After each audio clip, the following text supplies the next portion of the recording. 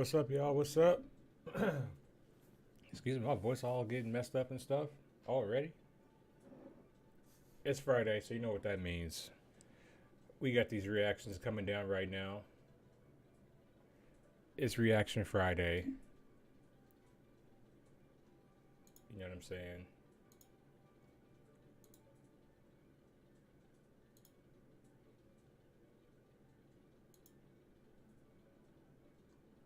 Oops. Didn't mean to do that. Hold on real quick, hold on.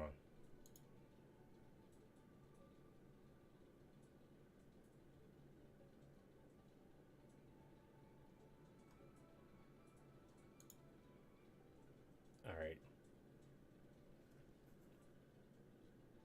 It's Reaction Friday. Got Ken up in the building. What's up, Ken? We got 2 people watching on Kick. What I'm gonna do for everybody, because we're not doing the giveaway right now. Thanks, Ken. Thank you so much. We're not doing the giveaway just yet, right? So let me get the link for this video real quick. Oh, excuse me. Let me get the link for this video real quick, and then what we'll do is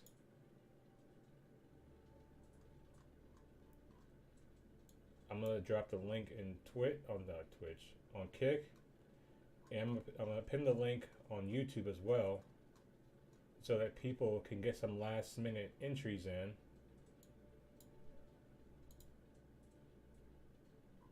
I'll pull this video real quick.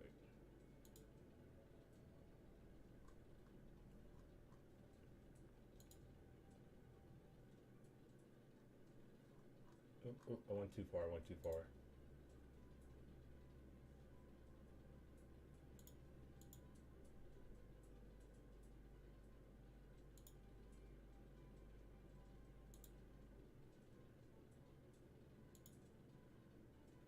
Let me do this.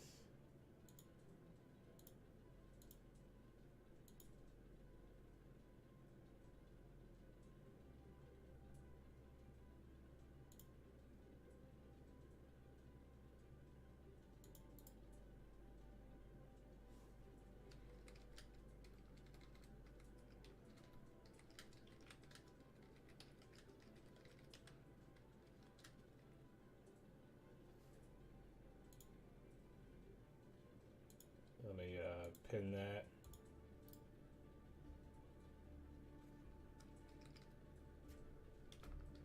I don't know if I can pin this on my Kick chat, but I'm gonna try.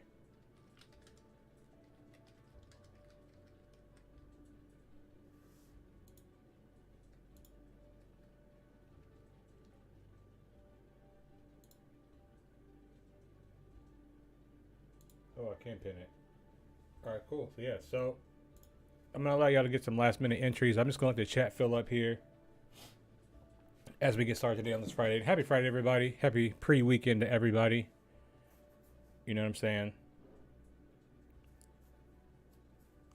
I got 2 people watching on Kick, so I would like them to get entered to win that free ship. We're gonna be giving this away here in just a little bit, guys. Just a little bit. Also, if you guys have any videos you want me to react to, drop them down in the chat, and we will pull them up and take a look. Make sure it ain't nothing too crazy, because I ain't trying to get this this stream demonetized for the one time. So make sure it's stuff that we can react to. Make sure it's nothing too crazy. You know, I do have a couple of videos queued up already. And we're just gonna let these chats fill up. How's everybody doing today, man?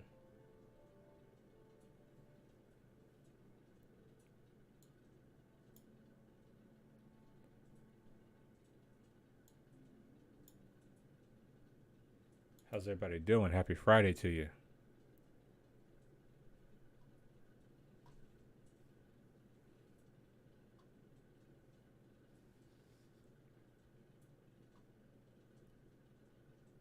Happy Friday to you.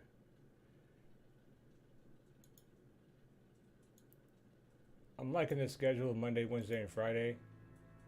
How you guys like a schedule? You know, of course, I didn't finish editing my videos because I was doing some freelance work, some freelance graphic design stuff, even though I'm not a graphic designer. You know, I mostly cheat and use Adobe Express. I mean, but I'm pretty sure that's what the people on Fiverr do too. If you ask people on Fiverr to do something, they probably just go on Adobe Express and look for assets and then just make something real quick. Doing that yesterday, so I still need to work on videos for the weekend. Over the weekend, I might stream tomorrow a little bit too. If I do, it won't be a long stream. It'll probably be like a shorter one, shorter like 2-3 hour stream. It won't be like the normal 5-6 hours that you guys are accustomed to. Also, I don't know about tomorrow as well because I'm gonna hit the gym tomorrow in the morning. I always found it easier to start going to the gym on the weekends, on Saturday and Sunday, than it is to like start gym during the week. Your chat keeps crashing. That's weird.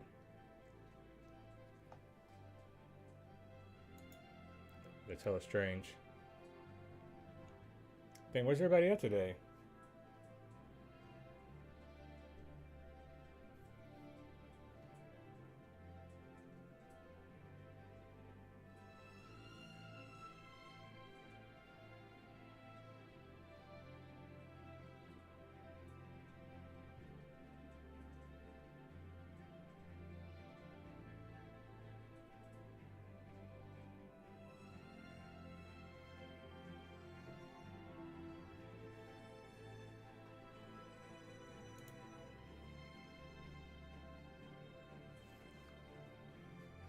Alright, fuck it. Just gonna go ahead and get this started. So let me close this music up here a little bit. Let's go ahead and close this music up a little bit. And let's look at Inside Star Citizen for this week. Behold Seraphim. Don't know what this is gonna be about, but let's see. Port Olisar was first introduced alongside the Persistent Universe in Star Citizen Alpha 2.0, and it holds a special place in the hearts of many who remember those earliest days of Tessa Bannister, comms array missions, and of course the old Big Benny's challenge. But as Star Citizen's development continues to expand and evolve life in the PU, Port Olisar has fallen behind in its ability to support the game systems of today, later this year, and certainly beyond.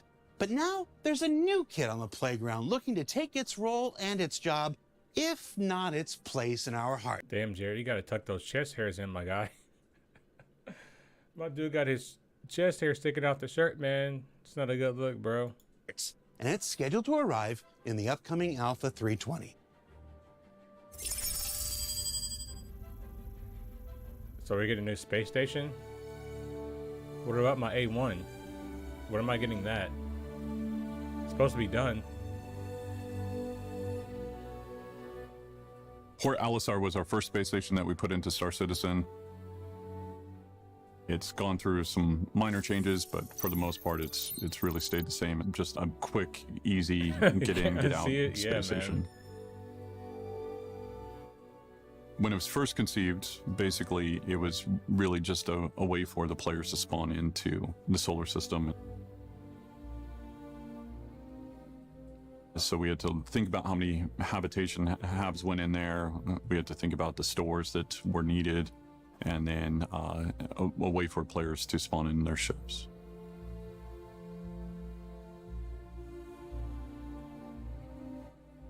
I think that people like it just because it's get in, get out, you know, and there's that kind of feel. There's no transit loops. There's nothing there that basically extends the timeline and the gameplay.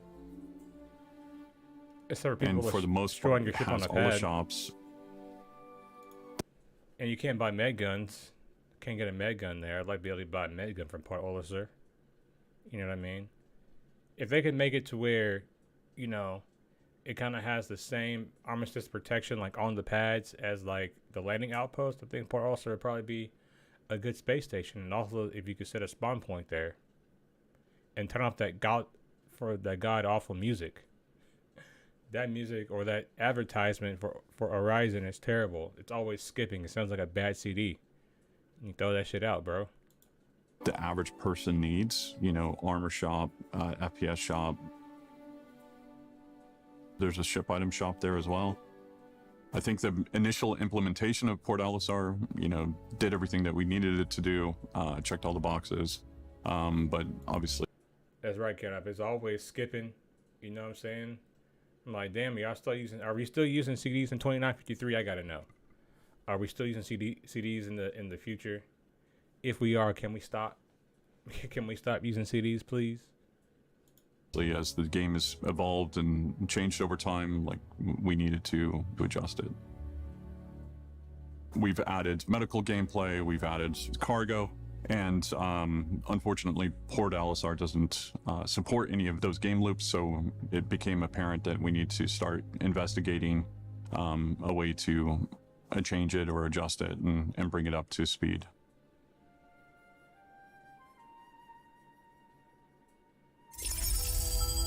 MP3 is lost tech, that's right.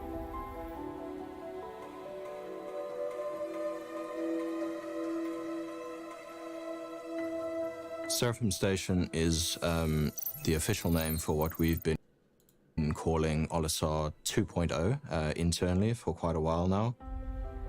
What we initially set out to do is to create this really grand space station with a really fantastic sense of scale that players could have a really good time flying in and around and also to and from.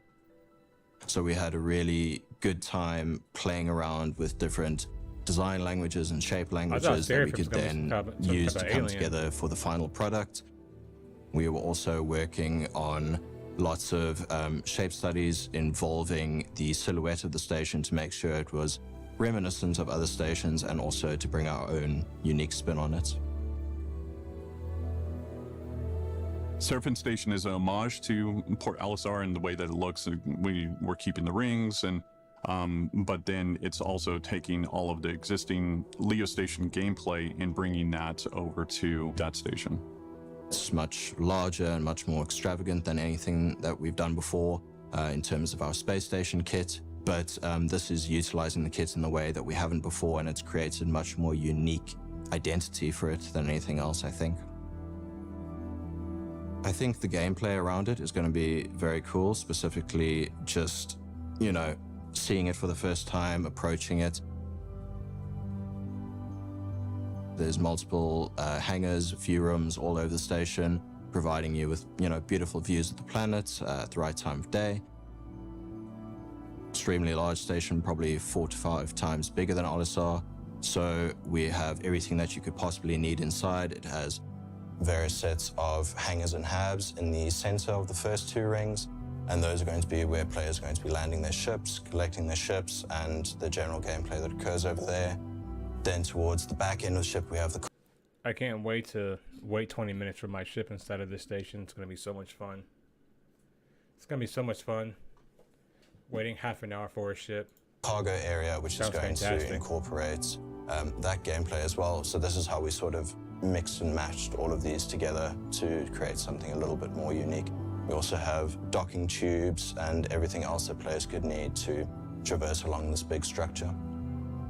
It has the medical clinic areas, it has cargo, everything there that's needed to support all of our careers that are being developed and growing. The whole need for this station was that we're trying to have a focus on and introduce bounty gameplay into each station as much as we can. So each station also has a security dock integrated into it as well. That is going to be where all of the bounty gameplay is going to be happening, and you're going to be directed towards that. Okay, so we're going to be having to drop off dead bodies and so shit. It will be the replacement, so to speak, for Alisar. Alisar is not going anywhere. We know what a historical thing it is for. So could you imagine if like an NPC has a bounty, right? And somebody has that dead bounty on that ship, and we could track that and then kill that player and then take that bounty and turn it in. I think it'd be pretty fun. For the players. We will pay proper homage to it later. And we were trying to find ways to basically send it off. Obviously, I think if we did a new space station and just renamed it Port Alisar, the old Port Alisar that they loved then just goes away completely.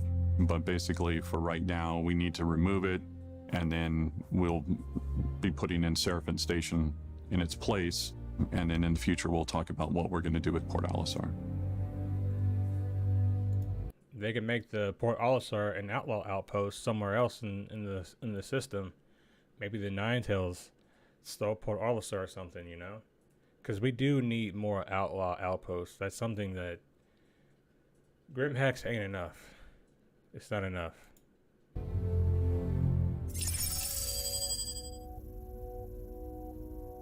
So the way that we set up our Leo stations, all of them are future-proofed and allow us to add new modules to them via our internal transit loop, and the way that we set up the object containers within the game and load. And this is also becoming future-proof for when we add new things to the station.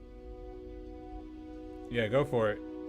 Port Olisar, it was so small, there was no place to add or grow, and there was no transit loops so that we can fill and block off or open new loops to get to new areas. And with Seraphim, this allows us to continue that same thought process and to get everything that we need to give to the player in that area, either things that Ryzen is missing or things that Grimhex might be missing. This allows us to basically make sure that the player has a local area and a local space station to acquire anything that they might need. So as new careers come online, whether that be bounty hunter or exploration or other things, this opens new ways for us to actually go in and...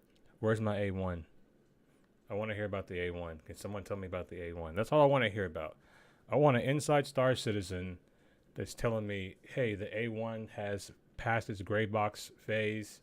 It's going into final whatever, and you can expect this ship during this update, this next coming update. That's what I want to hear. I don't want to hear about a new space station. Although it's cool, it's necessary. I get it, you know, but most of the future bounty hunting stuff's not even online yet.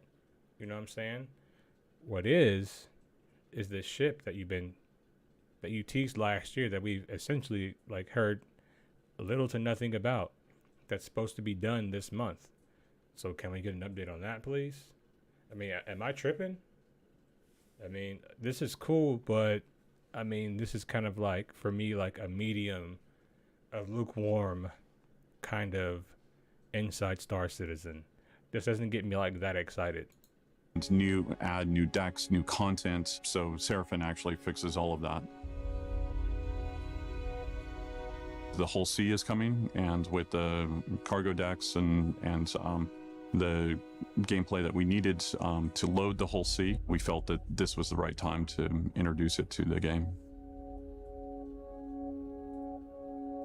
I don't think you can say it's better station than Port Olisar. I think like Port Olisar has become a monument to the players, and it's got its own value. That I think we try to honor that as much as possible, and I think we try to create our own take on that as much as possible.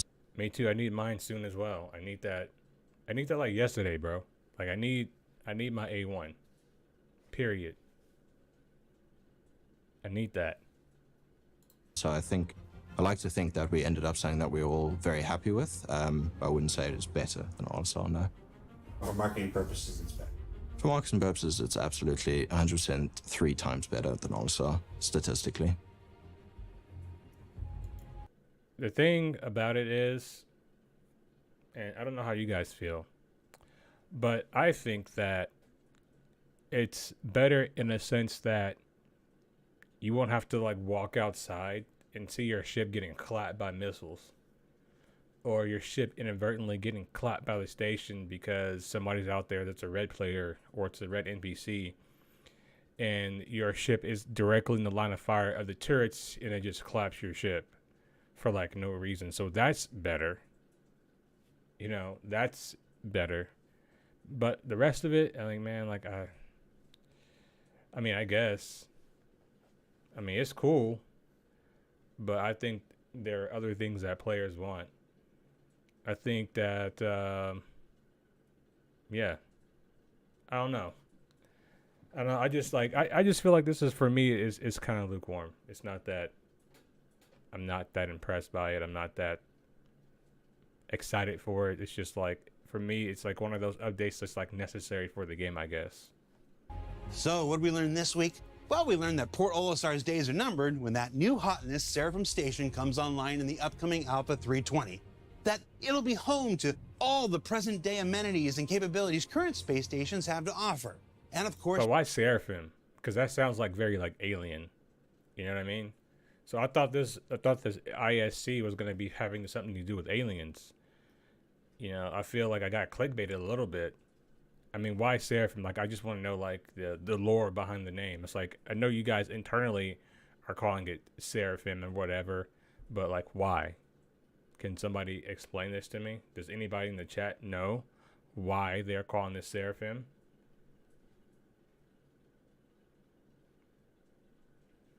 We learned that you're not making any progress on server meshing and moving the game forward. Exactly. Exactly, cannot. There ain't no progress on meshing. I mean, if there's no progress on meshing, just give us ships. Just give us ships. Be better set up for future developments, cargo, bounty hunting, and all the other commercial and industrial gameplay systems that'll continue to evolve in subsequent patches later this year. We also want to give a big shout out to some massive bar citizens that have happened over the last 2 weeks, including those near each studio in Los Angeles, Austin, Montreal, Manchester, Frankfurt, as well as some absolutely enormous ones in Shanghai with roughly 1,500 people, It's a lot of followed by motherfuckers right Hong there. Kong, and if I'm not mistaken, Incheon, South Korea coming up this Saturday, Paris the Saturday after that, and then of course, my absolute favorite each and every year, Cologne, Germany for Gamescom. It's a terrific way to celebrate a birthday, I can promise you that. And while we're talking celebrations, CitizenCon, the big live in-person event, is returning after a 4-year hiatus this year with a 2-day event in my hometown of Los Angeles. It's your chance to meet your favorite developers and fellow citizens in person. All I'm saying is CitizenCon better be spectacular this year, because like if CitizenCon shows up and it ain't, you guys don't have, you know, Squadron 42 like ready to go in the beta phase for players to like test out, I don't know, man. Especially if Starfield is good, I don't know, man. It might be a curtain call for old Chris. And pitch which ship you think should be made next directly to John Cruz's face. Or even how you think a particular gameplay system should work directly into Todd Pappy's eyes. They're not allowed to leave. They legally have to stand there and listen. A Seraph is a celestial heavily... okay.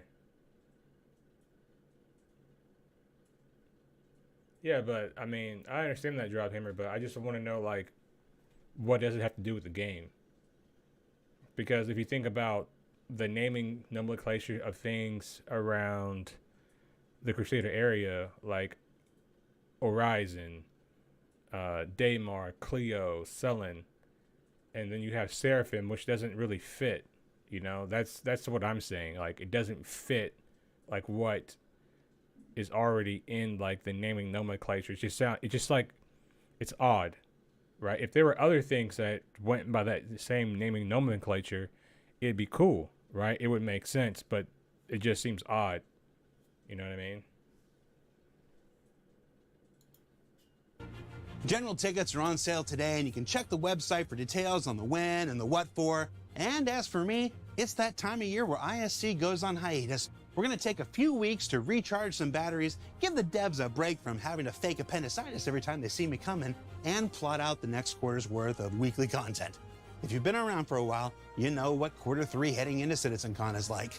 For Inside Star Citizen, I'm Jared Huckabee. So Thanks for letting us share. We're not going to get any ship updates between now and the next Inside Star Citizen.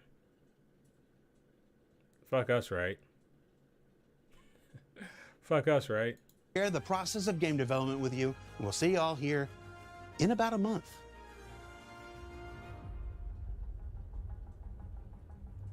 There's an extra 3 minutes on this video, or 2 minutes.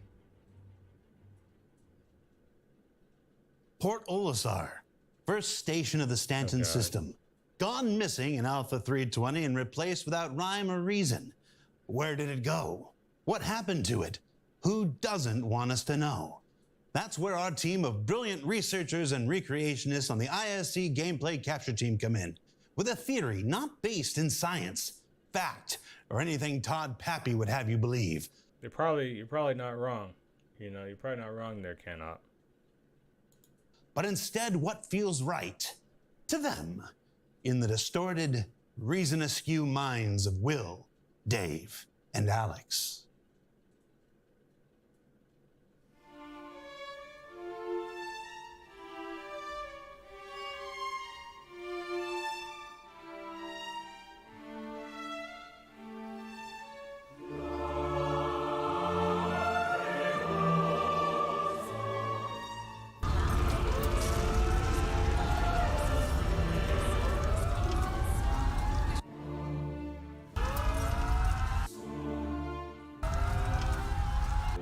They had somebody T-posing.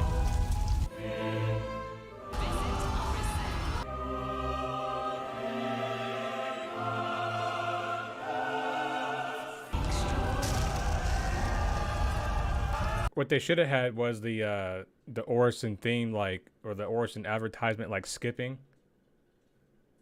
That would have been proper. A proper send-off. Thanks for stopping by. Now, we make no claims to know what really happened, and we certainly didn't ask anyone that could have told us. Instead, we offer one potential reality for you alone to judge. For unresolved miseries, I'm the person talking to you now. Trigus. You know, they could have had like some type of event towards the end of, you know, Alpha, you know, 319.1. You know, they could have had something in the mix or they could have created some lore. They could have created some game event around the destruction of Port Olisar, you know, but this is Star Citizen we're talking about. You know what I'm saying? They just do things how they do things. You know what I'm saying? And they don't really involve us in things like this. You know, if we could go destroy it, if there was like a mass PvP event, a server breaking event where Port Olisar gets destroyed by the players, that would be cool because there could be many stories created around that, right? But you have to remember who we're talking about here and what game is this. You know what I mean? We have to remember that. All right? And we should never forget. We should never forget who we're dealing with when it comes to Star Citizen. Okay? We should never forget who we're dealing with when it comes to these devs. They rarely ever consider us in these kind of decisions. The players blowing up Port Olisar? No. Creating a game loop around the destruction of Port Olisar? No. Let's just... Yeah, the chest hair sticking out. Can't unsee it. Oh, you're gonna see this. You're gonna see this, Canop. You have to see this at this point. You need a new frame. You know what I'm saying? They could have even like done a video where the A2 comes by and hits it with a size 10, a couple of size 10s. You know what I'm saying? A fleet of A2s come in. Johnny Magalhaes. Thank you for the subscription, Johnny. Obrigado. But anyway, you know, they could have involved us in this, but they didn't. And Jared, we won't forget that. If you're watching this video, we will never forget you not involving us in the destruction of Port Olisar. Because if there's one thing that players like to do, is destroy things. Bye.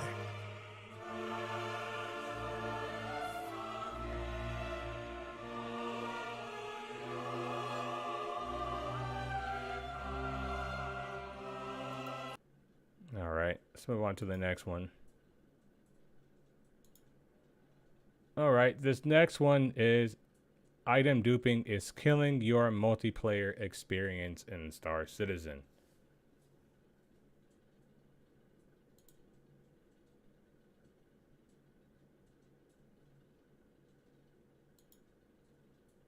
This next one is from Buzzcut Psycho.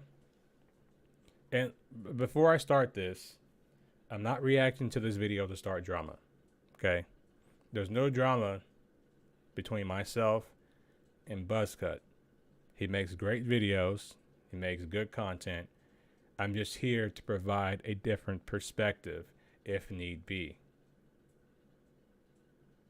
You know what I mean? Just a different perspective if need be. That's all. Is item duping killing your multiplayer experience? Is it really? Right off the bat, before I begin, just to get it out of the way, I do not think anybody should be punished for duping. I do not blame anybody for duping. I do not condemn them or feel negatively towards them. All right. And quite honestly, it's probably a good thing overall that they're doing it. They're getting a chance to make more in-game funny money to test out ships they may potentially want to buy. However, I do want to talk about the negative connotations of duping. And I think there are some positive to gain from this after we understand what the negatives are. So starting with the negatives. It really means that there's nothing else in the game for players to do outside of duping to make quick, easy cash. It's the path of least resistance in game. It depends on what you're duping. If you're doing like armor and things like weapons and stuff like that. Hold on. I need to move myself to a different side because the chat keeps covering my face. Give me 1 second, guys.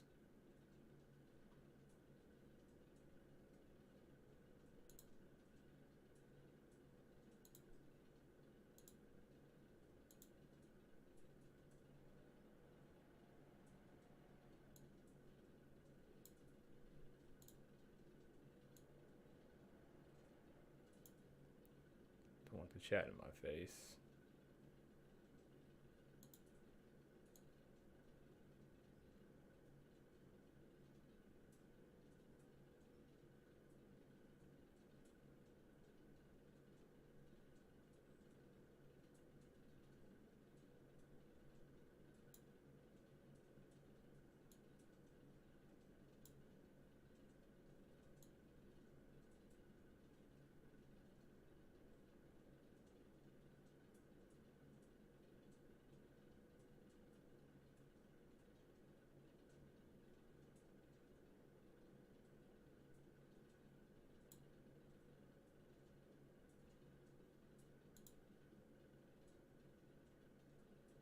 Alright, move myself to this side so the chat doesn't cover my face.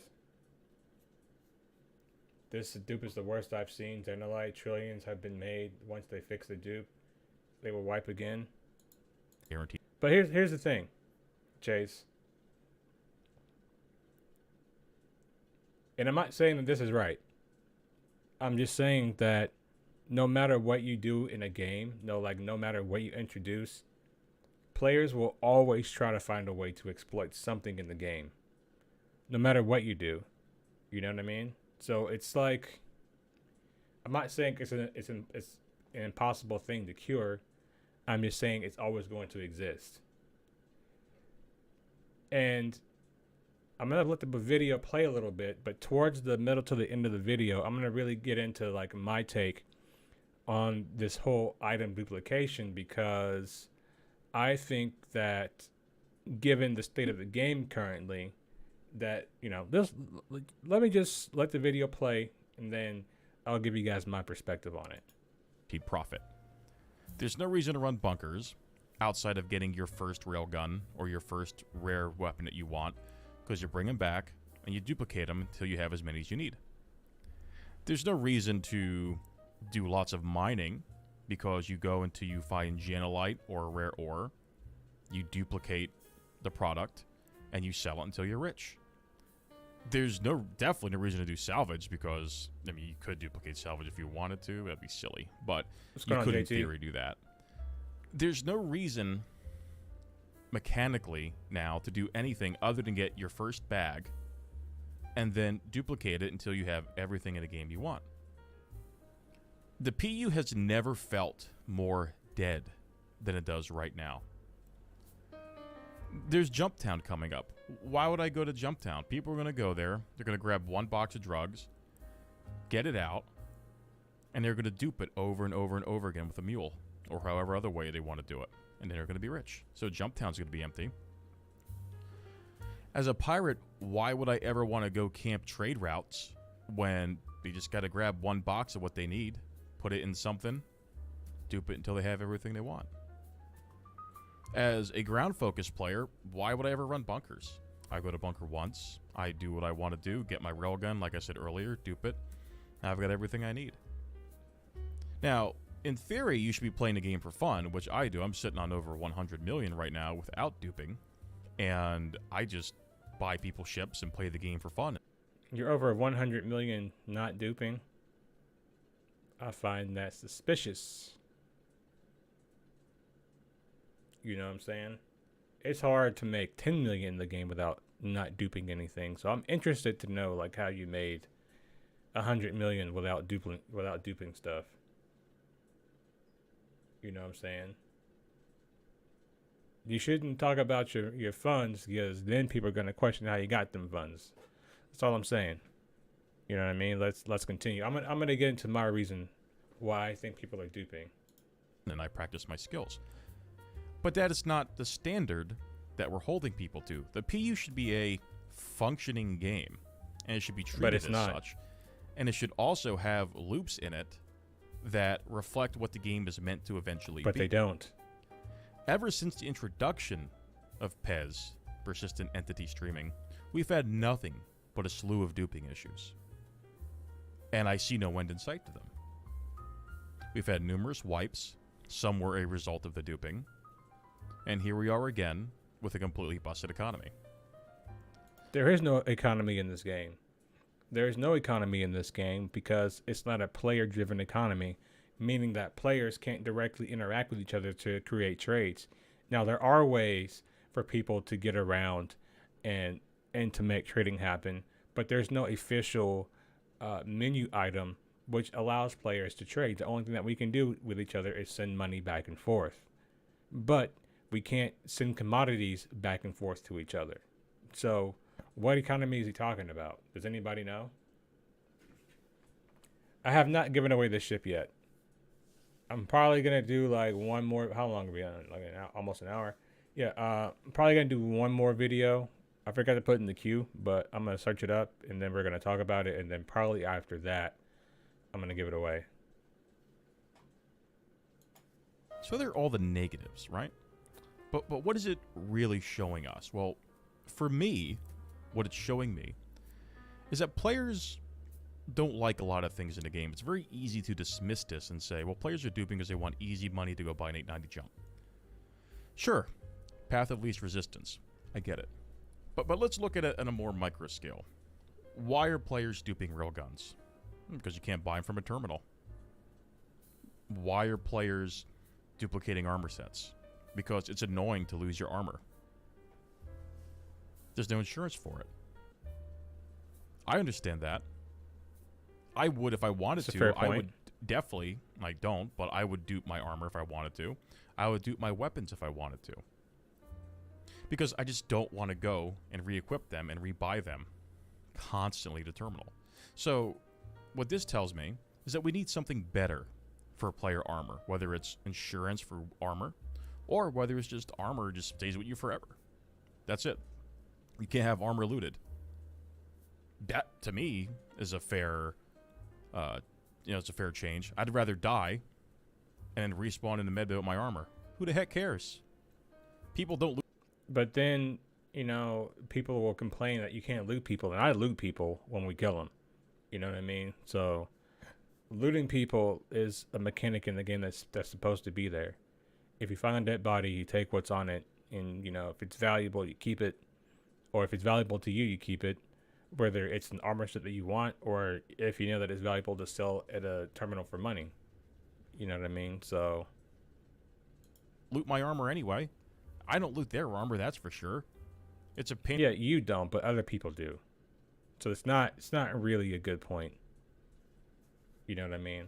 The insurance point makes more sense right? The insurance makes more sense. It doesn't make sense to not allow players to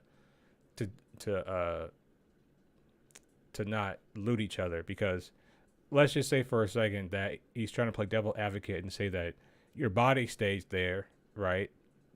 Let's just say your body stays there with the stuff on it, but then you also spawn back in with all of your stuff. So who's not to say that players just won't go out back to their body markers where their stuff originally was and duplicate stuff that way? So that really doesn't fix the issue. And I know I went like a little bit crazy with that scenario, but you know, we can't have it both ways. We can't have people looting our bodies and also people spawning back with their stuff. You know what I mean? That's just not going to work.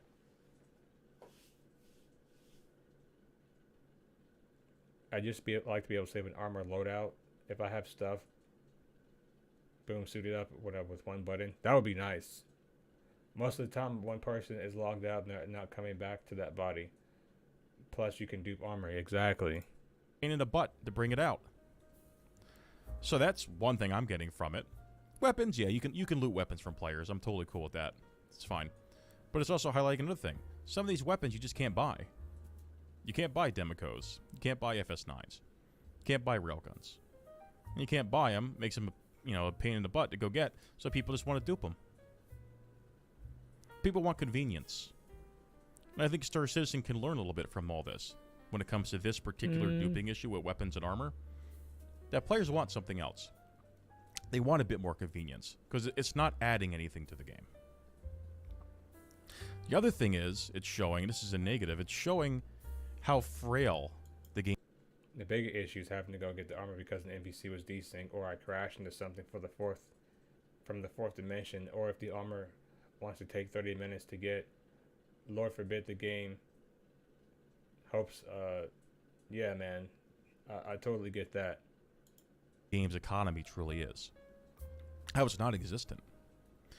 If Star Citizen wants to have an EVE Light economy, a player influenced but not driven economy, when are we going to get it?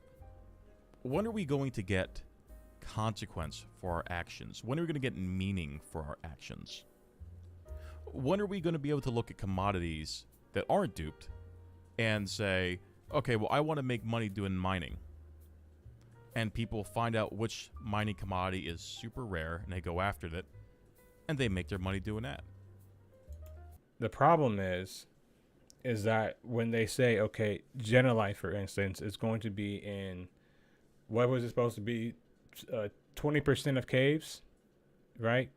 So that means if I go to 6 caves, I should be able to find that Genelite in one out of 6 caves, or 1 out of 5 caves. You know, however you want to put it, right?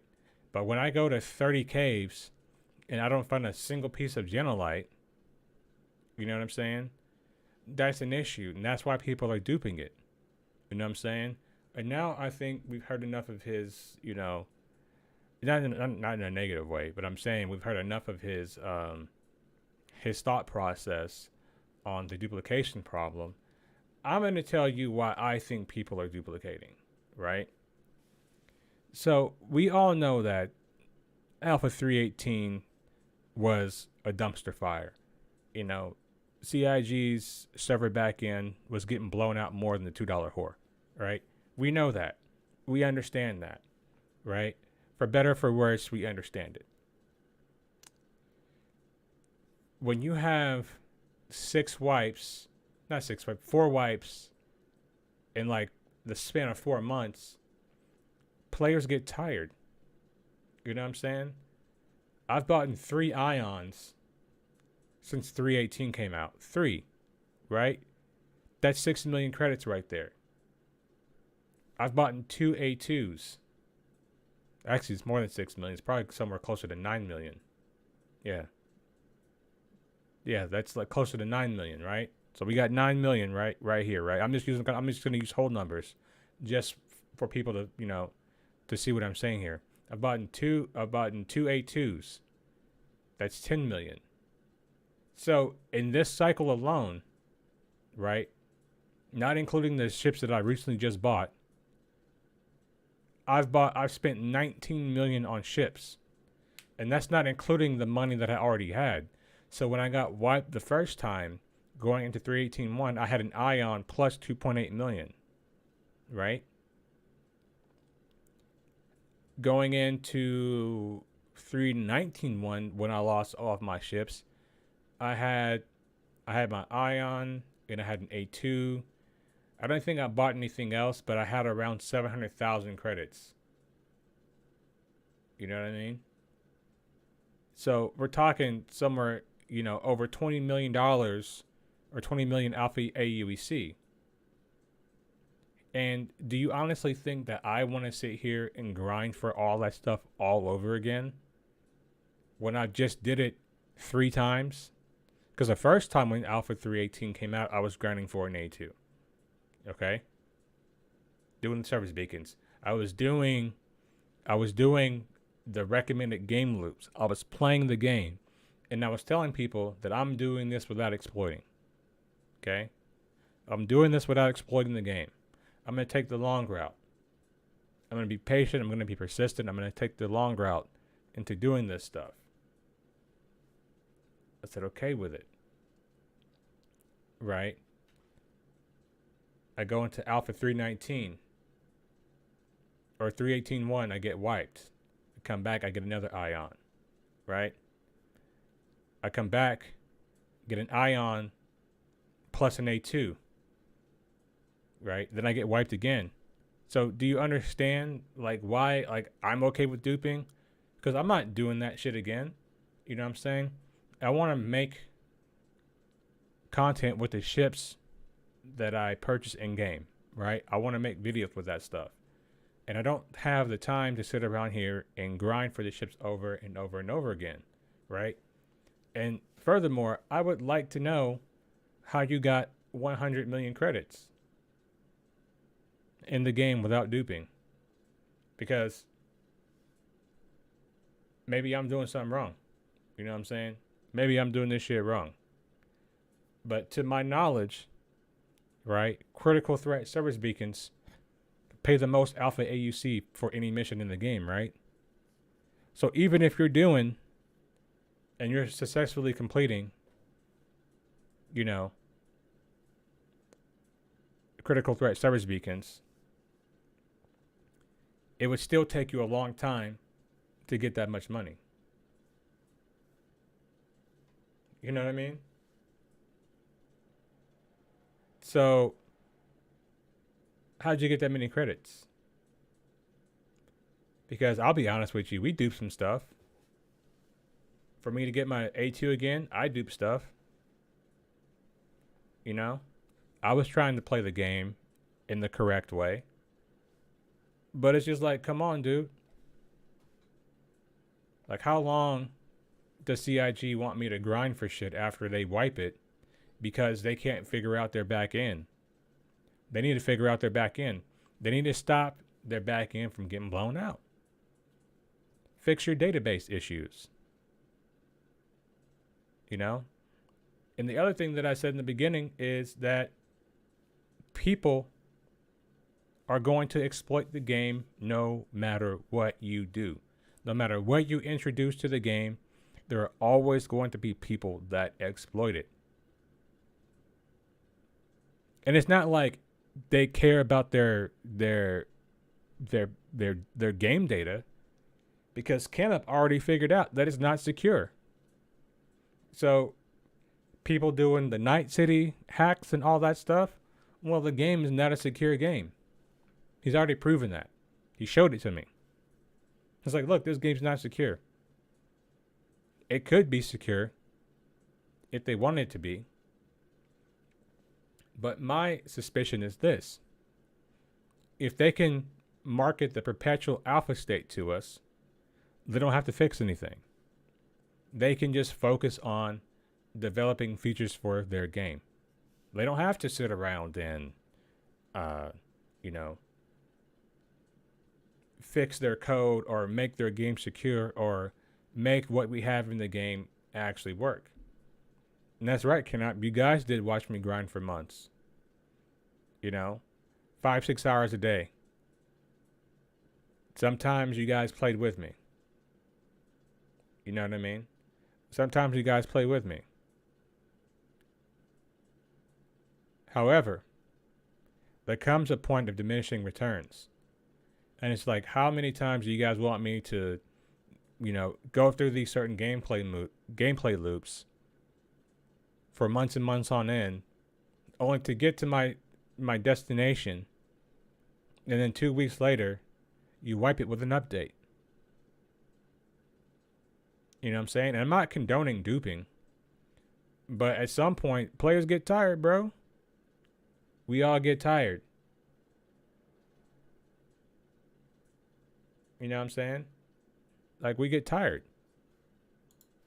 When are people going to want to do something illegal, like run drugs? Not dupe them, not exploit them, not do it on empty servers, all right? When are they going to go and do the risky business of running and smuggling drugs to get paid for it? What is it going to take for us to get? And let's talk about that, Scarred. That's a good point. They also said that at some point in the future, they would give us our ships back.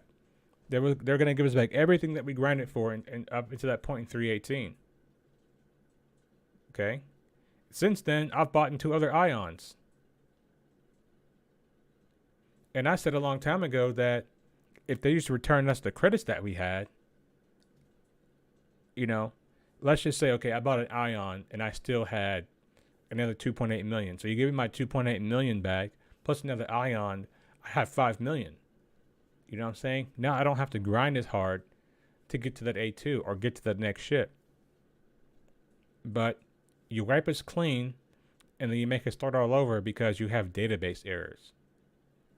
Well, if you're still having database errors and 318 and 319 are on the same kind of like code base, that doesn't give me a whole lot of confidence in the future for things like persistent entity streaming or server meshing or server meshing light. It just doesn't. It really just doesn't. All right. At the semblance of a real game. This is slightly off the topic from duping, but it does tie into the duping. Because the duping is showing that the players are treating this game like a Tarkov, like a Sea of Thieves, right? It's feeling less and less like a dynamic space game, and more like a generic looter shooter session game. And I know it's an active development. I get that. But I think that I haven't played Tarkov or Sea of Thieves, so I can't make the comparison that he's doing. But it's not like players are not playing the game, because I've had some player interaction. Scart Kennep and I, we went and captured an alpaca. We called an alpaca, made him our prisoner. You know what I'm saying? So there is the opportunities for gameplay. It's just, how creative do you want to get with your gameplay? Because let's just be honest, none of the missions have any kind of real story to them that progress you to another point into the game to where you say, I'm this close to figuring out whatever mystery there is in Star Citizen. The missions just don't work that way. Even if they introduce a new mission style to the game, like the bunkers and stuff, they're just looter shooter missions. You know what I'm saying? And even then, let's talk about this, guys. Let's talk about this, and that's a very good point too, Ken. Let's talk about this. Actually, I'm gonna talk about this. What Kenneth's comment? It's like, oh yeah, we're not gonna wipe, but then we go ahead and wipe anyway. And he's like, what? Because if they were going to wipe, I wouldn't have spent money on ships. You know what I'm saying? I even went as far as to kitting my A2 out before they wiped it. I was like, oh, they're not going to wipe. Let me go ahead and kit this thing out. Spent over like $2 million kitting out my A2 only to lose everything. And then they said, oh, if you store your ships in a certain way, your stuff won't be wiped. I'm just like, why do I need to store my things in a certain way so that they won't be wiped? Why? Like, why do I need to do that? You know what I mean? And let's talk about this. Let's talk about CIG nerfing game mechanics, right? Do you guys remember when we were able to sell the weapons from salvage from the missions and they were worth a lot of money? Do you guys remember that? And then CIG came out and said, oh, players are making too much money from this, so let's go ahead and nerf this. Okay? Let's also nerf the amount of cargo that you can find from the salvage missions, because people are not doing the salvage, people are just showing up and taking the drugs and leaving. So CIG will intentionally nerf gameplay loops so the players can make less money. I'm just like, for goodness sake, CIG, do you want everyone in your game to be poor? You know what I mean? Do you want everyone in the game to be poor? Like, how long do they want people to grind in this game for?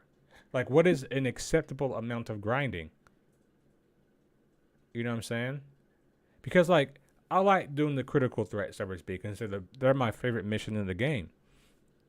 However, as of late, the NPC Idris will spawn right next to the guy that you have to protect, and then he just one-shots him with the railgun, and the mission's over. You know what I mean?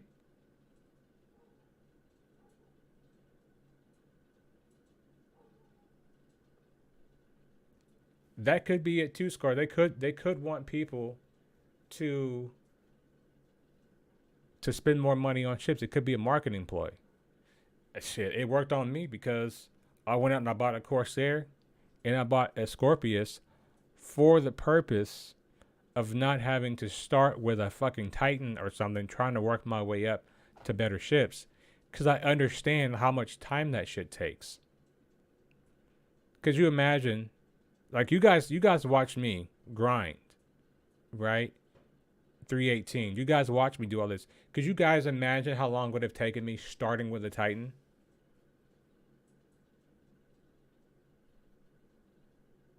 You know what I mean? And that's not the only thing too. Like, they nerfed Quantanium. You can't find Quantanium anymore. It's hard to find. So like what do you want us to do now? You want us to go try missions that we don't want to go do? The players are giving feedback on what they want to do in the game. They have the data to see how frequently players are doing certain missions, what missions they're looking for. And they should be actively developing the game around these new missions, around the missions, and expanding on what players are actually playing in the game. You know?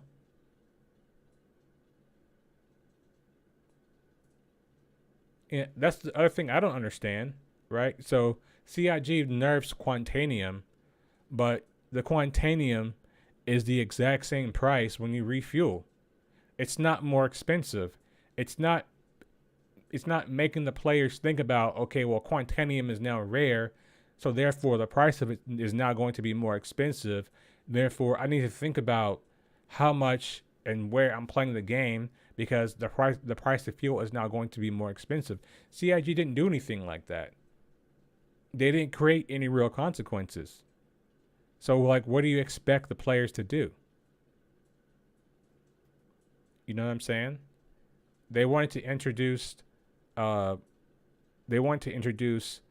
multi-crew gameplay to mining. All they need to do is just make the Quantanium harder to mine with one prospector. That's all they need to do. You know what I mean?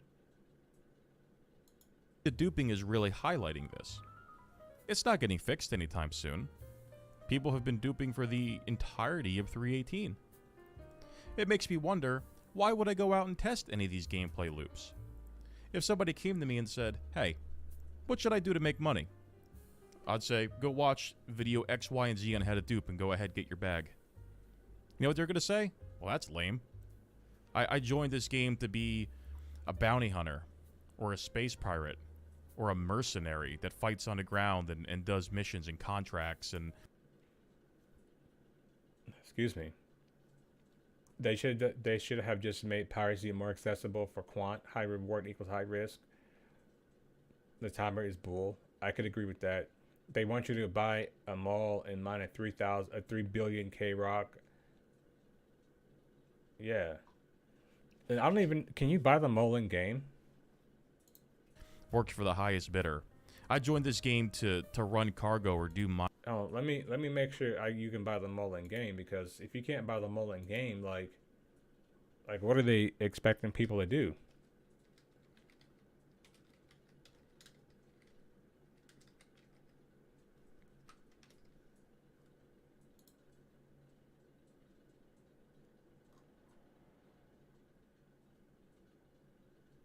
Okay, so the Argo mole is 5 million credits in the game. Okay, it's 5.1 million credits, right? The Argo mole is 5.1 million credits in game. Like, how do you expect people to get up to 5.1 million credits when you nerf just about every other way to make money in the game? Like, what do you want players to do? You know, because my thought process was this. I was telling the guys that I played with, like, hey, man, we can do service beacons and make a fortune by destroying hammerheads and selling the size 3 or the size 4 guns that it comes on the turrets. We can make a fortune, right? Because that's what each turret has, like, what, 4 guns on it or something like that. 4 repeaters. Yeah, I think they're size 3s. 4 size 3s. You can there's 8 or 9 hard points in the ship for turrets. You can make a lot of money destroying hammerheads and selling the guns. That would introduce a multi-crew gameplay style, because first you're going to need a ship that can destroy a hammerhead. So you're going to need a ship with an interior, right? Either like a Conning or like an A2 or something like that. Or Corsair, something that you can put the guns in the back, and you and your buddies can go out, destroy hammerheads, and you can grind up a lot of money really quick that way. But CIG nerfed this. CIG nerfed the Quantanium. CIG is nerfing other gameplays, and they're forcing us to play other gameplay loops that we don't particularly care about. And they're just like, well, play our new gameplay loops. I'm like, no, we don't want to. Play our new Siege of the Bargetown mission that's coming out. Play that. It's going to be a buggy mess. Mining or to be a salvage master. No. You don't get to do any of that. Just go dupe. That's how serious duping is. It ruins the integrity of the game. And CIG ignoring it and treating it like it's not there in the short. They're treating it like it's not there because all they're going to do is just wipe the game. That's why it's getting this kind of treatment.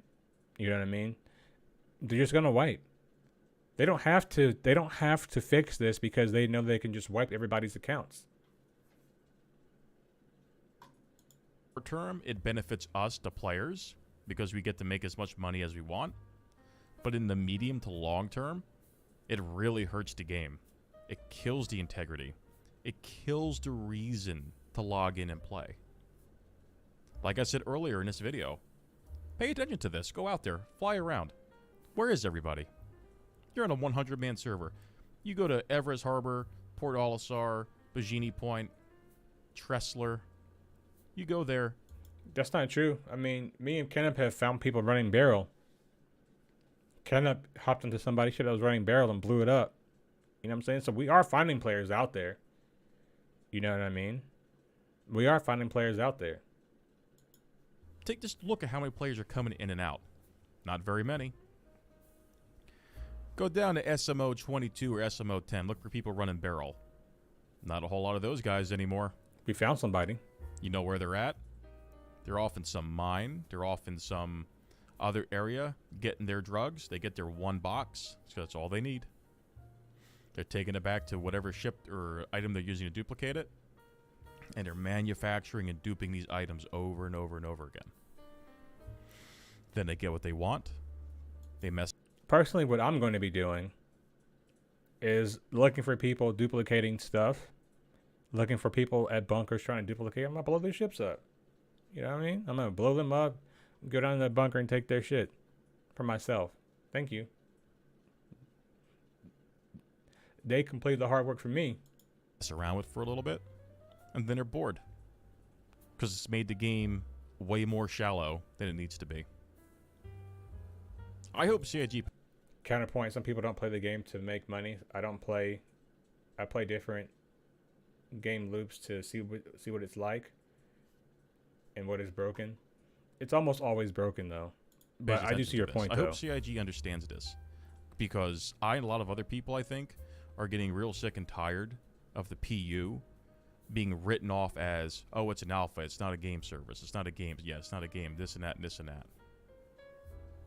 Because I've never been more, I'm not going to say bored, but I've never felt so lonely in Star Citizen when it comes to finding players than I do now. And when I go down to Daymar and I find 3 or 4 cutlasses and I see 5 or 6 mules abandoned down there, I know what they were doing there. I know what those players were doing. They're duping. They're not playing the game. And then it makes you wonder, why am I not doing that?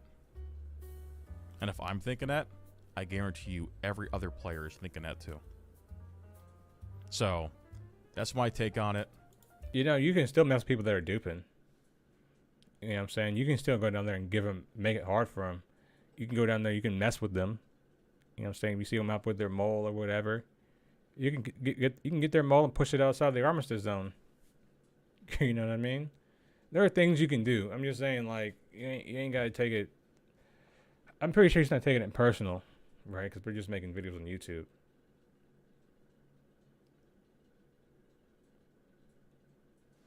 No, I think Buzzcut's actually in the PvP scene. I don't think he's a space dad. You know, I just don't think that he likes duplication, but at the same time, like you said, you have over 100 million. Show me how you did it. You know what I'm saying? Like, replicate that. You know, that's my challenge to him. If anything, is show me how you made 100 million without duplicating anything. I'd love to see it. I would love to see it.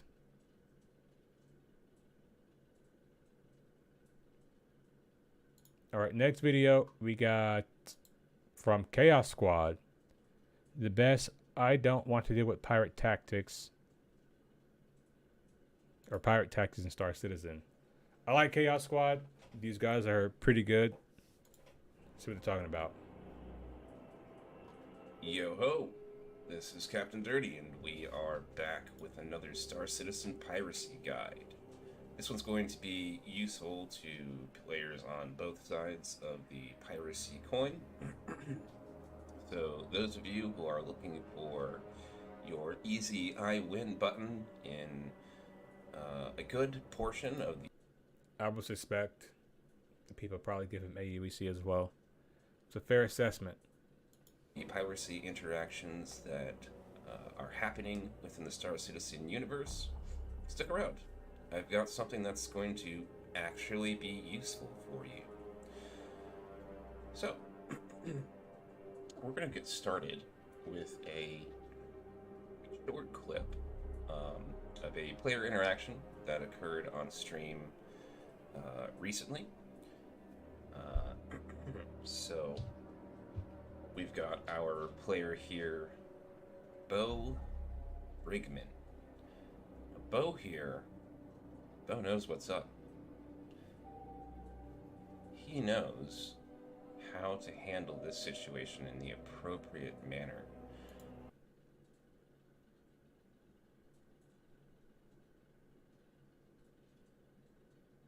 AUEC from duping as it has no value. What do you mean by that? And he knows that he is almost completely safe and free to just opt out of this piracy encounter. So what does he do? Well, let's play the video and see what happens.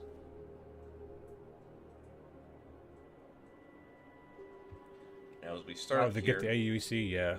Bo has been sitting inside Armistice Zone at HDMS Rider on IDA. It's a barrel boy. He's been letting his shields power up. I assume he is plotting his course inside his Moby. He's been there long enough where I am thinking about communicating with him. I decide I'm going to wait a little bit longer, and before too long, he starts to move. There he goes. He's just climbing a little bit and reorienting. I'm going to align with his direction so that I can meet him as he rises up out of the green zone. So there he is. He's starting to come up a little bit. I am leveling off here in anticipation of... Yep, and now I'm moving over a little bit to try and intercept. But he's already gone. He's already gone. Okay, so here you can clearly see he's climbing up, but he's doing so very slowly, right? He is not giving it all the gas he's got.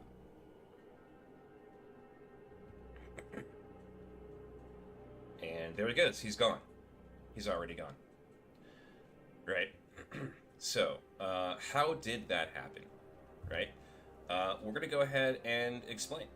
So, I've created this graphic, and let me shift over so that you can read all of it. So, this brown line will represent the ground. We've got HDMS Rider here. Even if he made 100 legit, as he pointed out, why play? He can buy everything in the game, and that's all there is to do with the money. Exactly. The only point of Star Citizen is to make money to buy the ships that you want, right? Because I think once you buy the ships you want, you start creating your own gameplay loops, and that's what I do. You know what I mean? Here is this little black circle. The green zone is the wider circle around HDMS Rider. It's important to note that the green zone is not the same as the Armistice Zone, although all of the stations that have Armistice Zones will also have green zones. The Armistice Zone is much smaller. Care Bear Zone. Very close to HDMS Rider. The green zone I love that. Extends out The Care to, Bear Zone. about 2.7 kilometers. So, on IDA, the minimum altitude that you need to have in order to jump away is 2 kilometers. Now, as I just suggested, the green zone extends out to 2.7. And what do I mean by a green zone?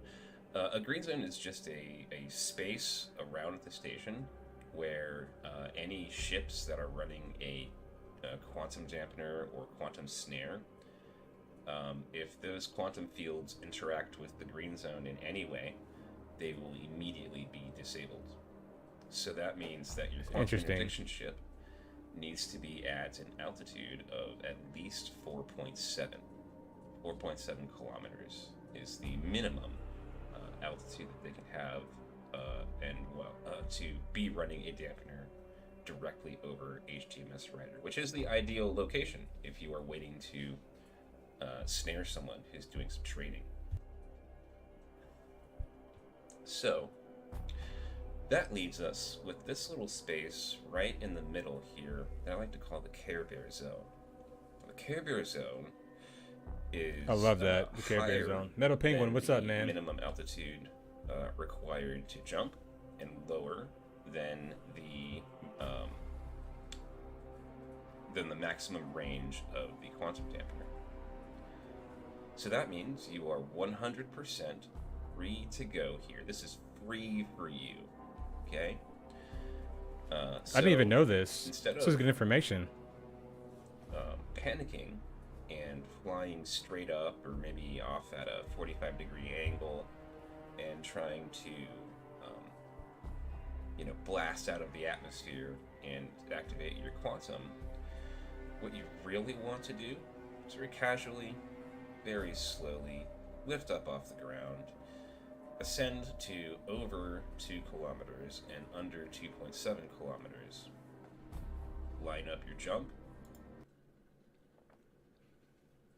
Maybe they had a scoreboard on CIG's website showing race winners in highest number of kills for a play, then you would have more than just money. Yeah. There is like no real competitiveness in Star Citizen other than the PvP. But even with the PvP, there are no real leaderboards for PvP, because if there's PvP in the PU, depending on the circumstance, you know, of how that's looked at, you know, it could be just, they probably just look at it as regular player interaction. Now, where that could come into play is something like Arena Commander. If they had like Arena Commander leaderboards, then you may have something, but I don't think that would relate all that well to the PU. And blast away, laughing all the way to the bank. Okay. Now, I should say that you aren't completely safe here. Since you are outside of the Armistice Zone, it is still possible for pirates to attack you. However, most of your large trade vessels will easily be able to tank the amount of firepower that the average pirate gang is going to be bringing to bear on you. Now, if you're running a smaller trade ship, you might have some problems here. If those pirates understand what's happening and react immediately, they may be able to soft death. I used to bring an Eclipse ship before you're able to jump out. Some torpedoes. But I think that's probably very unlikely to happen. So, there you all are. That is your I win, I don't want to do piracy, I just want to trade in peace button. So, for those of us on the other side of the coin, pirates, what does this mean? Well, we really only have two options here. If we see, I think the only two options is to keep somebody down here in this 2-kilometer range. You know what I'm saying? If you know that someone's going to be getting away, you know, because no matter, like, as a pirate, like no matter what you do, right? Or no matter how you play the situation, it's always going to be 100% win for you, because whatever you're stealing, you didn't pay for, right? So you may have to be in a situation to where you say, okay, I'm going to take a little bit of loss on this, and I'm going to torp this motherfucker. You know, that has to be like your next best option, is to have an Eclipse or a Retaliator sitting in this range, 2 kilometers high, but far enough away till they can arm their torpedoes and shoot that ship down before they can jump. A target ship employing this tactic. The first one, as I just said, is to nuke it. You know, just unload everything you got. Hope you can blow it up before it gets out of there. The other thing to do. That you are, Camp. I was telling him earlier how you got into that C2, took that guy's ship. Is to use a little bit lighter fire and try to scare the target ship out of the green zone and into the loving arms of your quantum interdiction ship. Those, as far as I can see, are really your only options there. So torpedoes. Once again, industrialists, Care Bears, if you understand what's happening here and you remain calm, you have all the cards in this situation. There is almost nothing that we can do. So there you have it. That's the big tip. That's the big secret that I suspect many of us know, but no one is talking about publicly. Here we are over HDMS Writer. We're going to test again to see how low I can do a jump out from.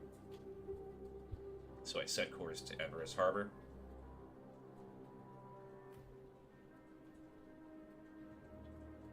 Go ahead and line up the first jump point to OM4.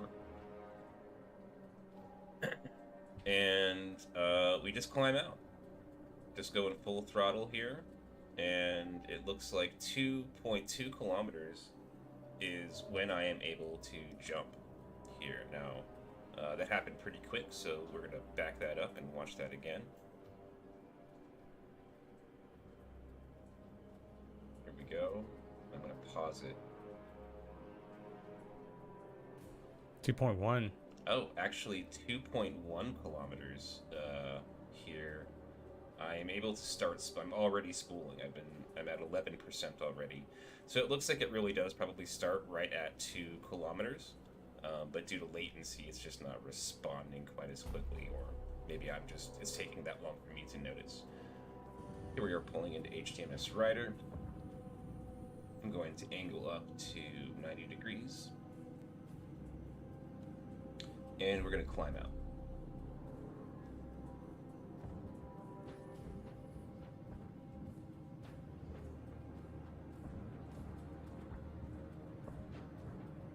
And something a little bit interesting happens here.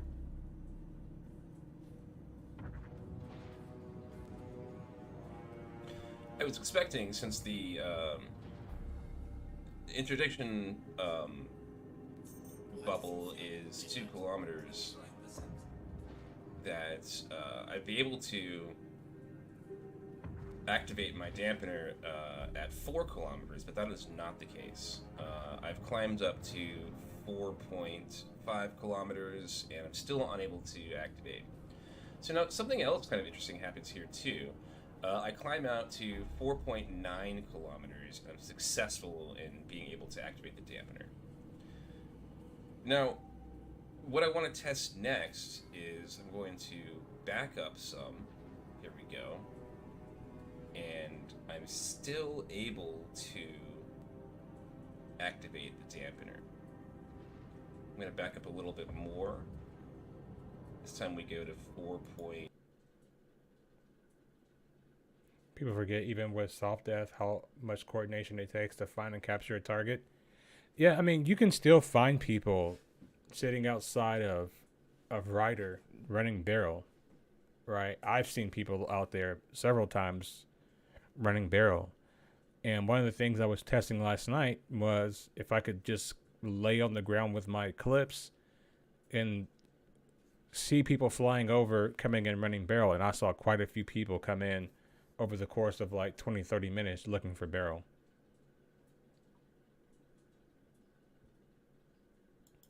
It's 6 or so. Now I am unable to activate the dampener. So I climb back out a little bit. 4.65, unable to. 4.7, I'm able to reactivate the dampener. Right? So what's going on there, I suspect, is that when you are climbing out, your ship will be a little ways over the minimum altitude that you need to activate that dampener, but the server needs to catch up to you, right? So I think a server tick happens. The servers recognize that you are over the minimum altitude, and then allows you to activate your dampener, because you can slowly back up, right, and reduce that. I've been playing for a few months. I've only seen one instance of piracy. Some people locked down Bikini Point and were charging fees to come or go. That's easier to deal with than you think, you know. It depends on how good of pilots they are. If they're good pilots, then, you know, it's kind of like, you know, you might have to just hold that L or go spawn somewhere else. But a lot of times, you know, if you have enough guys there, you know, especially with the way missiles are working now, torp them. Depending on what ship they're in. If they're in like in a Redeemer, hit them with a torp, they'll be done. You know what I mean? If they're in a Scorpius, use them size 3 missiles. You know, that thing's a size 3 missile magnet. So you got to know what you're fighting and what its weaknesses are. So when I was climbing out, it was 4.9 when I was able to activate. But then when I backed up a little bit, I got it down to 4.7. Okay. So these are just some things to be aware of, especially as you are running or running from these quantum dampening ships. And there you have it. There is your tip for Good the video. day. Good video, bro. If you found this information useful, go ahead and give me a like and a subscribe. I'd Give really him a comment. appreciate it. You guys go over Thank there you. and sub We to will see you Chaos in the Squad. next one.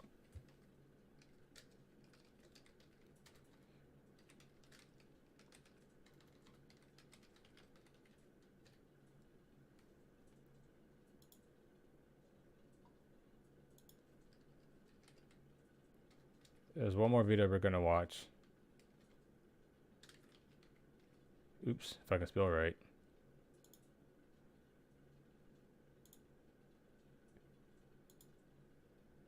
Let's watch this. The developers of Star Citizen This are will be the last one before we do the ship giveaway. After this video will be the ship giveaway, guys.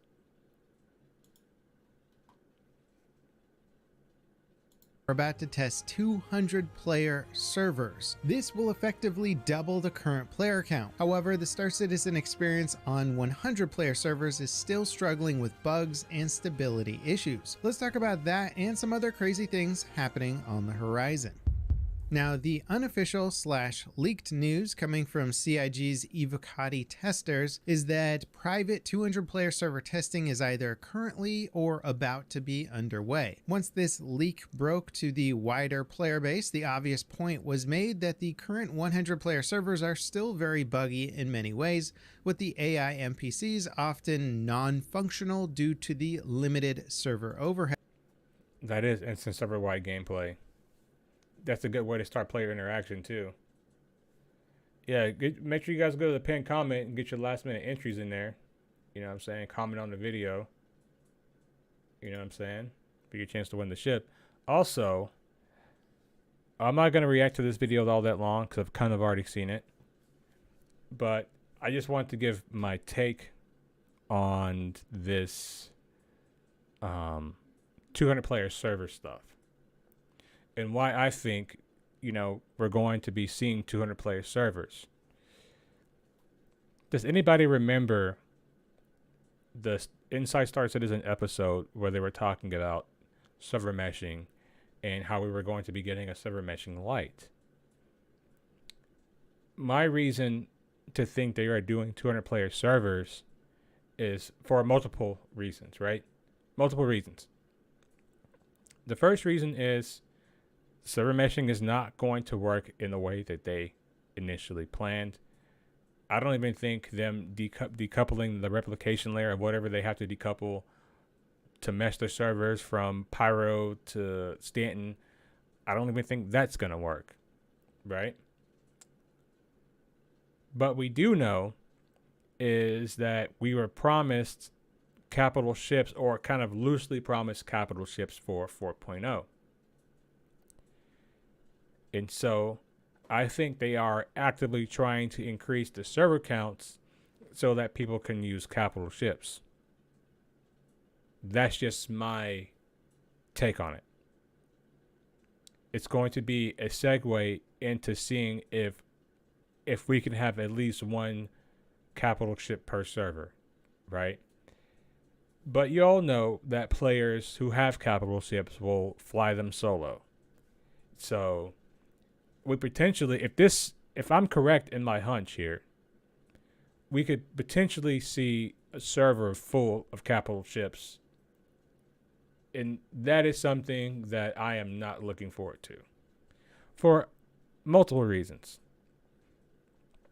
For one, the idiot that flies his capital ship alone, you know what I mean, is going to get killed. And he's going to be like, you killed me in my capital ship.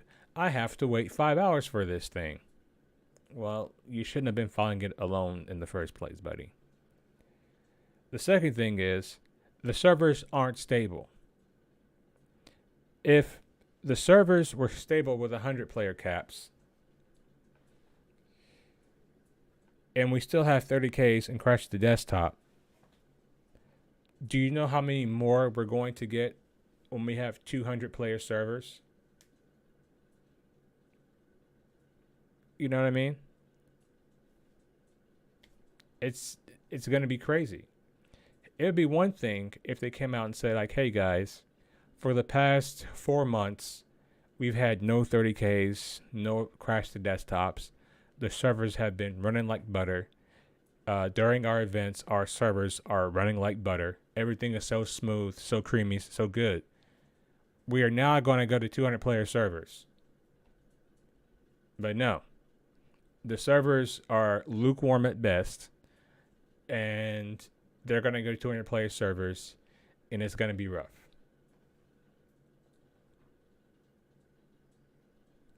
Is it the number of players or the number of objects on the server as in the number of containers from an exploited ship? I'm not sure on that, but what I can tell you from playing this game and playing initially the PTU when they were introducing 100 player server counts, it was rough. And 200 player servers are going to be rough for a couple of patches. And then, right, as this 200 player server thing rolls out, we all know that it's not going to ever go as CIG intended it to, right? So what's going to happen? Well, I can tell you what's going to happen. There are going to be multiple patch updates for this 200 player server in which things are going to get wiped, which we were just talking about earlier. And then people start duplicating shit again because they don't want to sit around while, you know, the game's getting wiped to have to go and grind everything over and over and over and over and over again. So really, this is an issue. This entire thing's an issue that's being created by CIG.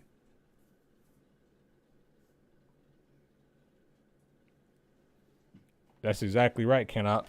Junk is bad with, you know, 100 player servers.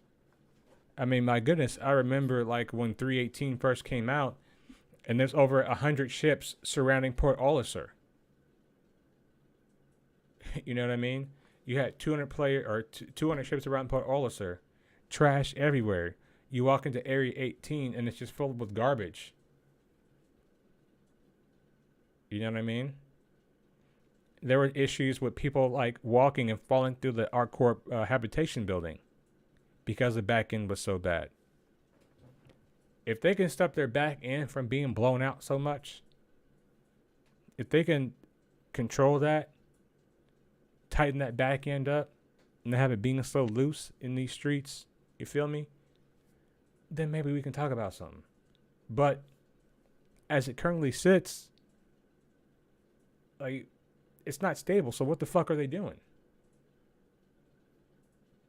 You know what I'm saying? Or you go into a spaceport and there's medical gown boxes stacked up 30, 40 boxes high. You know what I mean? So it's just like, we need them to get their shit together. You know what I mean? Like, it's like you do this, you want 200 player servers on a server that's not stable. Like, to me, it just doesn't make sense. It's like, why would you do that? Why not focus on stabilizing and making sure that there are no 30Ks and there are no crashes of desktops on 100 player servers? Accomplish that goal for 6 months. And then bring me 200 player servers. Fix what we have now instead of pushing out something that sounds good in theory, but we all know it's going to work like trash and it's going to cause more wipes.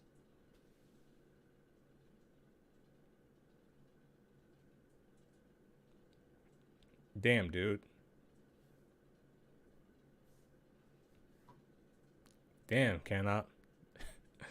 Oh, shit, bro. Oh, shit. Are you guys commenting on this video? I see some comments. I see my YouTube studio notification going crazy right now, bro.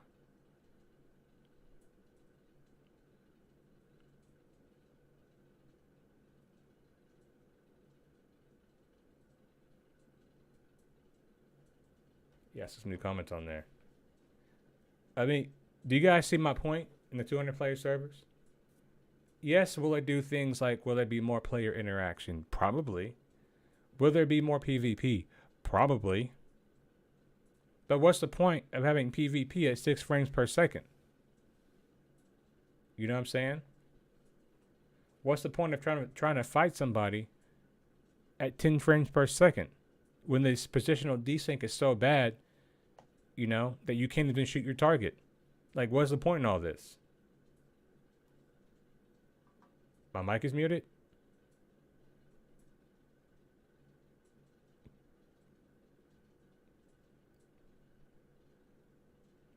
You know what I'm saying? We can't even get 10 frames. Can you guys hear me?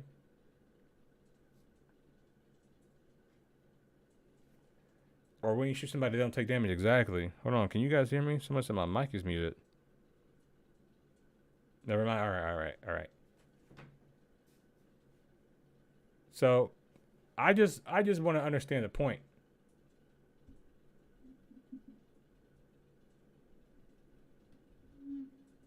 I just want to understand the point of doing that. And I think largely it has everybody scratching their fucking head. Like, what the fuck are you guys doing? And I'm not trying to be hard on Star Citizen. I'm just simply saying this shit don't make sense.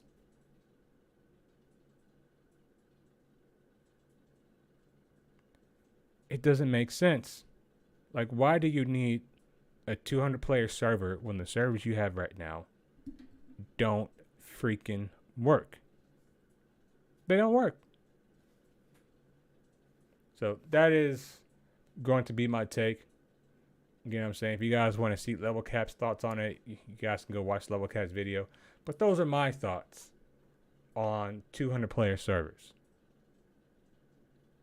It's going to be rough. And I will definitely be playing Starfield while they figure out their 200 player servers. Because I'm not dealing with that shit. Alright? I am not dealing with that at all. No, thank you, sir.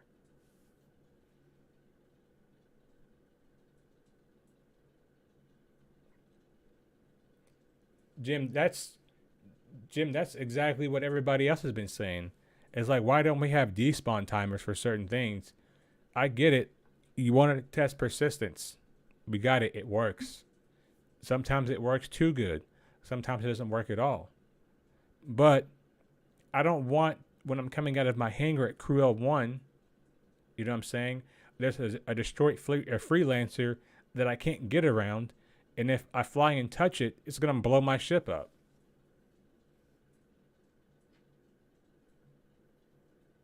$200 player servers just in time for Starfield. 200 player servers just in time for Starfield to play at 6 frames per second.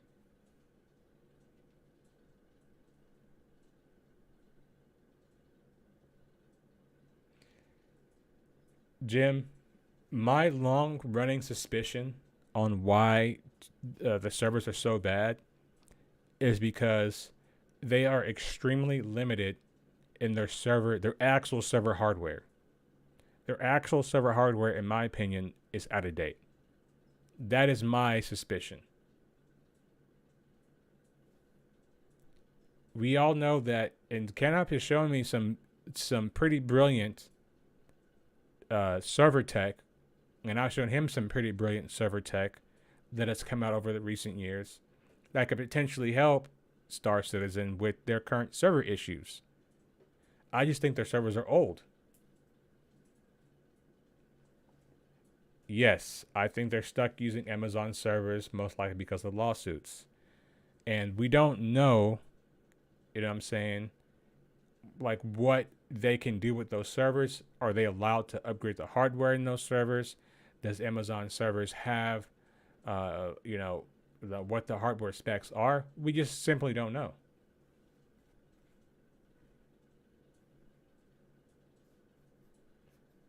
AWS is flexible. They are probably not using it right. Should be a good option for them.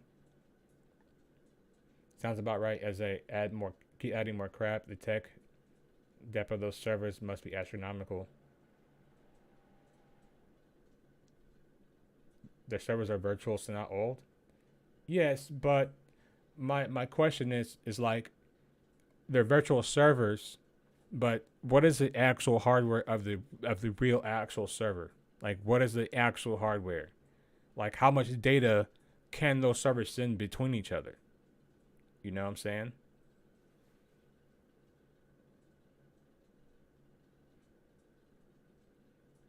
You know, in my personal opinion, a game with this size and scope, right? I think that you can't cheap out on server hardware in any capacity, virtual or actual machine. It has to be the best top of the line server tech, and it constantly has to be upgraded. You can't be even a year behind on server tech. You always have to be upgrading to the latest and greatest stuff so that you can send more data back and forth, because that's the major issue with the servers is the servers are not sending data most of the time, and if they're doing it very, very slowly. You know what I mean? And they have to get around that. That's their major hurdle. You know what I mean? So that's my take on the 200 player servers. I think it's a little BS. You know what I'm saying? I think it's a little BS. They need to fix 100 player servers. Give me no 30Ks and no crash the desktops for 6 months, and I might believe you.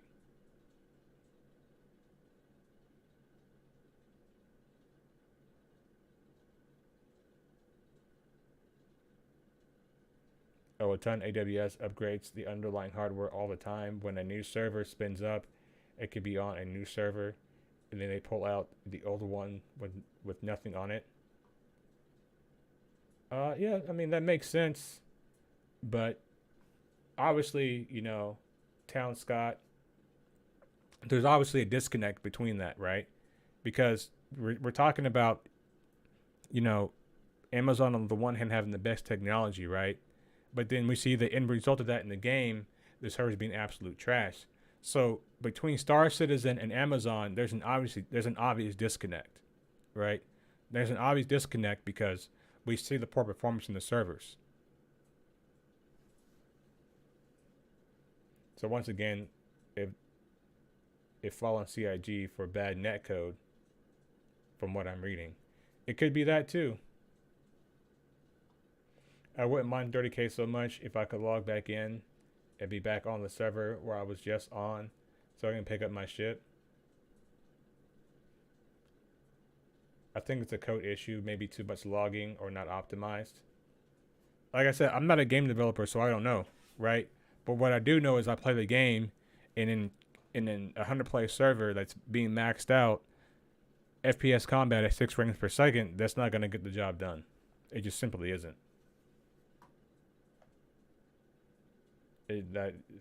Like for me, that's not going to get the job done. So I don't know. Like I said, I don't know what they're trying to do, but I just know this stuff is not working. And they've got to figure it out, because you can't advertise 200 player servers and then the back end's constantly being pounded. You know what I mean?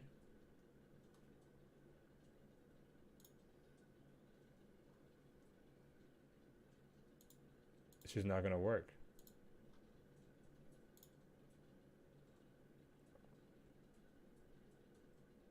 Three FPS servers running with 80 players with an event running 200 people. Yes, that's exactly it.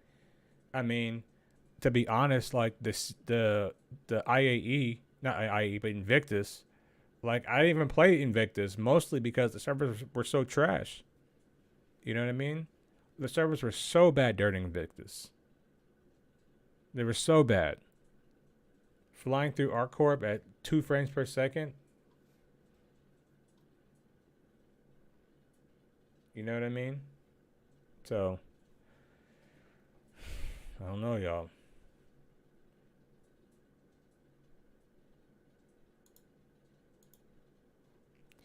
All right. So, we are going to get into this let me post a link. We're going to do the ship giveaway.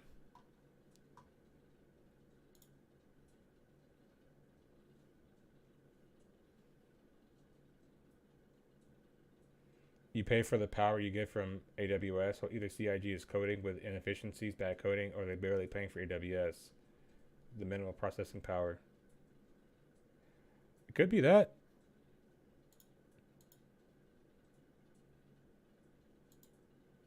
I might actually pull up the actual video. Alright, hold on.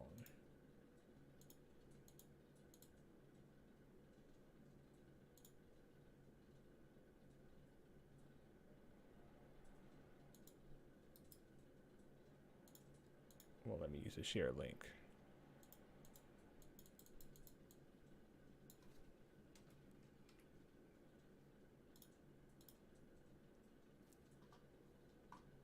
All right, guys, you ready?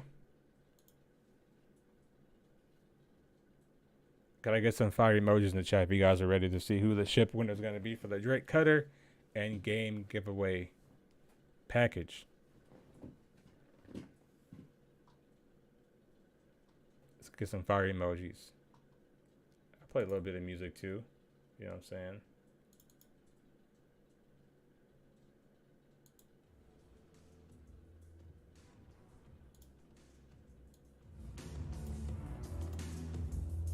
Get some fire emojis for our winner.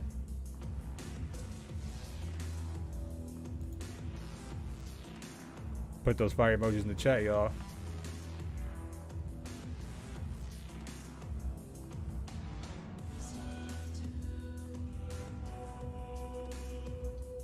I need more fire in the chat.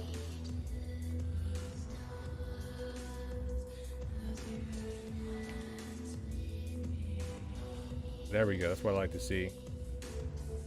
That's what I like to see. Let's see who our winner is.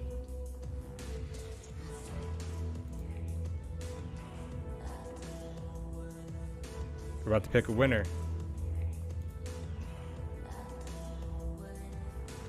That dude. That dude won. That dude. Let me get a screenshot of this.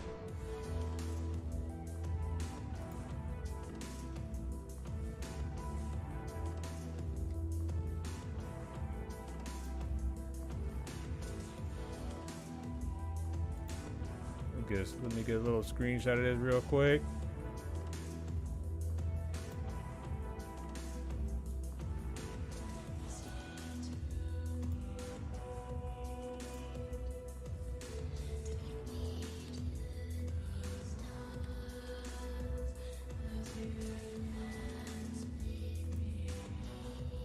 Everybody go to the video right now and congratulate him for winning. I gotta go find his comment and tell him congratulations for winning.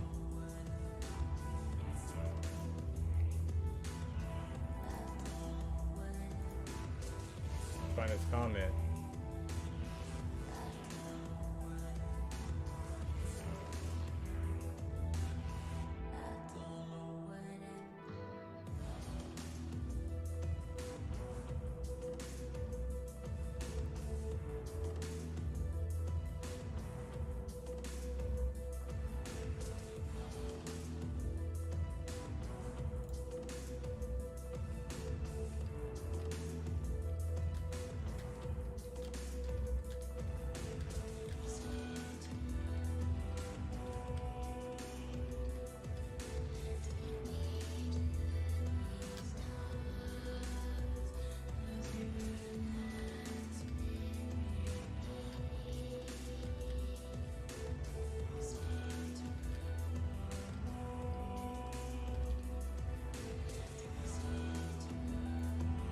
Yeah.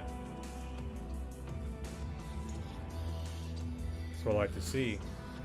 We got a winner.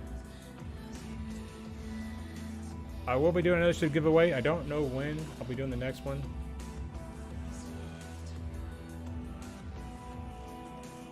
Because I pay for these ships out of my own pocket. Like CIG does not give me any ships to give away, so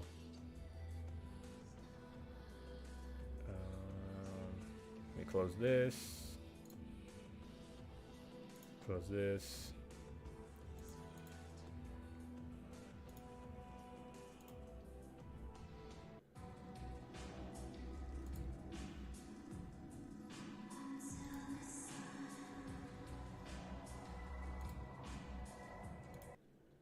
All right.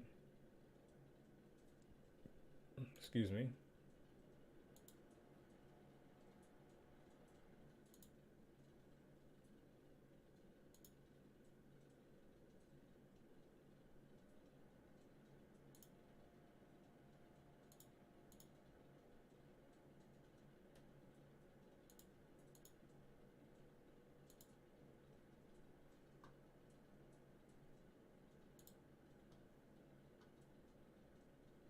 I'm gonna do a little Q&A.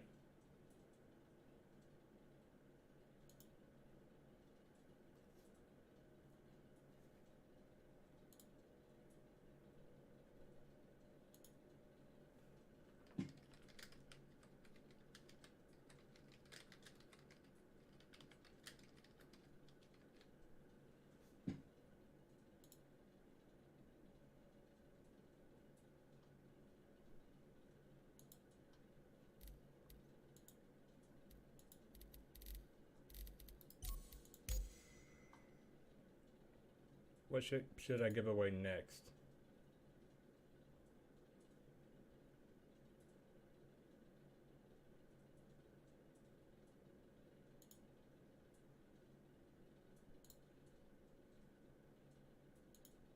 All right, I'll be right back, guys. I'm gonna grab some to drink, and we're gonna hop into the P for a little bit. A2, yeah, right.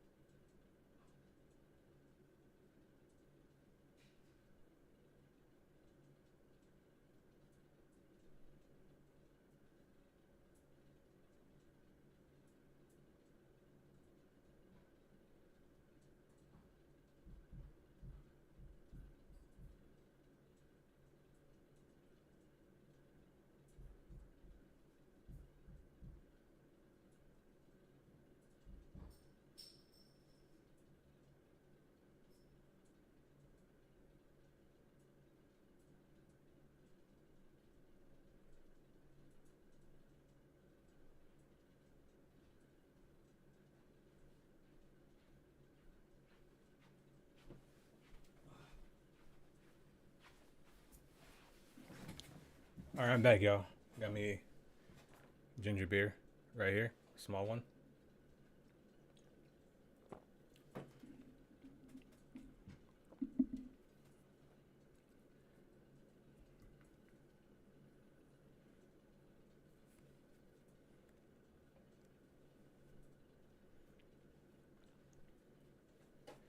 All right.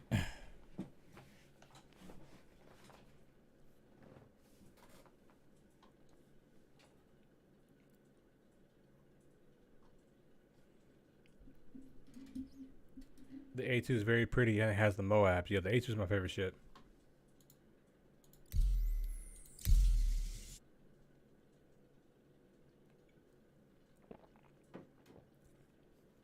The A2 is Bay.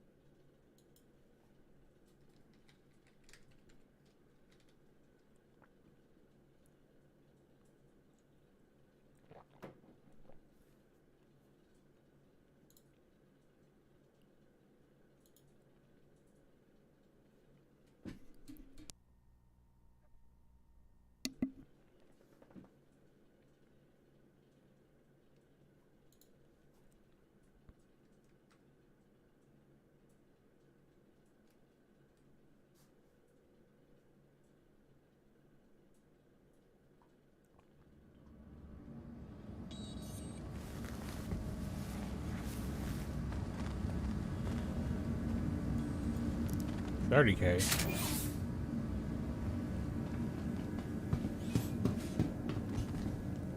Boy, we just got on here.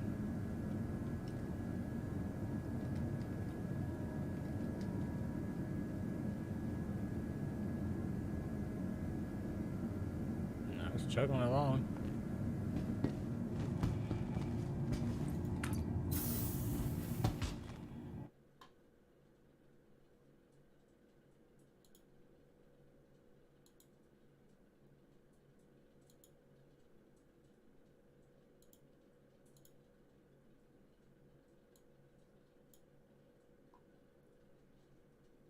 Right now at Evers Harbor.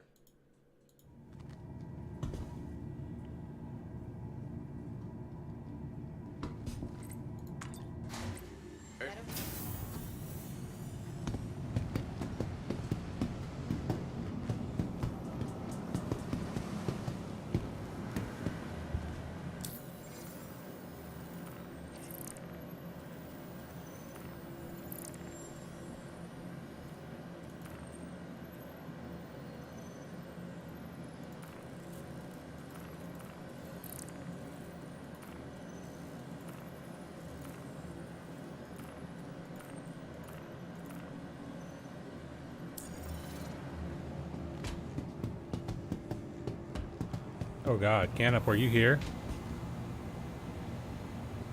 I think we have a signs of a Canop here.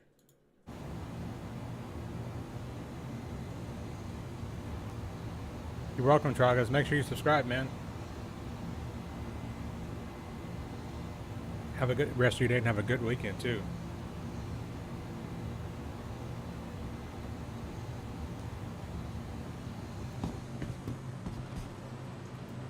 Welcome to the ASOP Vehicle Retrieval System. Vehicle select. Your vehicle has been delivered to the following locations again. To Hangar 12.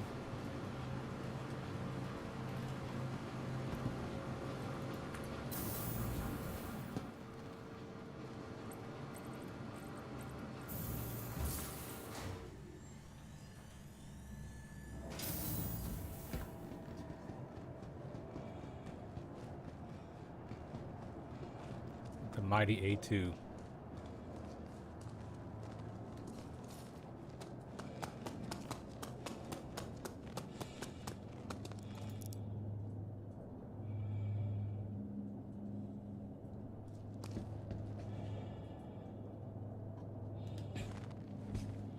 Oh yeah, this A2 is loaded out, man.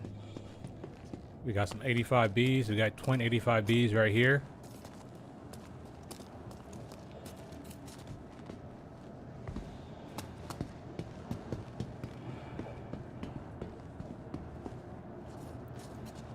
We got another 85B right here.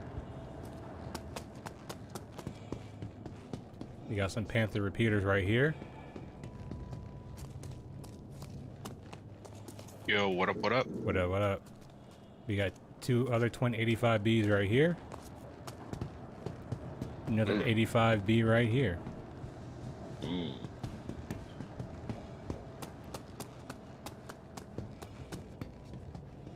And then out back, up top,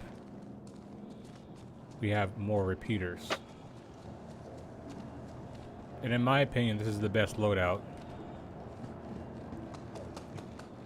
And then up front,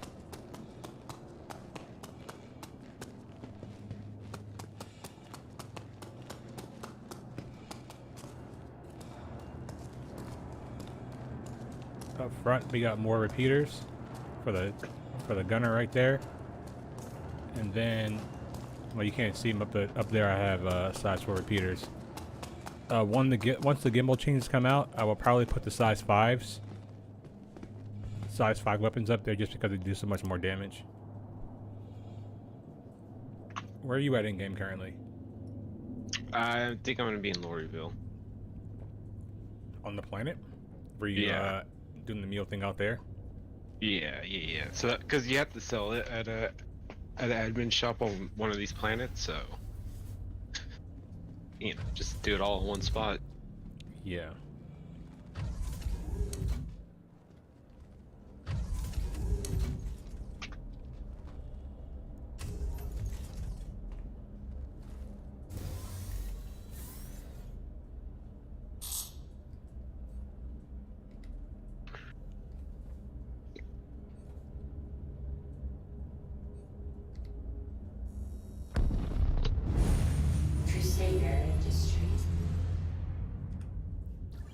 Send you another party invite. I don't think you got the other one. Nah, 'cause I'm still loading up. Hub authentication. Oh, my thing is that you're in the menus. Yeah, I couldn't get past the fucking authenticate menu. I'm here though.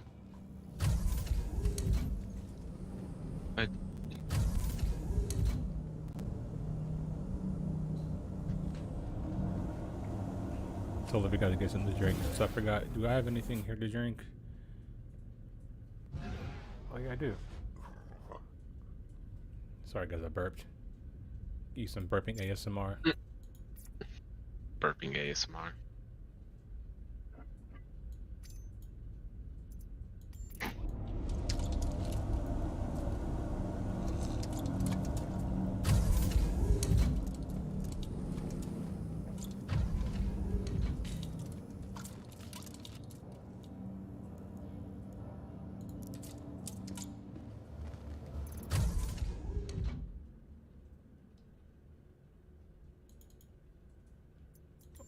Gotta put a keybind for that.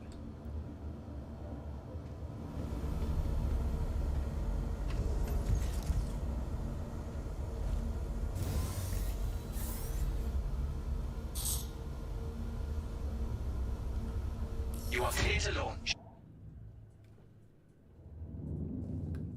Is there going to be anything invisible in my hangar that stops me from getting out?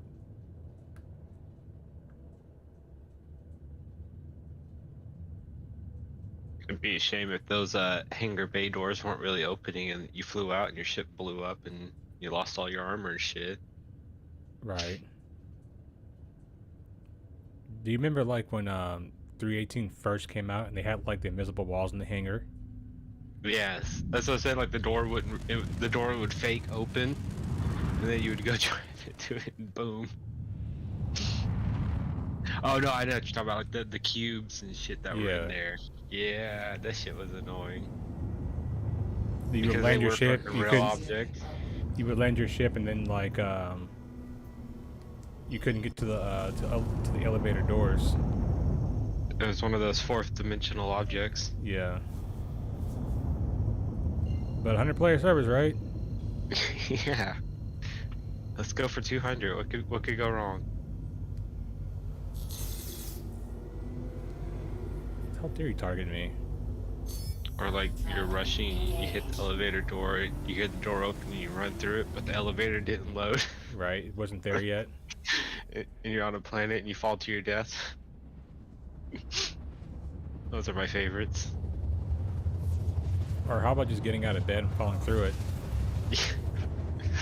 Playing the tutorial, spawning, standing up. You can't lay back down. Right.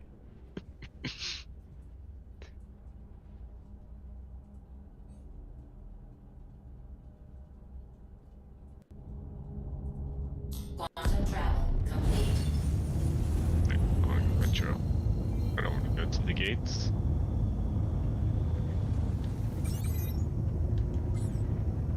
I was instinctively running through the gate.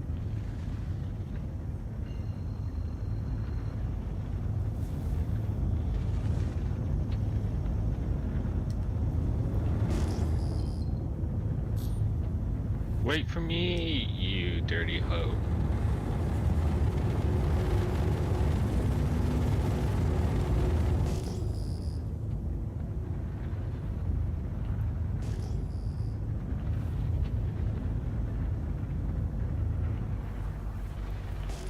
Yeah, the A2 elevator does that.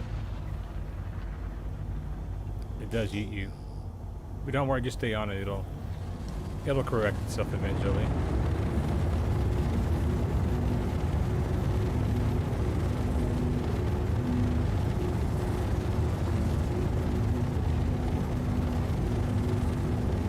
I like how one time I went to go walk into your A2 and it flung me away like 100 kilometers into a rock, broke my leg, and I hobbled all the way back to your ship to bleed out right in front of the ramp.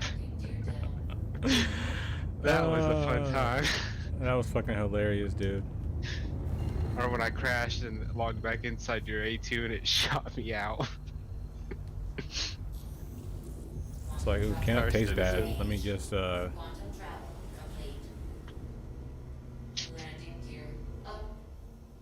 let me just shit him out.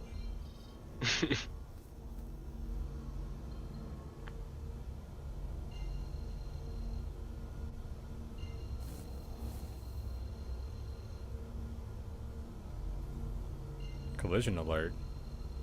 The fuck? I shouldn't be trying to hit nothing up here. Fourth dimensional object. Right. Quantum travel engaged. Can this help? Can this tram be any slower? Are you going to the outer limits or whatever? Oh no, I'm going to the spaceport. Oh, you want me to pick you up or? Yeah, I figured you wanted to go fly around and do stuff. Yeah, I can come down there.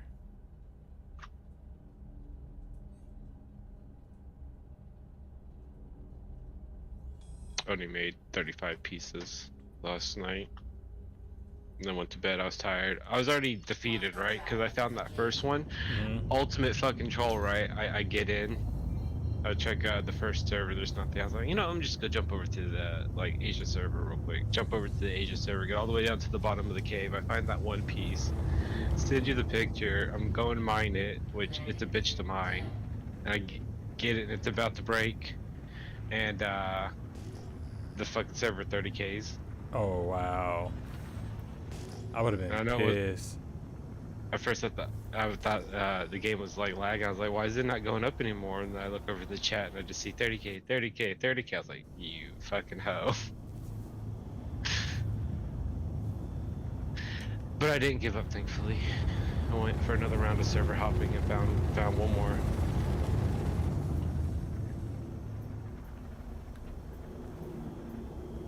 Titan's a good ship to give away.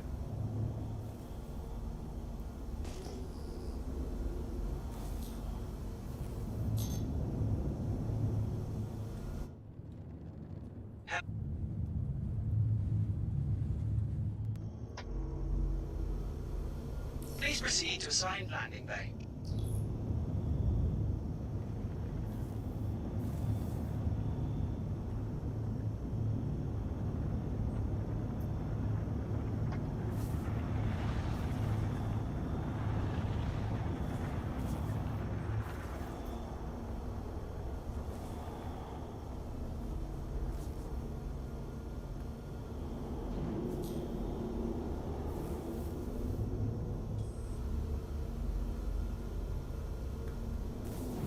There was this guy down here. I would come running by. He goes, "Hey," super loud, and I almost stopped. Turned around and he goes, "Hey, hey!" And so I said, "Nope." Turned around and ran away. I was like, "You're way too fucking loud, my guy." Right.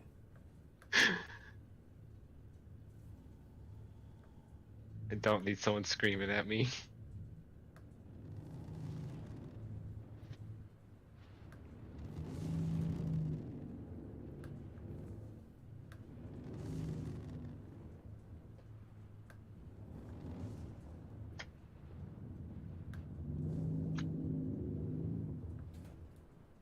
Landing complete. Have a pleasant stay.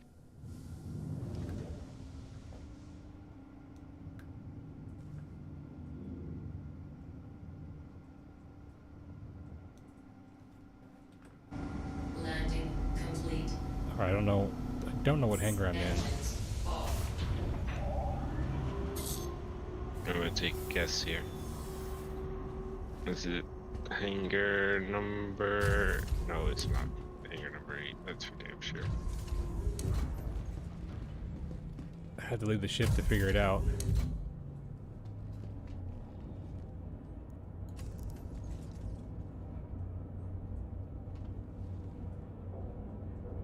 Not this one.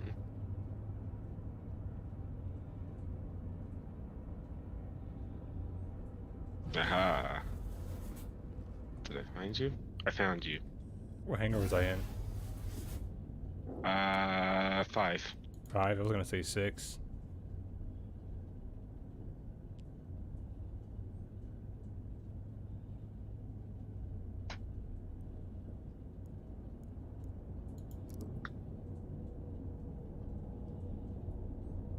Come to me, elevator.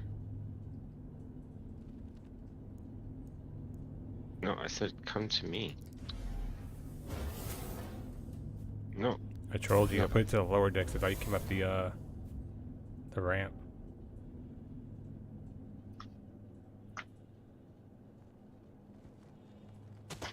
Oh god. Oh god, it launched me. Where are you? I'm over here.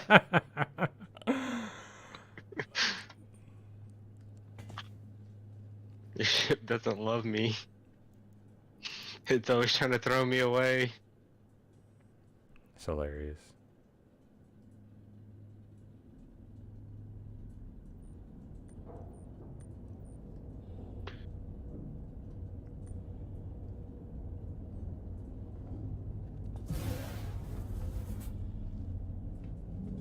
Get away from Lord Bill's killing my frames. Hold on a second. You bring some Your stuff ship- over? Well, I was going to, but then your ship teleported me to the top of it. Are you on the roof? Yes. Oh my god. I opened my inventory and now I'm standing up here. Oh god. Get down. Without dying. Is this a door? No, it's not. Of course it's not. Why would that be a door up here? Who the fuck comes up here? I mean, you might should go up break to my do ankles. maintenance. Try to go off one of the sides where it's like a low, but that's still pretty Yeah. high. That might break your legs. I'm trying to go off this wing here. This should be alright. This should be alright. That's definitely gonna break your legs. Nah, I'm good. Did you get hurt? Nah. Alright, that's good. Let's try this again. Take two. Right. Cannot get in the ship. You were under the elevator there for a second. Yeah, I went to the bottom of the elevator.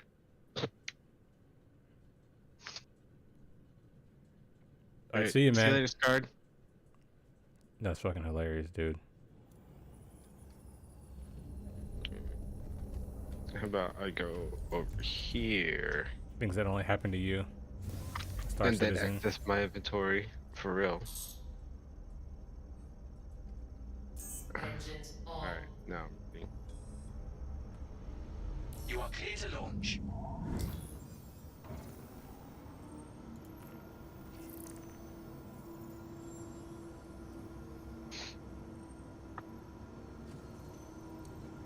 I'm telling you, man, this game hates me. You haven't mined enough salt.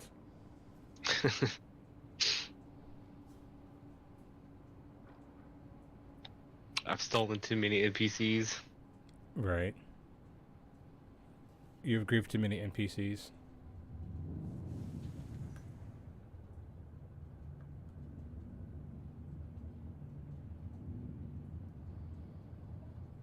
You got your stuff moved over? Yeah. This time I went into the hallway before I turned on my inventory, so it was just right off the ramp.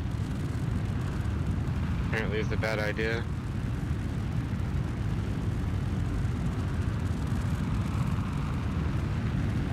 Thank you. Or a quick way off the ship.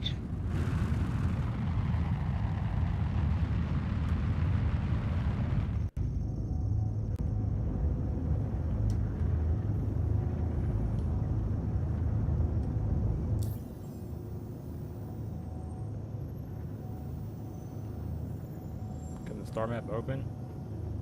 You know what I mean? Like, why do they want to give us 200 player servers and they haven't fixed the fucking star map yet?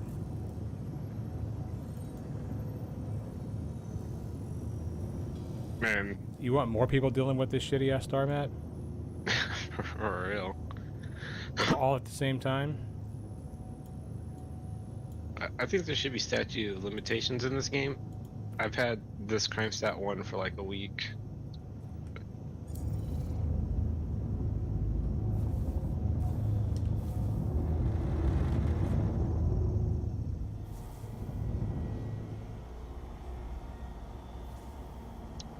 Well, maybe we'll see where you...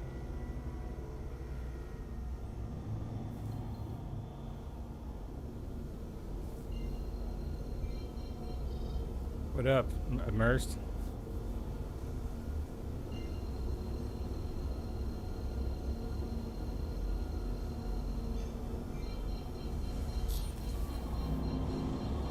See what I mean? I'm getting like 5-6 FPS right now. Landing gear Right. up. Well, the cool thing is I can't see where you're naviging to on the star map now. Woo.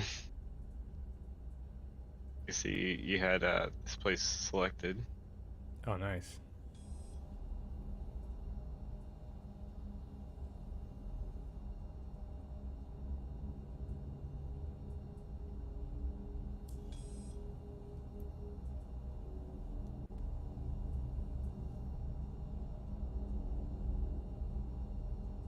Quantum travel complete.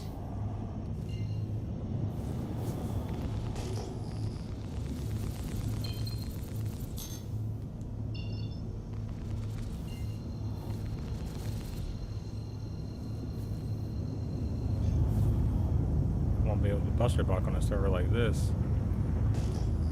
Right. These frame rates. Good lord.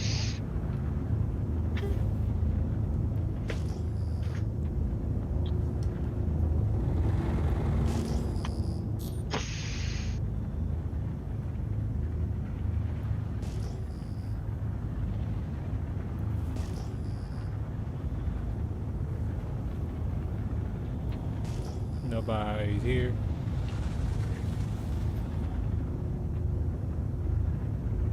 Ooh, somebody's here. Oh, you don't have a weapon. Oh, the Mac goes back there. Oh yeah. Well, you always have a gun.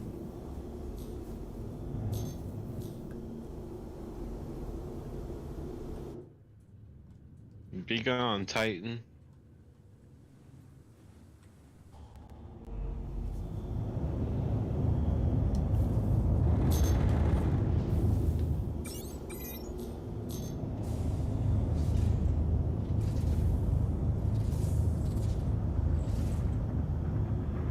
Maybe this time I should give a Titan away.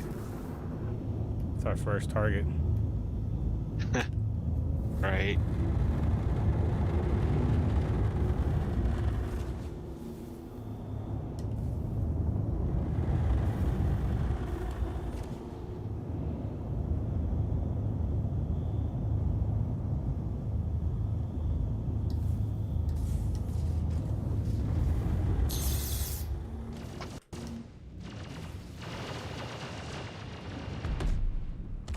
Kaboom. Target gone now.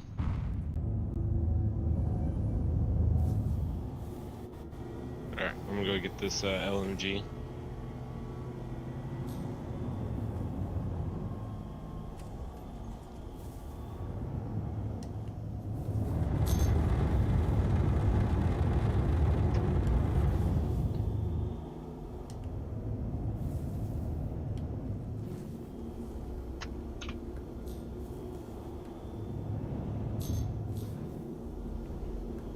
No, we're taking other people's stuff from bunkers.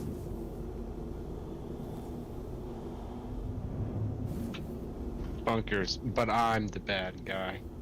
Right.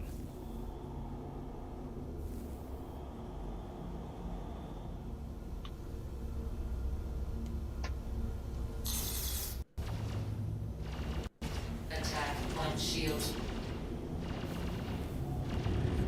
Oh god, I'm gonna have to drop you a little bit ways off. One of the turrets already respawned. Top turret. Yeah, I was about to say not all the turrets died. Saw one of them survive through the blast. Are you downstairs already? Yeah, I'm down at the ramp. Laying down, of course.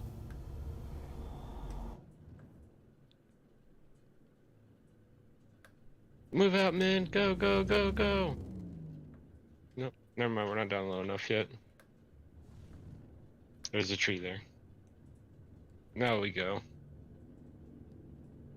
Oh god. Oh god. You're. Why? What happened? I'm getting blown back into your ship. Stop it. Okay, I'm free. I don't know exactly which way I'm heading. I'm assuming directly out. Yeah. I'll point in the direction you need to go. Oh god. Oh god.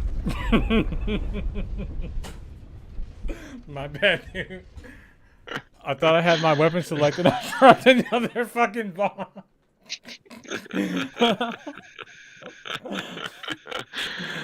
Oh, I'm in jail. I deserve to be in jail for that one.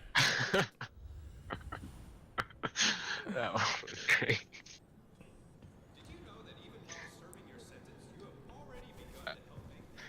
Good to know that you cannot outrun a bomb.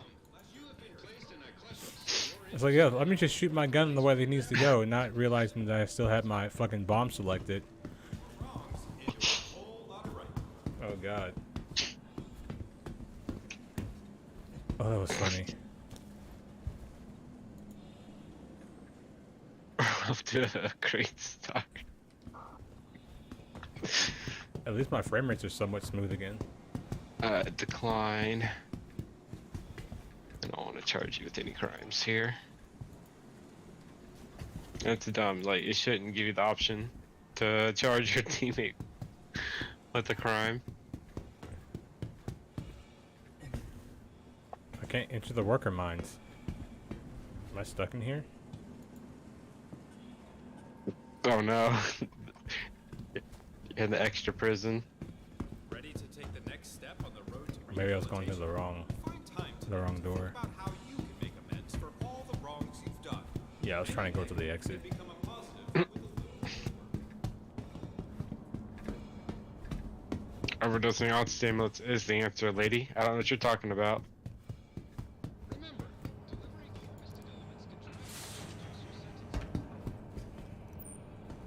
I want all the stims. Right. Obviously, she hasn't seen how effective we are doing stims on, or bunkers on stims. Right. That was our problem. We didn't have stims before we did this. Yeah, I mean, one of the turrets down there survived. I don't know how. Because it looked like it was dead on the bunker. I've seen, no, it respawned. Dude, I've seen fucking, NPCs. Multi-tool. Attention! Please direct your attention towards the front gates. One of our guests has completed their rehabilitation and is being released. Let's give them a round of applause. You go run and get a backpack and stuff again. I guess I'm gonna do my thing while you do your thing. Right. Or you can just swing down here and pick me up when you're ready.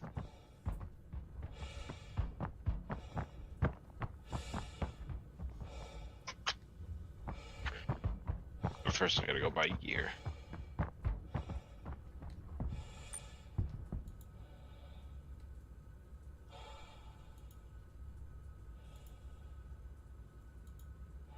Due to your recent actions, we've reduced time on your sentence. Isn't that great?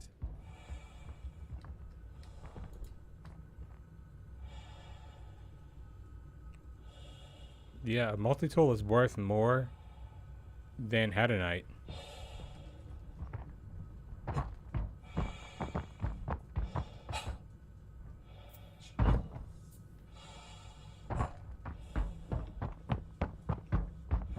Too bad you only get one multi-tool per guy.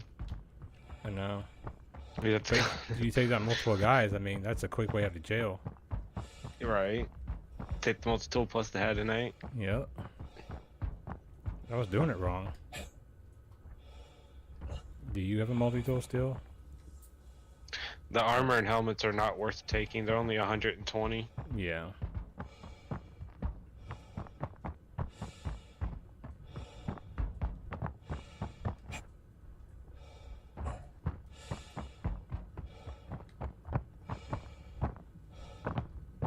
And then, of course, knives I think are the best things. Yeah, the 700.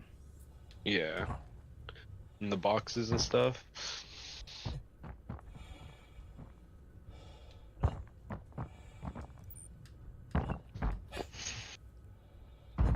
I like finding them on my way down because then I also get the added benefit of getting to shank people. Yep. Instead of stomping their ankles to kill them. You get that automatic insta-kill.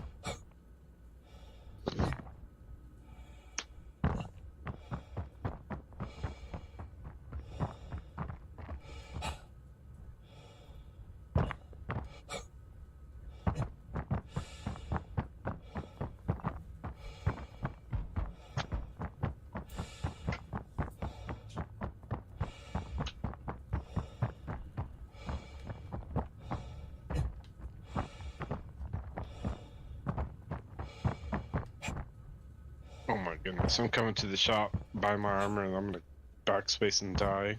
Why is that? Because It'd be a lot quicker than taking the fucking trains back. No, You gotta take that's true. 2 trains. You gotta take 2 trains to get to the armor store and shit here. You're all the way to the business district, which takes like over a minute something. Then you gotta run all the way over. The other train's never here, so you have to also wait another minute something for it to come for another minute something ride. Just like real life. For real. Oh look, the train's not here. What a surprise. Estimated wait time? Oh wow, only 3 seconds this time. I'm glad it made me a liar. Give me all your shit, fool. Shit, I might get out of jail quicker than you get your stuff. Right. Oh, I still have a multi in my backpack. What the hell?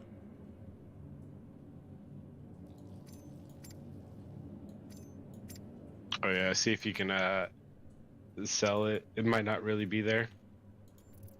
Well, shit, I should be out now with all this.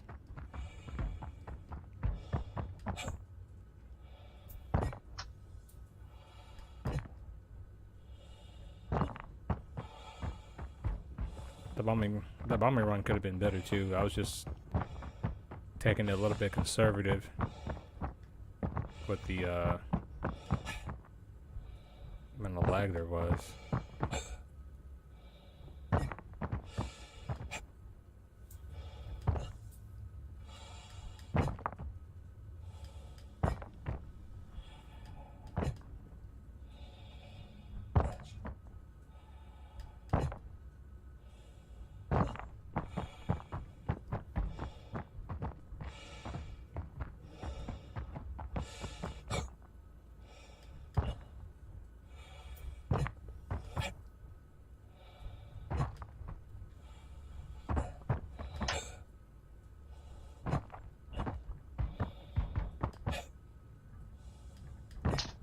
Shut up with all your heavy breathing and keep running. Right. You just run till you pass out. Alright.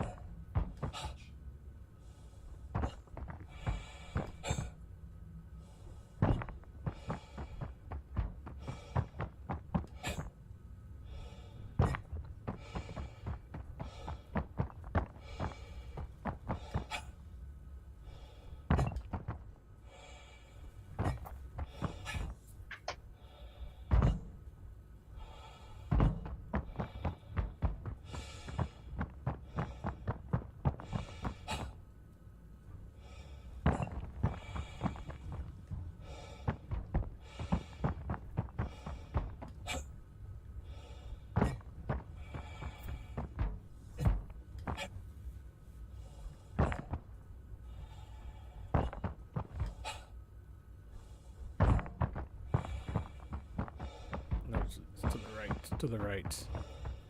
It's the left when you're going down, right when you're leaving. There we go.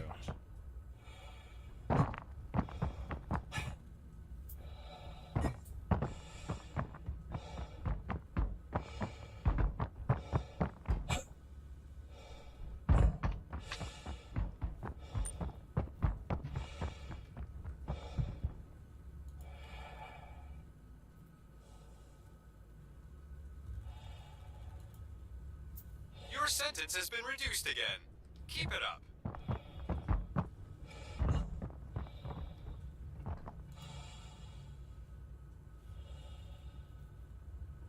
And just like that, I'm out. Hell yeah. Congratulations! You have completed your required sentence in our facility. We at Klesher Rehabilitation are extremely proud to have played a role in your rehabilitation and hope that you've used this time to better yourself as a human and as a member of civilized society.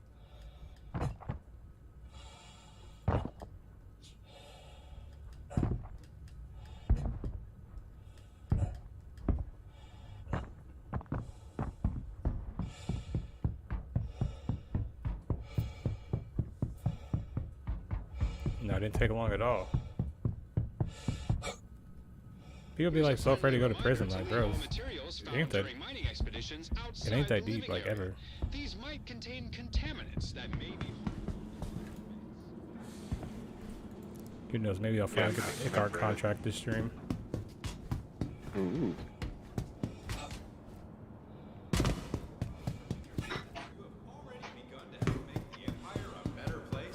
Thanks to our award-winning Klesher Cares program, a percentage of all your hard work goes towards helping those less fortunate.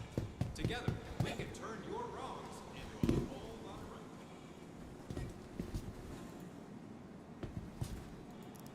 right. Attention! Attention! Please direct your attention towards the front gates. I can go be a murder hobo again. Yay! Let's give them a round of applause. Good luck back in the world, civilian.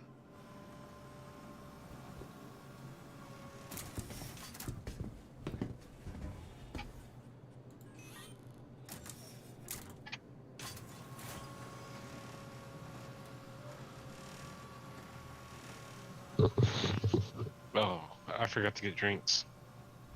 It's all good. Oh god. It actually took me to the surface. Oh god. What the hell? Hello?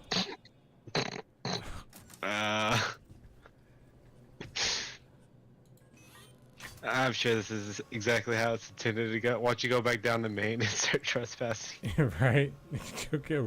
Go right back to jail. Oh, there it goes. They arrest you.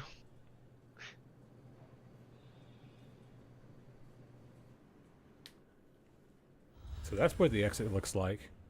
There's not even really an exit. It's just a hole in the ground.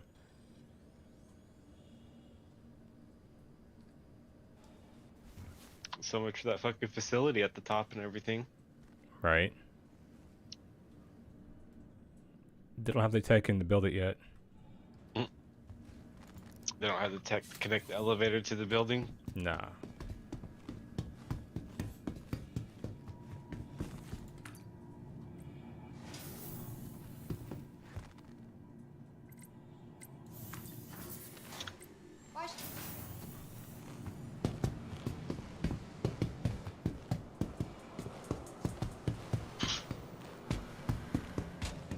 But I think I should take it to the surface.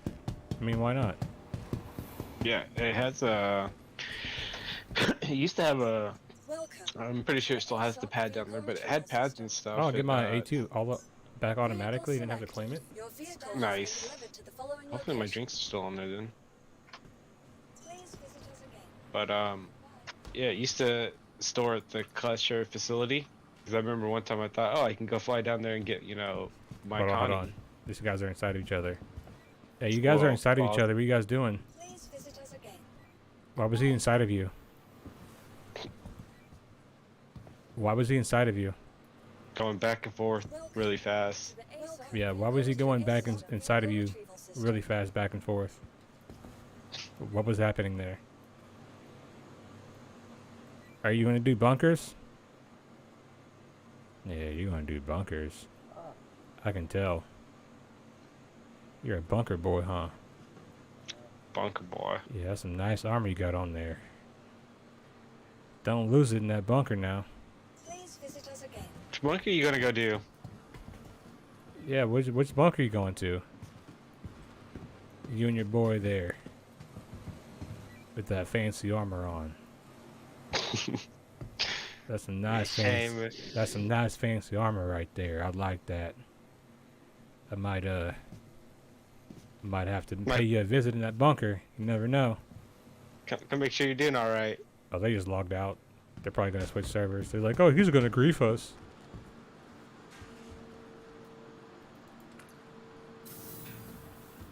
I'll probably stream for a while. We'll see.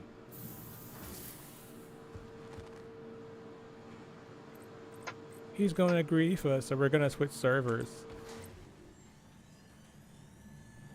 Quick, switch shards. Watch them load right back into the same server. Right.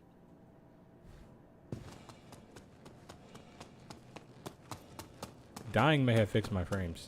Or going to prison. Hey. It only cost me 1 soul.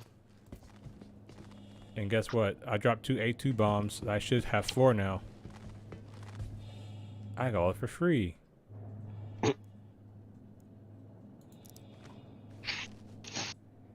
Traffic is dog shit. It is Friday. Everybody just got paid. Technically, it's 4th of July weekend, even though it's not 4th of July just yet. Tomorrow's July 1st, right? I believe so, yeah. Yeah, today's the 30th. Yeah, everything will be straight again tomorrow.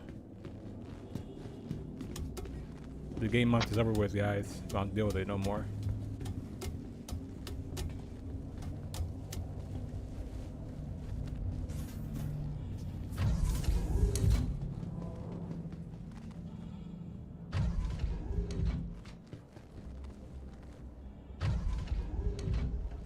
I can finally enjoy summer now.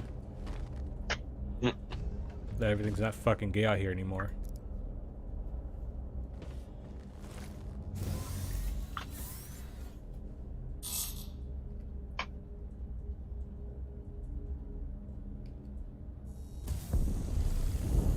Crusader Industries, a journey worth taking.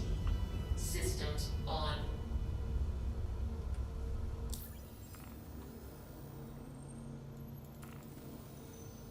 Have you made it over there yet? Yeah.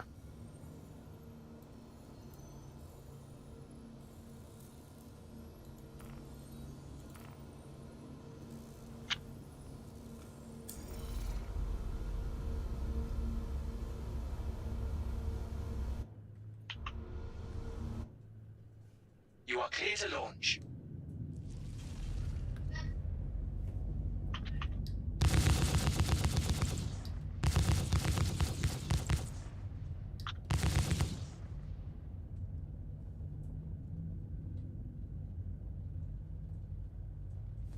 Oh god, there's this invisible thing in here again. Oh god. Don't let it claim your soul. Oh, where is it?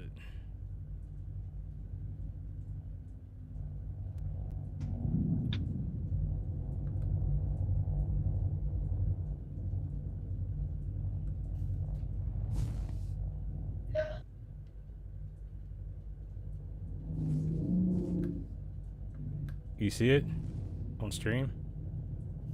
Let's catching it. Oh, yep. I see. I saw piece? you hit it. The fuck. 200 player servers, yay! Yeah, that won't be an issue at all. Star Citizen peas in our pool all the time. They're a lot like special ed. Landing gear up. Players like we want. Players be like we want stable servers. Star Citizen be like 200 player servers, yay! Be like that's not what we asked for, yay! CIG, we want no 30K, 200 player servers, yay! I peed in your pool.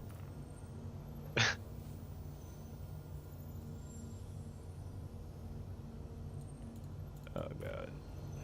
Why is it not? CID, we want stable servers. You want everything to persist forever, everywhere? Okay. Right. Why do I not see your marker? I was trying to set a route directly to you. Leave the party and re-invite me. Oh, you can just fly right over here to the city gate and pick me up.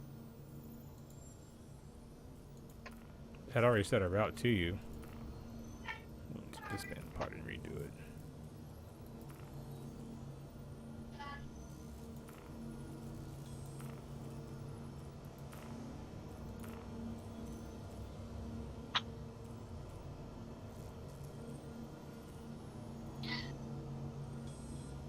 Alright, send another invite. Waiting for it to show up. Accept.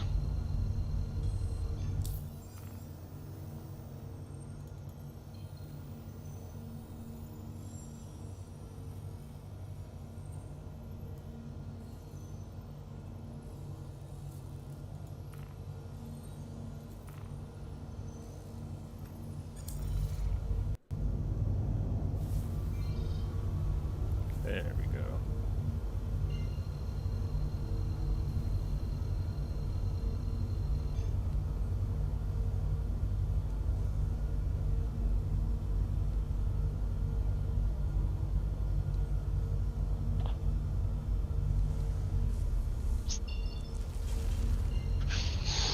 Binge, welcome. Welcome, Binge.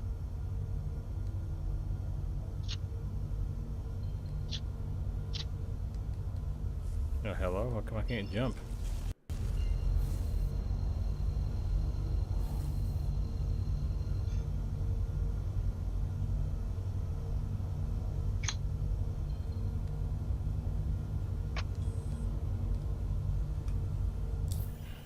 Gain.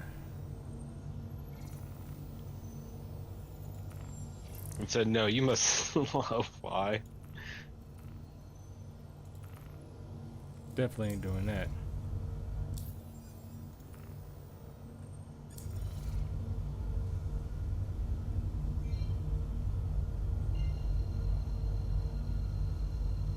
So if I can jump to Lorryville, then slow fly to you.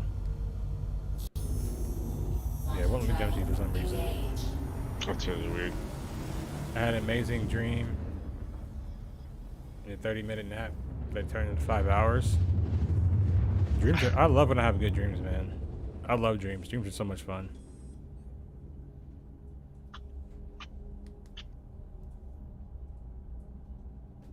Quantum travel complete.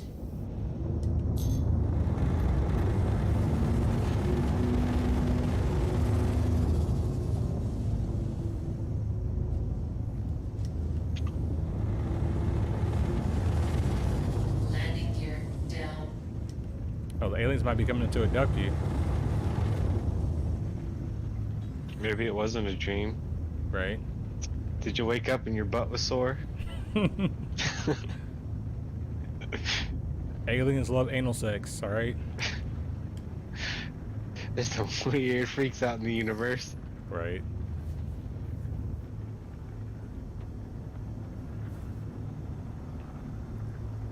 Penetrating your ass feel real too? Oh god, I need to stop. I need to stop, man. I'm on one today.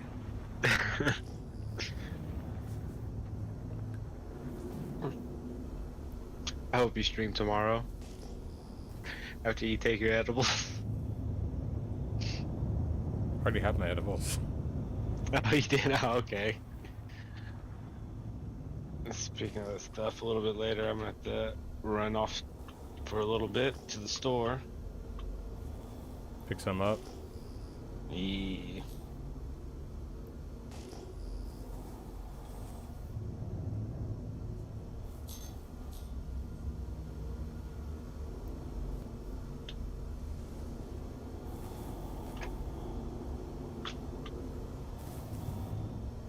Get a whopping 8 frames per second.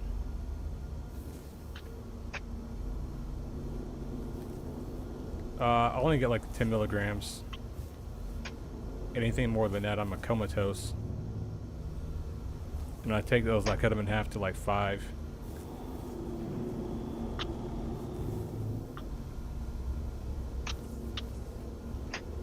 I get the ones that are so strong you forgot what you took.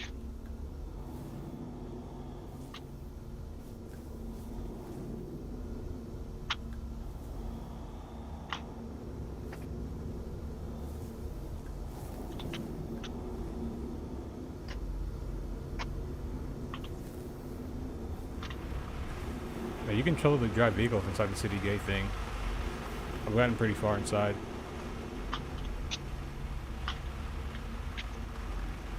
Oh god, oh god, oh god, oh god, oh god. Fucking frames.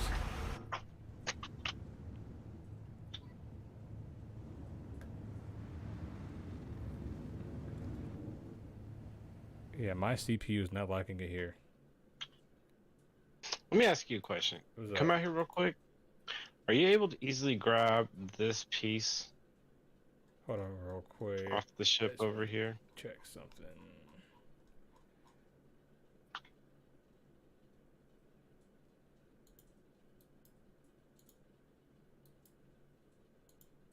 Yeah, immerse. I feel you, bro. That's what I do. It's like go all out. You know what's crazy? Like with acid, I can go all out, but with weed, I can't. You get the munchies bad. Yeah. And like I get the munchies. I like eat so much. I'm just like, dude, if I feel like I'm gonna eat again, I feel like I'm gonna throw up. Right. But with acid, you just drink a lot of water. You just get thirsty as fuck. But as long as like with acid, as long as you stay in a place that's like relatively cold, it looks like it's okay. So whenever I do LSD, I just make sure the AC is on. Weed just makes me thirsty. I wish it only made me thirsty.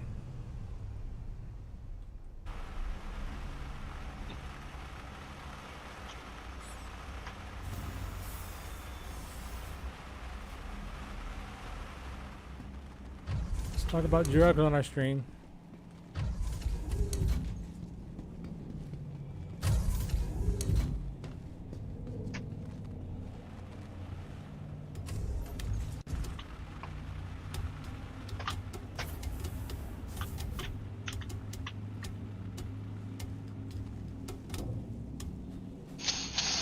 Yeah, I'm more into psychedelics than I am the weed.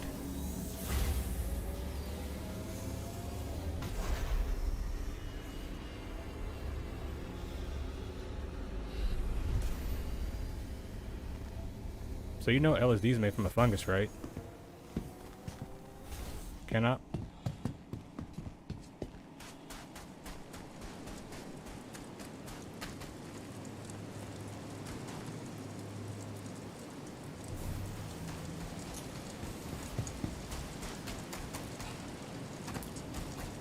We're planet side, so it'll take me forever to run over there.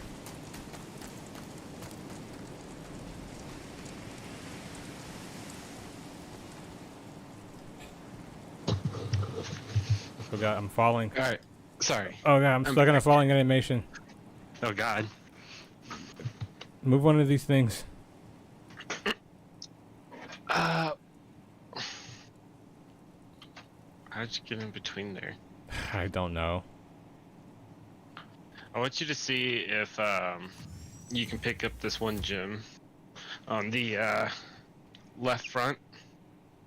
Hopefully you don't. I should just be able to drive forward. Okay, I'm down.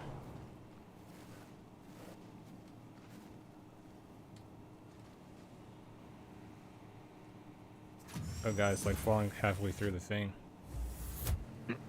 On my screen, it's like almost in the Yeah, that's how they spawn, where like the bottom of it sticks down. So you can't grab it out of there too. Yeah, the only way I've been able to get it is if you get on top of the meal, then you can store it. I don't get why it's like that. Alright, let's go. We taking them somewhere else? No, I just stored them.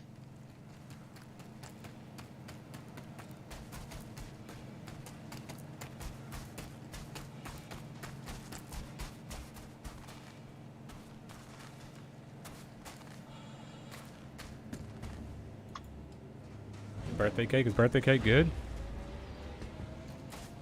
Have you had birthday cake? Strain? Cannot? No. What strains do you use? I do white. I use White Widow myself. That's what I grow. I like Hindu Kush. But my current plants won't produce until probably another month.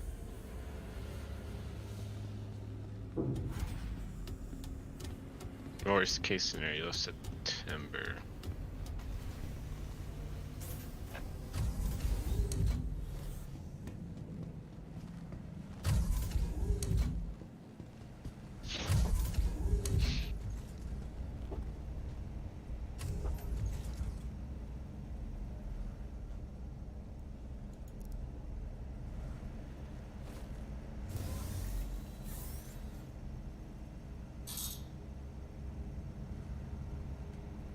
I like growing White Widow, smoking. It's got like a nice citrusy taste to it. like an orange peel or something.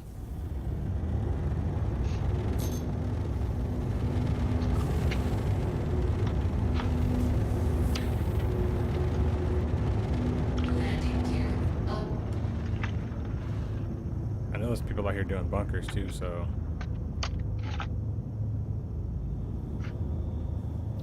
Saw a bunch of people at Everest. Hell yeah.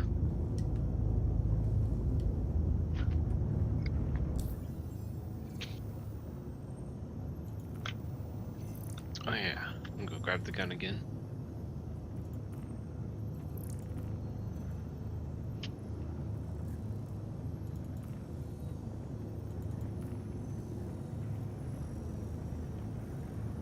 Yeah, I think it's got to be the White Widow that brings that citrusy flavor, because I have just a straight White Widow strand, and you smoke it and you exhale, and it's like a lemon or an orange citrus's rind's been sprayed on it or something. It's pretty good.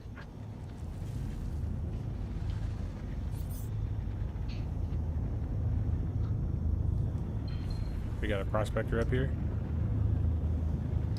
We got an armist? No, we're not out of armistice, dang. It's big over Lorryville. Sit down.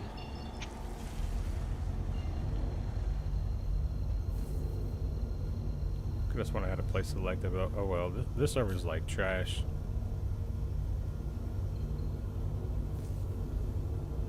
Weapons on.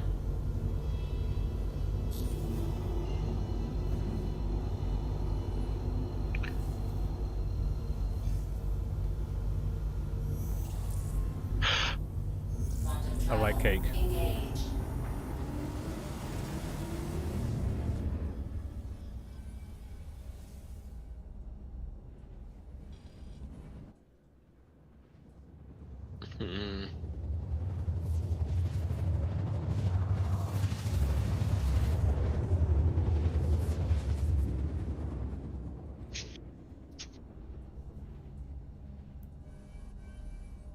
I'm gonna have to contact the seed supplier and see if they have any.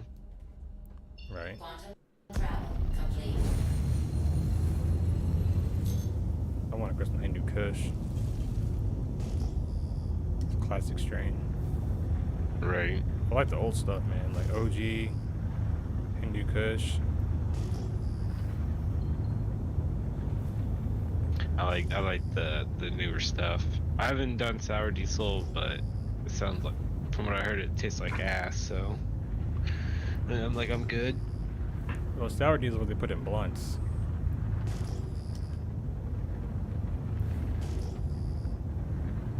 Sherman is empty. Yeah, I have a bunch too. I have a big ass bag full of them.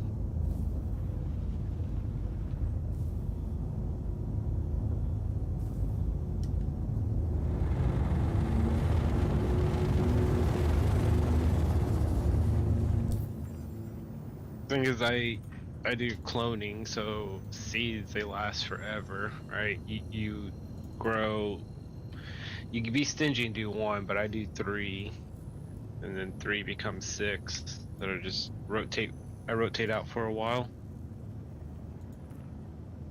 Do you do any scrogging? Scrogging? Yeah, it's basically like when you make the plants like produce more. It's like you put like the little grids right. up. When you put the little grids up, so that forces them to grow like around them and stuff like that. Oh no, I what I've learned works really well is I have this mylar film, and if you put it underneath the plant, because they go into this completely mylar room, and then I put it over the pots and underneath the soil, and if the plant's getting a bunch of light underneath of it too, it grows out a lot more bushier, and you get a lot more bud like down underneath it instead of on the top outer rim.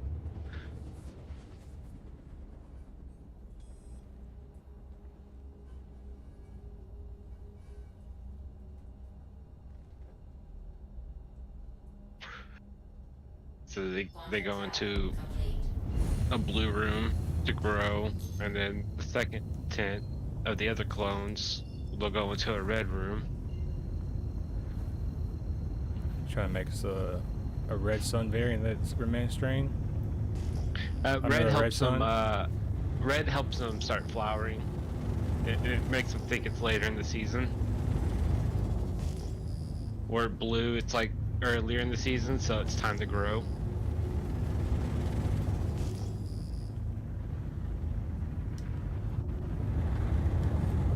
So like they're called blue and red rooms, but they get the full spectrum. But the blue room, it'll have a lot less red and more blue light in there, and red's the other way around. And they're blasted basically 360 degrees by light. Anybody out there? On a timer, of course. So it's a set amount of time every day. Gotcha. Oh, sorry, I had to start speaking pop out. I want to see like what this thing can do. Let's go.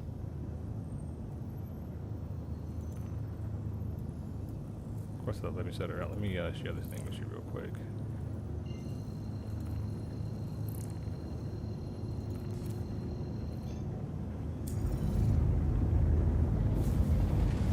Yeah, I mainly let the plants do their thing. I'll go in once the blue room plants are big enough and they're ready to start flowering. They'll each of them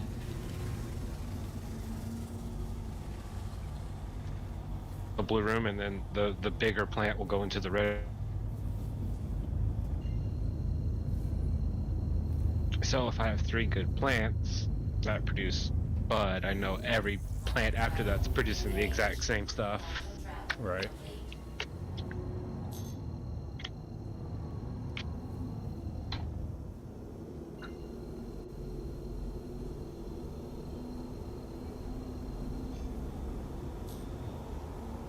Quantum travel engaged. Quantum travel complete.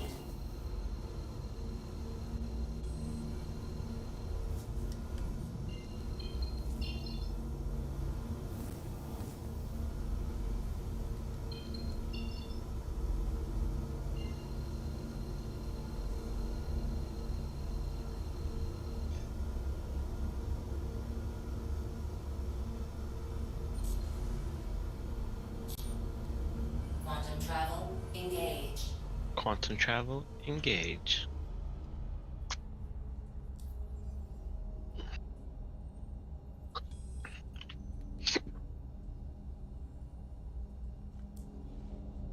Quantum travel. Am I crazy? Contact. I need some help. Like I already have 98% health. What the fuck hurt me? Oh, it didn't transfer all my stuff over. Alright, well. F you too then, game. Alright.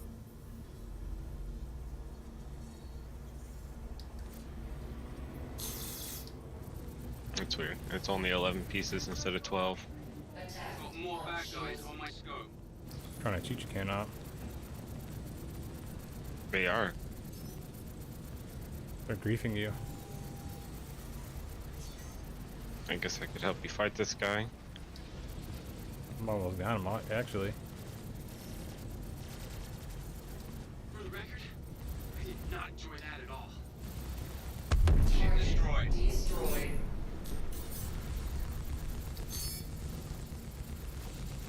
Target destroyed.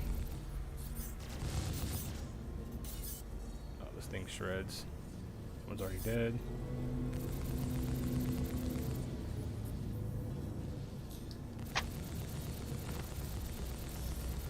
You got lucky.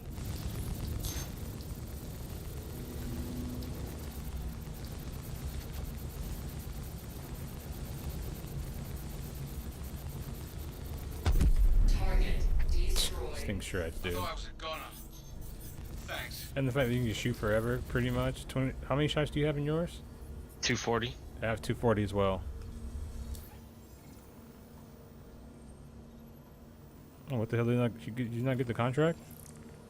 No. Alright, I'm gonna send you some Oh, that's good. You know I'm not like that.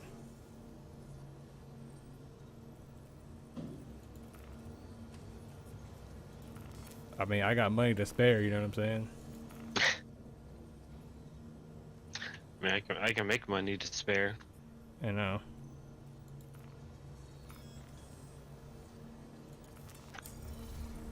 Shit, 30 of us get on. If we wanted to make a ton of cash, we could do it real fast.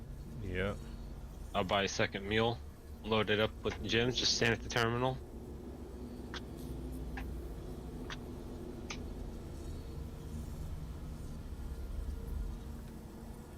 I want to see if I can do like a high thread beacon with the A2.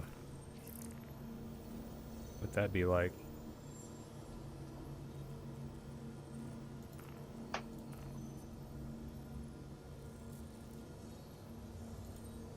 I'm gonna go play around with the ballistics.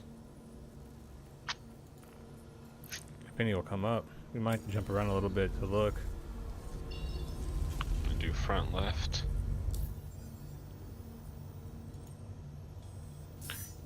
Power on.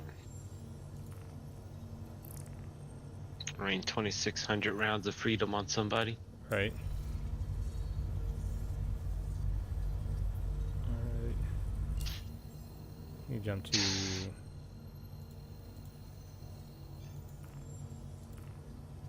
So we tested the 600i, and whoever was in my comments on my Corsair video talking about the 600i is the best all-around ship is not the best all-around ship. It's just, it's cool. Don't get me wrong, I like it, but it's not the best all-around ship. Right.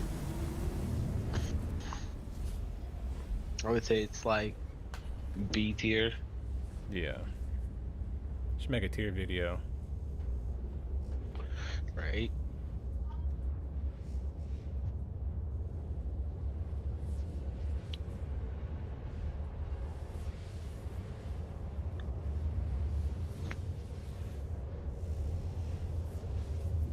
I'm so jealous of you guys being able to grow for yourself. Yeah. You live in the wrong country. It's not technically sanctioned, but you know. You live in California, count up. It's all good. You identify as a Californian. Who are they? You identify Texas as California. They're messing with your identity if they deny you that.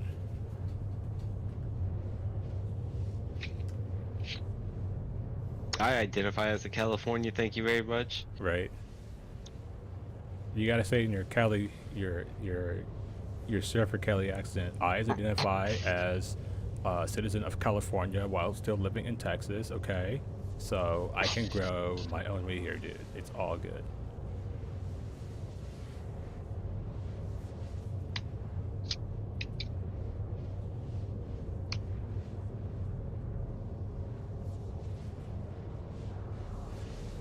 It's so rare to have a script here that most assume it's illegal still. Dang. We should never be illegal, bro. Mushrooms, acid, those things should not be illegal. I agree with like heroin and meth being illegal because those things fuck you up. Right? Yeah, they really fuck people up. It's like I was saying earlier, you know, LSD comes from a fungus. You know that, right? Yeah, you were saying that earlier when I had to walk away. It's a ergot fungus.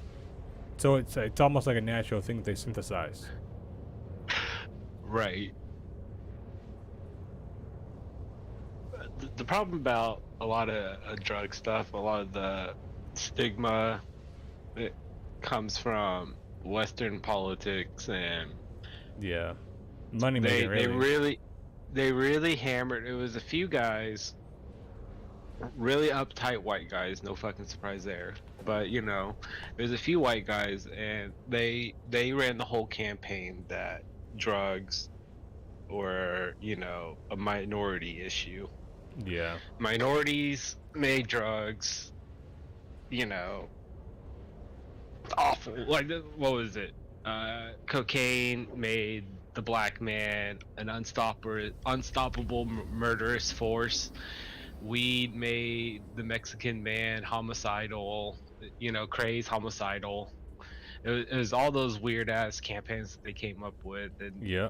you know, they really stigmatized that by saying, you know, if you were to do drugs, you know, if you were to allow drugs, these minorities, these foreigners are going to come and they're going to start killing white people. And so the people bought it. You know, they were dumb and afraid. And now, you know, we're here where weed is looked upon the same stage as fucking black tar heroin. Right. It's like, come on, guys. Now, what are we doing here? And then most people in fucking jails, you know, in there for stupid fucking shit. For selling a plant to somebody else. It's a flower. Yeah, for selling flowers. If I had like a weed business out here, I'd be like, I'm a flower salesman. Yeah, imagine going to prison for double digits for selling flowers. You know, it's like, come on, let's get real. And then they target minorities on top of that. Stop and frisk and all this other bullshit. War on drugs, so we can get our slave population in prison. Right. To do free labor. That's why, like, I have a theory that when they say things are made in China, I think they're just made in American prisons. It could be. Involuntary servitude is legal if you're in prison. Yeah.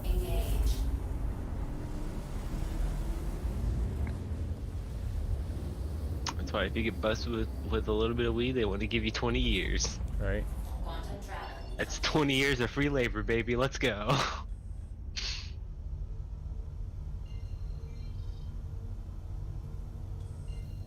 I wonder if anybody's over at Brio's.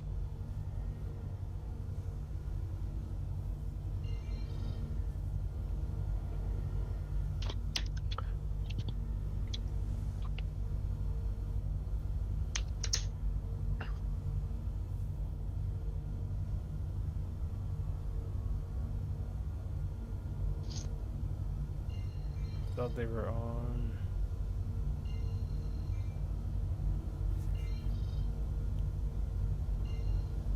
There it is. I knew Brio's and SCD1 were on the same side. I'm like, why can't I see it? Haven't been over here in a while.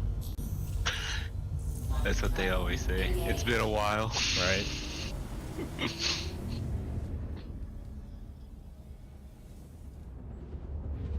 You know, it'd be sick if the remote turrets could see like players, and then you just fly with like a C-130 gunship. I know. Mow That'd be down fucking people. great. Especially in something like this above Jumptown. Yeah.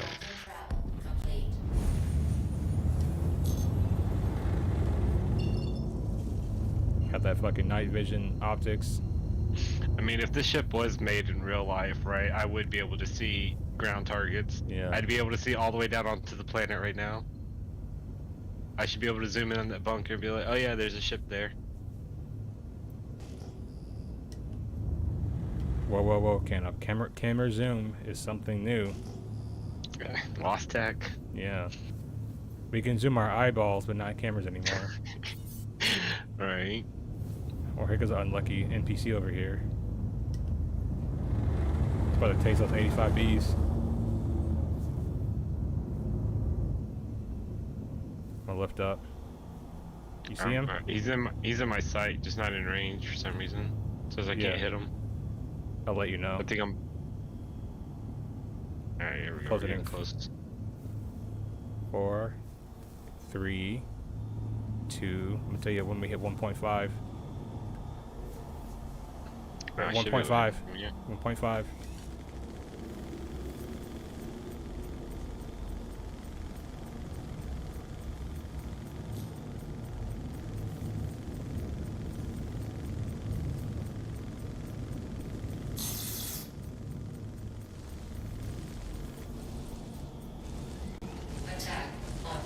Dang, my guy, how many rounds can you take? The NPC's got a HP buff. I think NPC spit the cutlass.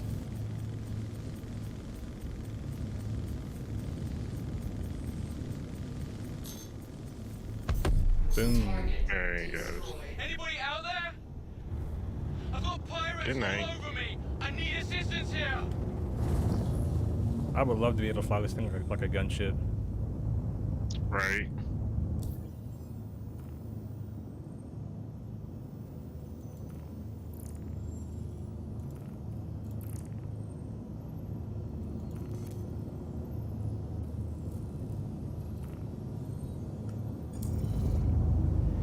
Hopefully we get a hammerhead because I want to test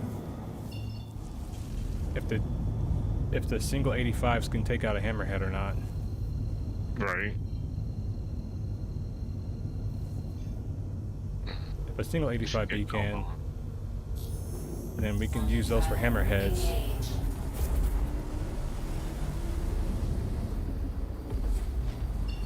Is a raid. Act accordingly. Fuck it, I don't care about getting paid. Let's kill all these guys.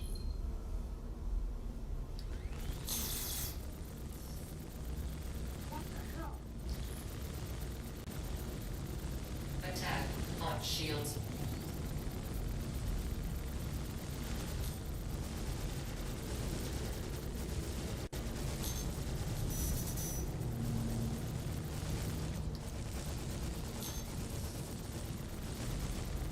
How do you get through that? Up, more shitheads inbound. Target destroyed. You kill my friend, I kill you. Next one right here, we are on the Mustang. I can take him out though by myself. Actually started moving.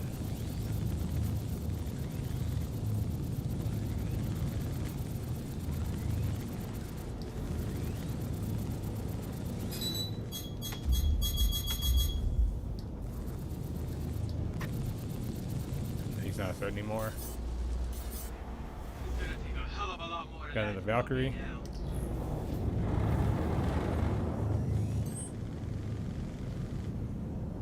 Jaleel Chalk, right off the nose. We're a little bit far out. I'm trying to come back in on them. We're 1.3, so you should be good here. Attack on shields.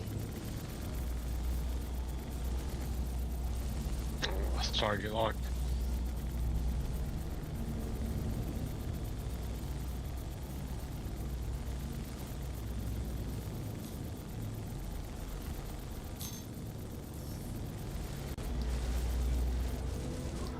Weapon low.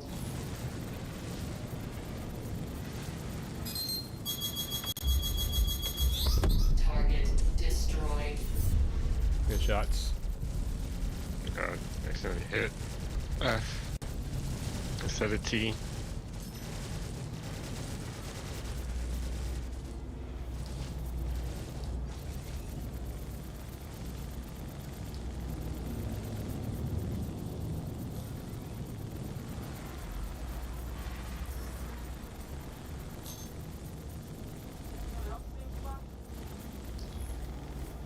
Weapon empty.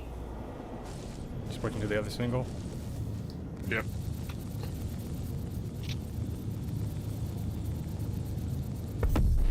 Target destroyed. For every one of us you take down, Weapons on.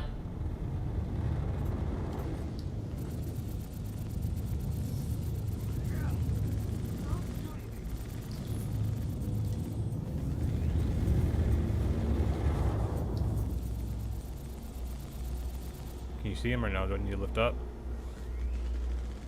Who are you after? Ricky. Okay. He's right off the nose. I shot off Liam's like wing or something, I think. He went spinning out of control. Oh, I see him.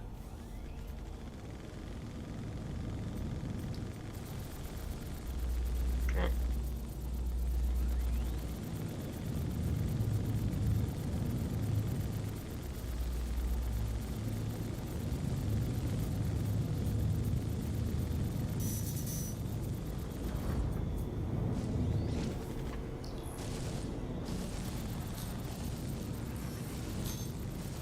seriously,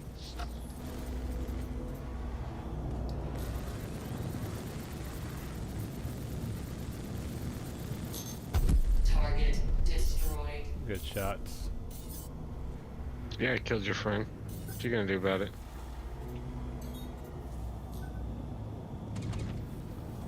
Oh. This poor Mantis.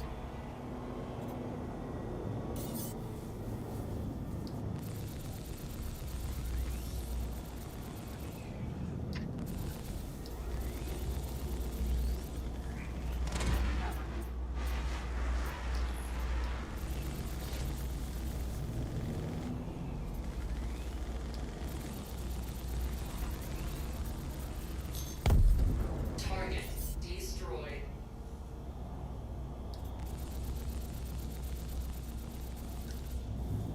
Poor Liam, he's still out here spinning. Right.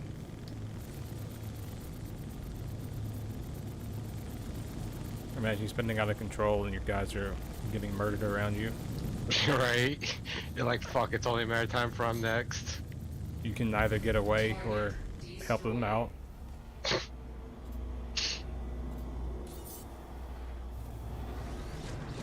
Attack on shields.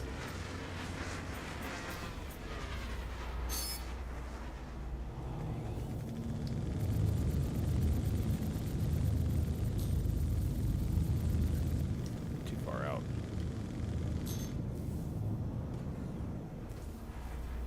Now. Target destroyed.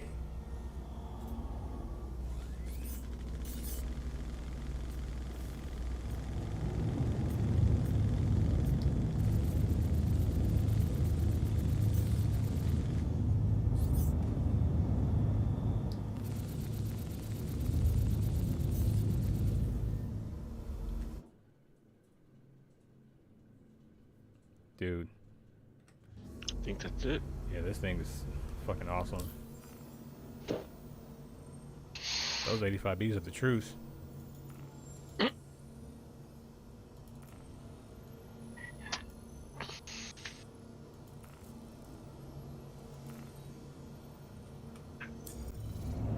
Restock real quick.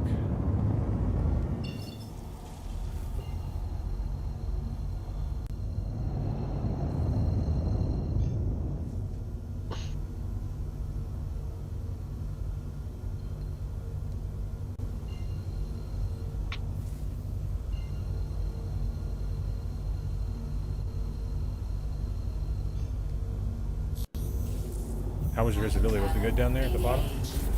Yeah, it was pretty good.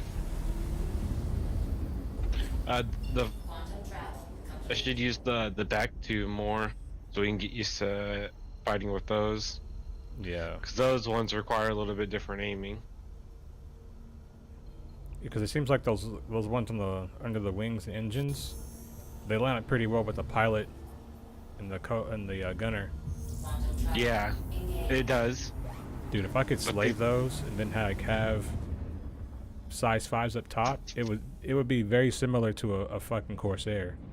Like you would have 4 size 5s for the pilot and then 2 size 4s. That'd be disgusting, dude. Especially with how many shots you can shoot from the repeaters. They need to bring the weapon slaving into the game ASAP. This will be the best ship in the game once they do that. Yeah, I can see from the back left turret, I can't even see the nose turret. Hmm. You want to go to the that guy who's red? Yeah, we can test it out right here. It's about to reload anyway. Restock. Yeah, on the back twins. Left side. Yep. A little higher. Pitch up. Now I can see him. We're too far out though. Those hit though. Ping, ping, ping, ping, ping, ping. Yeah, I can hit him from here. The ballistics have range. I'm too low. Alright.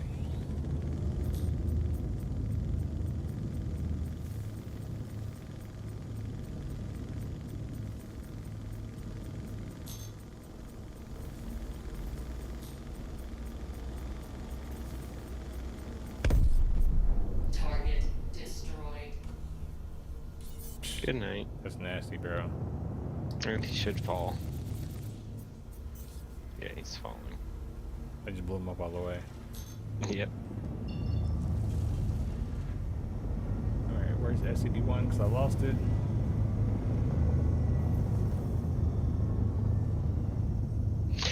It's right, like, almost right below us. I think ballistics are great on a ship like this because really what you're supposed to be doing is going and dropping bombs. And so these 2,600 rounds on each of these ballistics are more than enough to go around and do 4 bombing drops. Yeah. And get out. Oh, I see it now.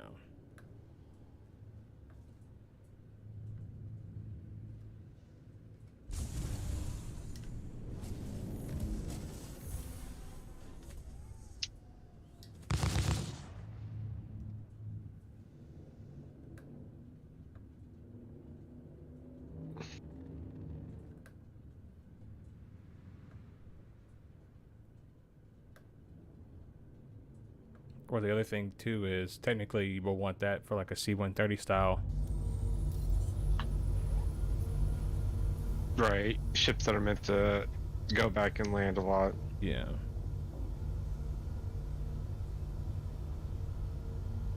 This looks like a C-130 but on steroids. Run down real quick and grab some drinks while you repair. Rearm. I might have some here already. I haven't been to this place yet. Oh yeah, I have. I have plenty here.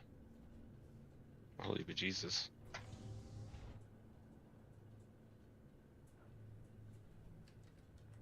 Also, you know what?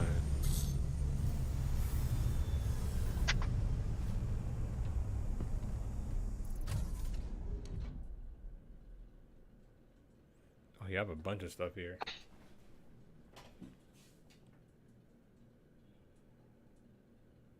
I got my hot pinks. Subsident. My hot pink leg armor. I have guns here. Do I have ammo? Of course not. Speaking of gun, your Demaco respawned up top. Oh, in the back? Yeah. Just one though, Since right? you, yeah. Which I've got one now, so next time if you go land at a station, you can have 2. Yeah. I was gonna go get some after my nap, but woke up too late and the store was closed.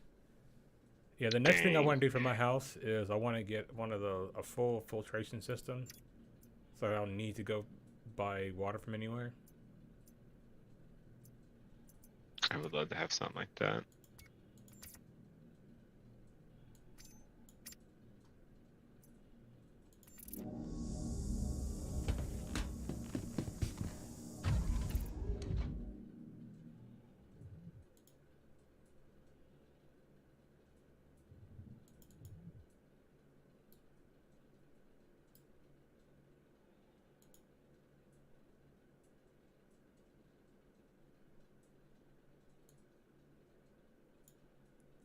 Look at adrenaline pins.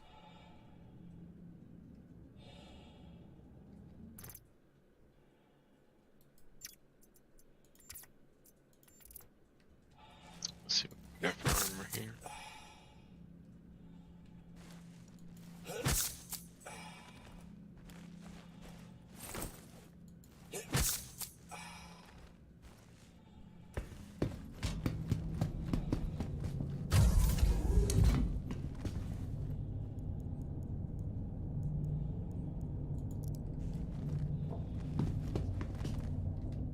I feel like adrenaline pin should make you a little bit more,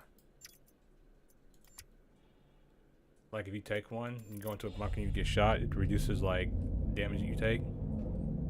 Yeah, you'd think.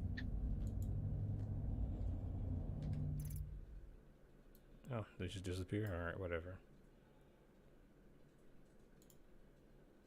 Dude, I have so many drinks here. It's crazy. Same. Oh, there it goes. One more adrenaline pin.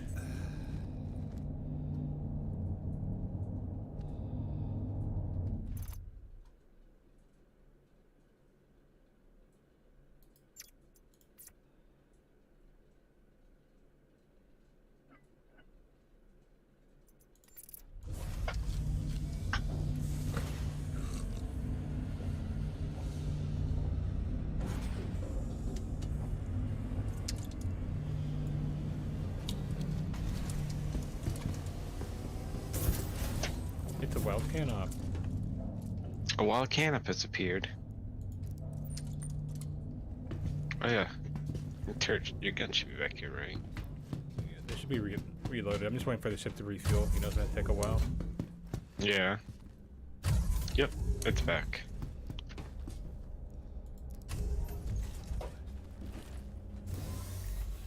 Because here's like what I'm thinking, right? If we get like a critical threat, we can use, if we can get a single 85 to take down one hammerhead, the other single to take down the other hammerhead, then we have two 2085s for the Idris. The Idris. And then after we get done with that, we have the 4 size 4s up front.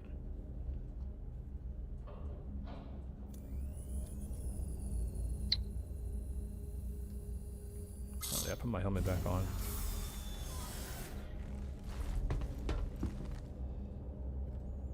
Yeah, there's so much shit in our water supply here, man. It's fucking crazy.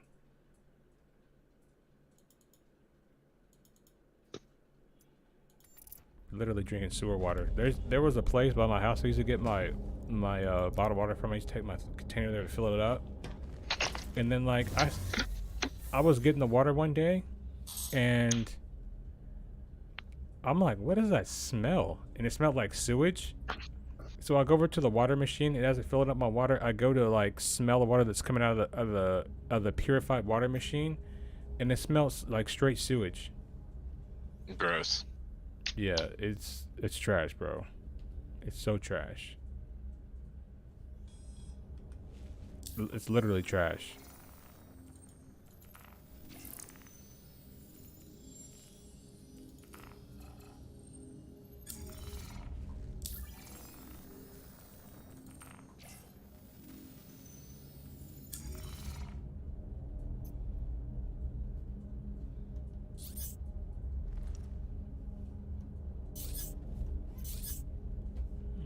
An Aurora over here somewhere. Engines on. Launch complete. Oh, that's a cutlass.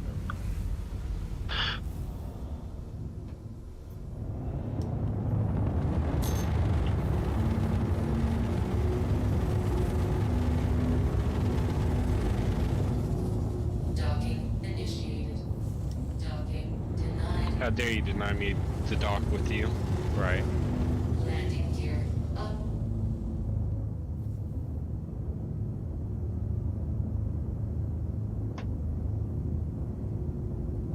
I feel like this should have a docking port on top. I really should. Or at least an egress point to the roof, because you would think like, okay, you would have to do maintenance on your remote turret. So like, how would you get up there to do maintenance without having to get like a 1 million foot ladder? Right.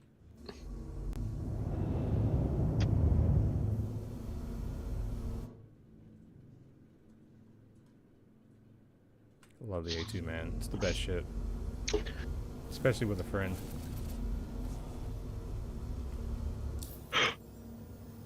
Not getting many service beacons over here. We might jump to micro. Oh, there we go. I just spoke too soon. Did I get it?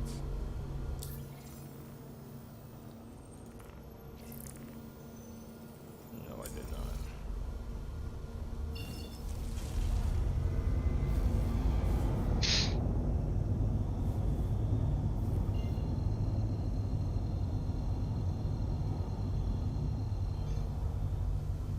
Quantum travel engaged.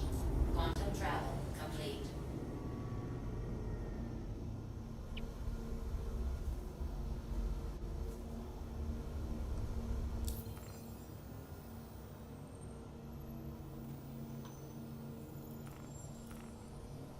The best water I had was in Vancouver. They drink water from the tap. Yeah, they get that glacial water. Stuff is life changing.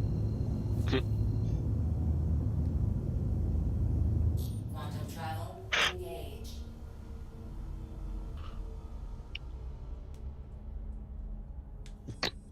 Race is on to find a doximers.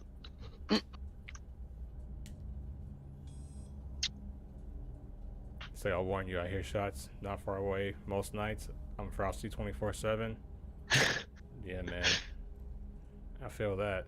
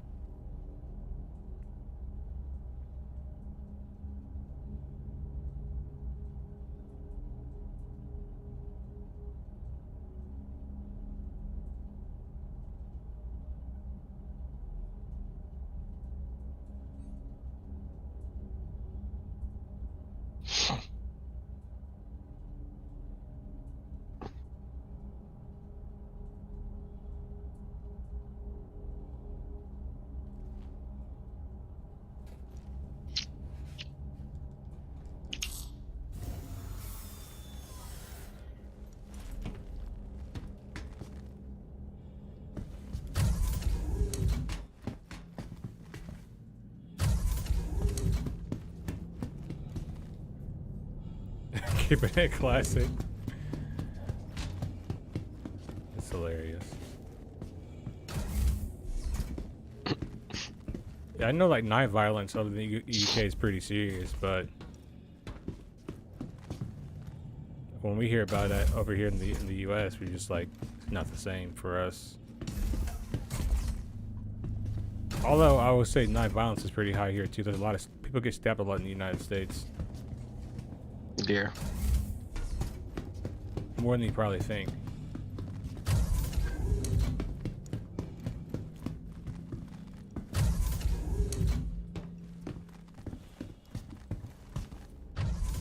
You got another account computer?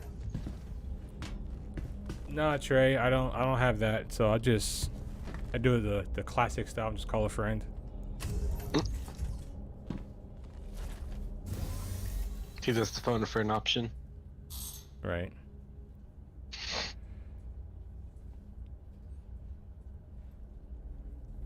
I think all wars should be fought with like swords and shit like that, though.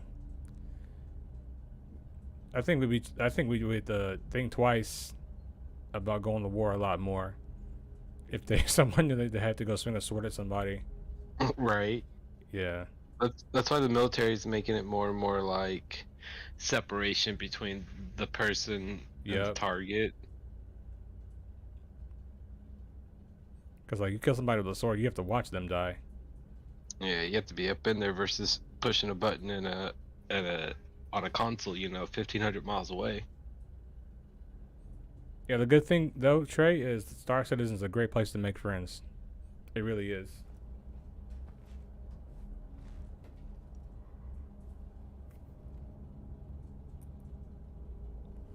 It does have its share of little bitches.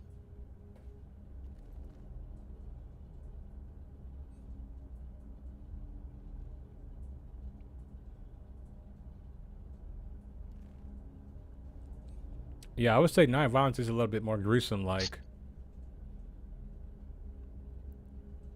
I would say that when it comes down to it, I mean, both are bad, right? But there's just something about knife wounds just a little bit more gory for me. Bullet wounds also can be very gory as well, depending on how many times you get shot. But, knife crime to me, or getting stabbed or stabbing someone, just feels like there's a lot more passion that goes into that. Right. Because if you stab somebody once, it'd be like, oh shit, that was an accident. You know what I'm saying? Do it again. You know what I'm saying? And again and again and again. Like someone getting stabbed like 30-something times. Yeah, that shit would fucking suck. Yeah.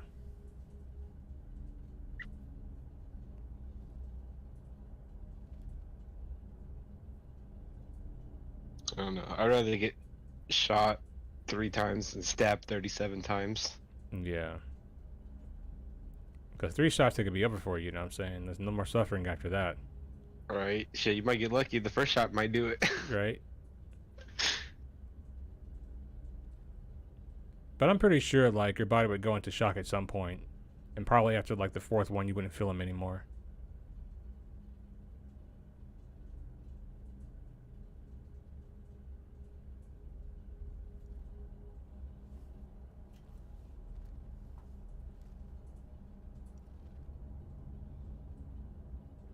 I work at a surgical main in the hospital on this side of Detroit. The weekends on the baby like being on an episode of MASH. Damn.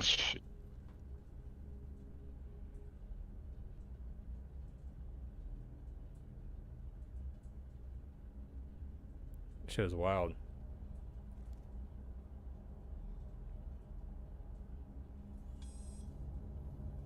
We're almost there.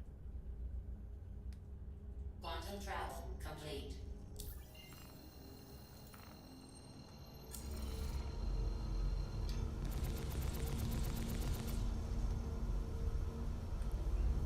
Do we have any beacons out here?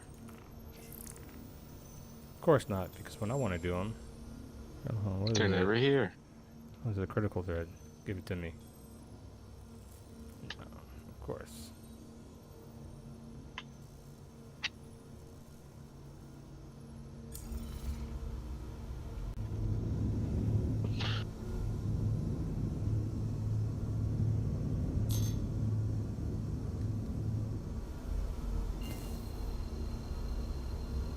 I wonder if anybody at Ghost Hollow.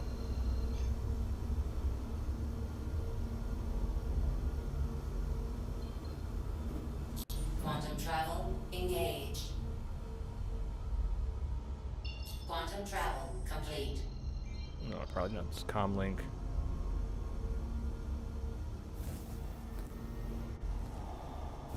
Architecture is pretty.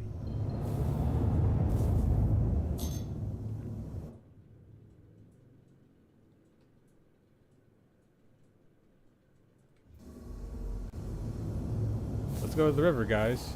Psych.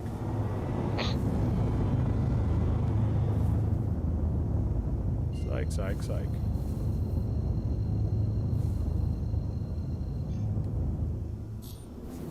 Quantum travel engaged. Hang around for like another minute or two, see if we can pick up one.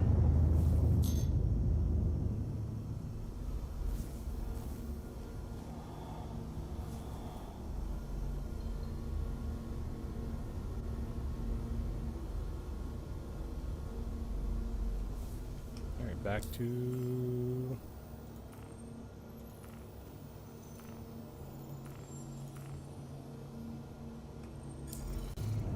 Paris, I'm gonna grab some water. Go downstairs real quick. Get this jump going.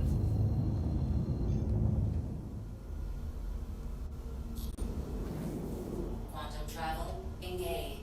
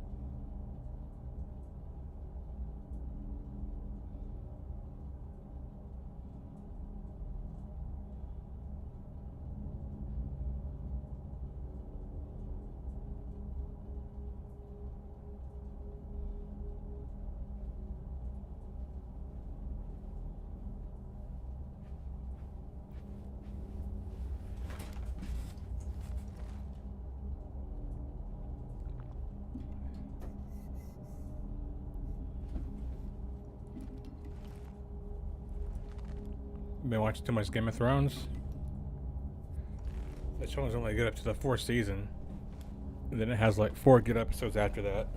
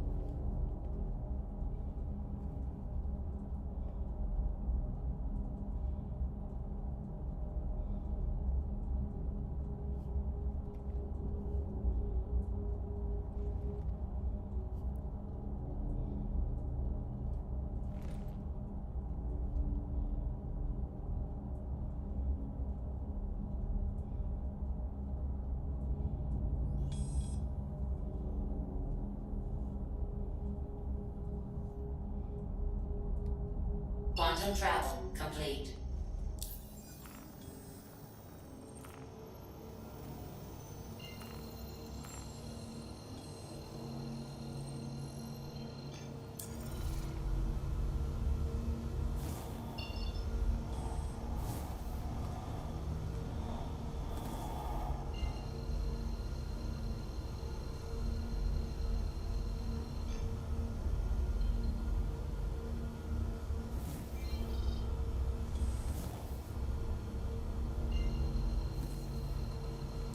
Yo. I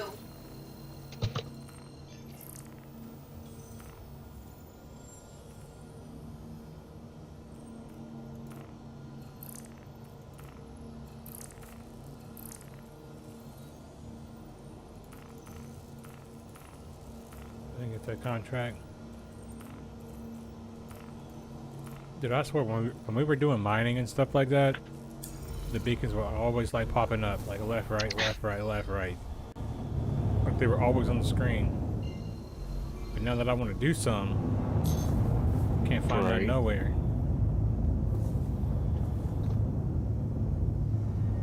We can look for people. You got to do one. It said you hit your max allotted beacon time. Right. Quantum travel engaged. Quantum travel complete. No, it gave me medical rescue. God.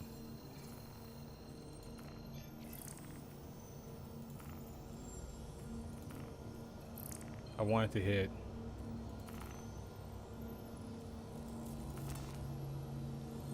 He's like, oh god, somebody's going to get me. Psych. Finally, someone accepted my beacon, and they canceled.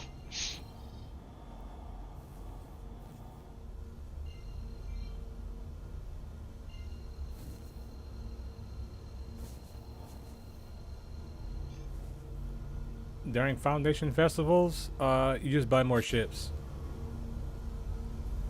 That's all it is. It's a ship selling event. Right.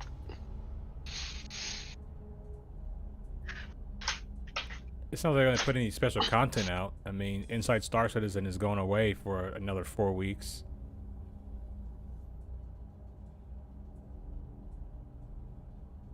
But we're getting a rework on a station. Yep. Ooh. So happy. I know, I can't wait. It's gonna add so much to the game. You won't even recognize Star Citizen after this. Right.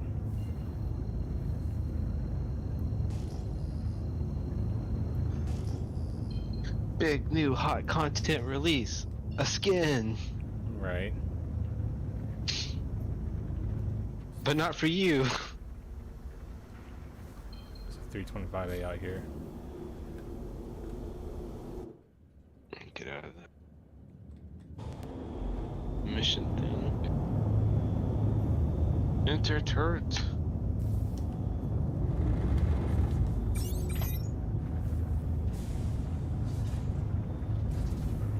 $325A. Yeah. I mean, he could have somebody with him though. So we just gotta be careful on that when you go down there.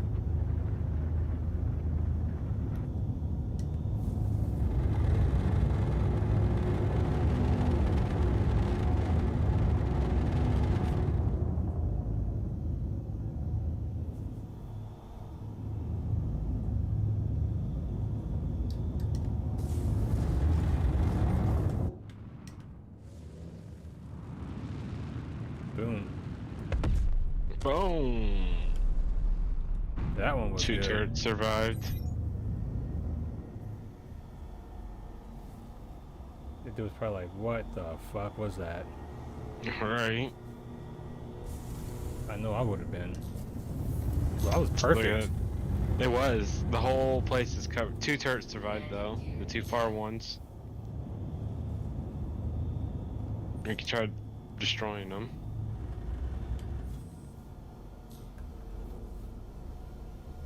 So I get this mission. Nope. He hasn't pressed charges on me yet.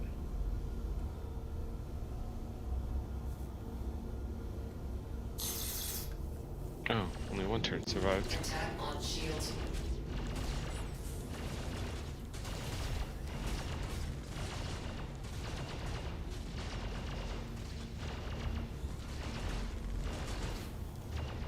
If you want, you can move up and we can destroy this turret.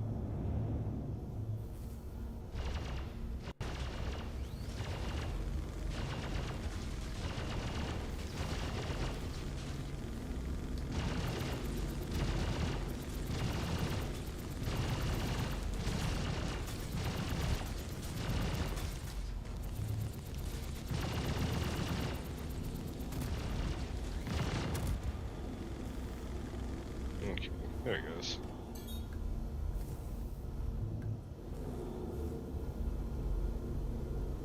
Are you supposed to land on this thing?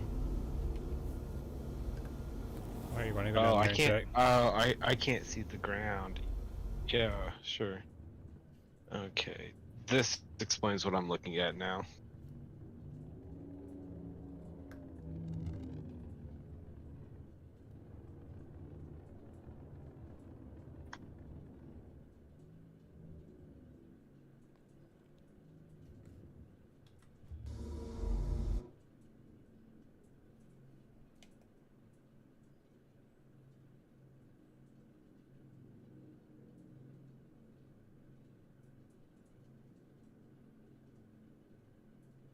Got the ramps up there. Look at Discord. Oh, we're gonna see if anybody's down in the bunker. Hello, game? Where'd my gun go? And my backpack. Okay. Just grab the Mako, I guess. Yeah, it must be at the Oh, other God. place.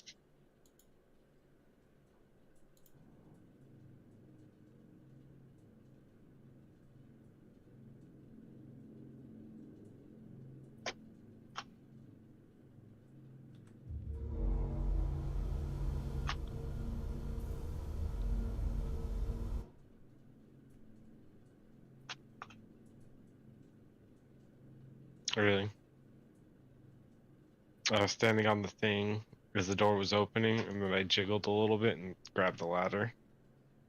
Wow. I have a bad feeling about walking out here. Why? There's just no fucking planet here. Alright. Here we go. How you walking? Okay, good. I'm walking on the void of nothingness. Launch complete.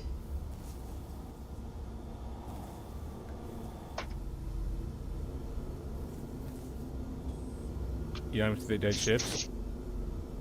I see the ship parts and stuff. Just no planet. It's invisible to you. Yeah, no planet.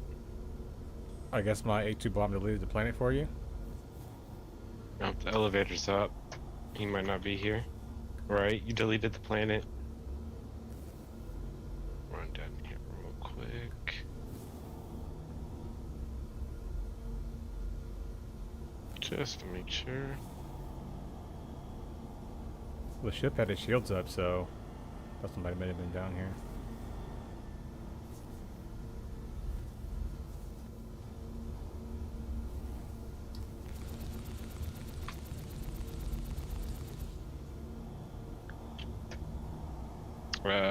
No, they died down here. I found their body. Does he have the matrix armor on? No, he has sperm suit. The fuck? Why are you down here in the sperm suit? Oh god, guard. Shooting at you? Yeah. Run, Kenneth. Hello, stop looking at your LMG. Glad he didn't chase me onto the elevator. That would have been bad. Right. I'm sitting there trying to press the button, but it keeps looking at the gun. Yeah, I didn't see any guns or anything on this dude. He was just in a straight sperm suit. Oh god. What happened? Did the plane The reappear? elevator... No, the elevator didn't stop. It almost squished me up onto the roof. Oh my god. What's with you in elevators today? I have no idea. This planet is non-existent. It's the weirdest shit ever. That's the one powerful bomb, I guess. It is. Oh, this looks really trippy. Hold on. Get a picture of your A2 here.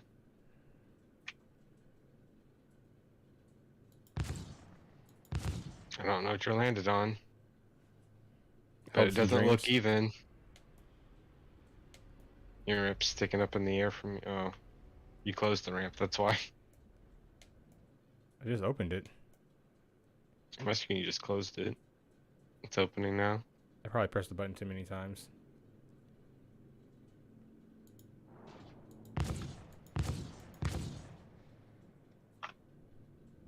Oh god. Oh god. Oh god. Now it's closing again. What the hell? The server might be dying.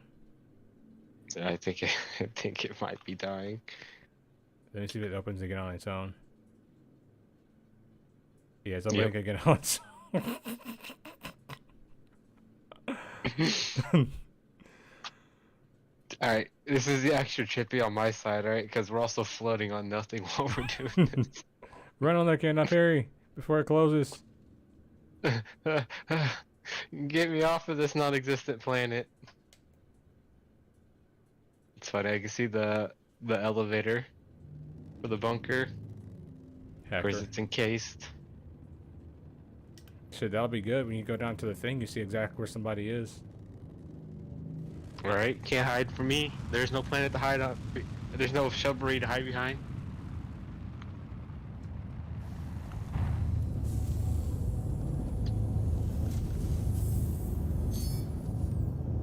Landing gear up. Or if you want me to go kidnap somebody. We could.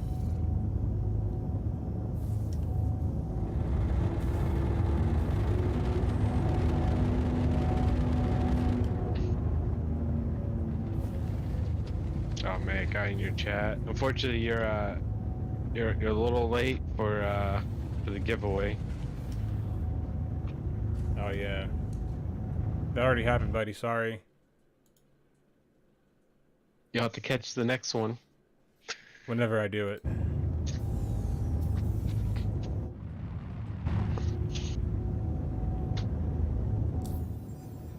Actually, let me check. can see something real quick. It was real. That dude won it. I don't do fakery down around here. Oh no.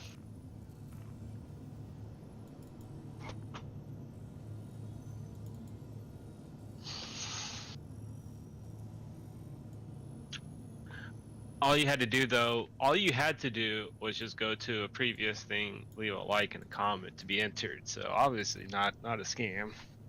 No, click these links, fill up, go to this site and then this site. Yeah. No funny business. I feel you on that one. I have a lot of internet issues too.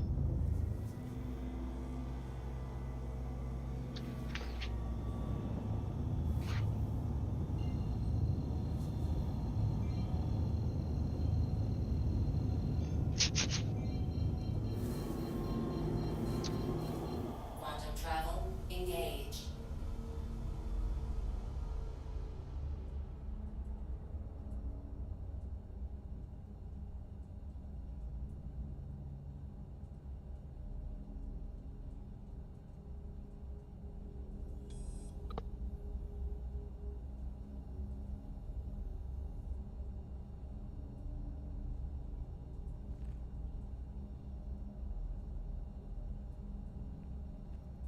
Yeah, it can be pretty chill over here.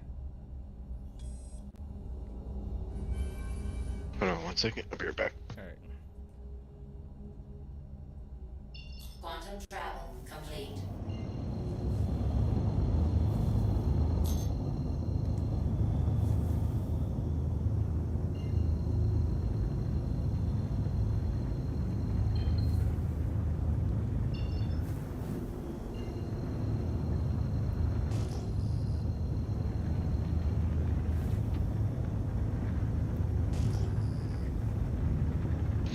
Oh dang, you know what? We should have brought the Nova.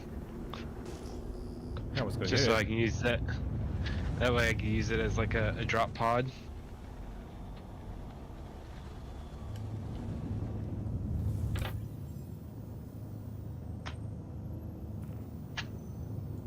We can always go get the Nova. We could.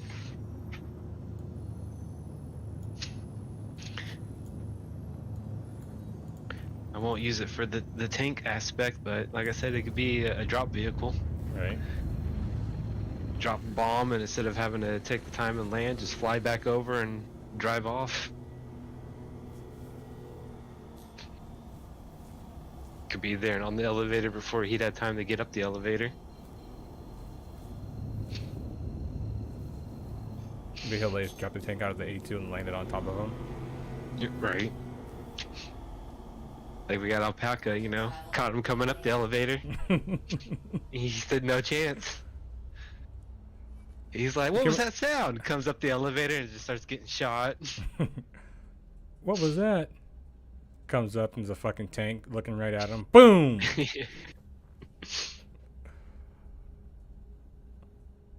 So that would be hilarious. Drive it up to the door and then jump into the turret and wait.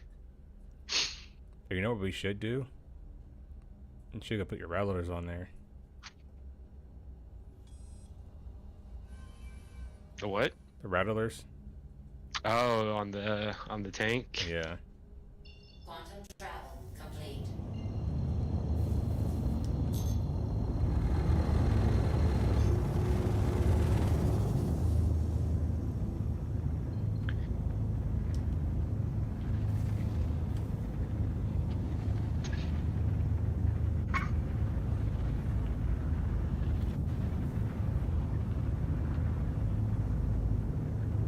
The BBB. I don't know what the BBB is. It's like the BBC, man. I already have one of those. I don't need to use one. Landing gear down.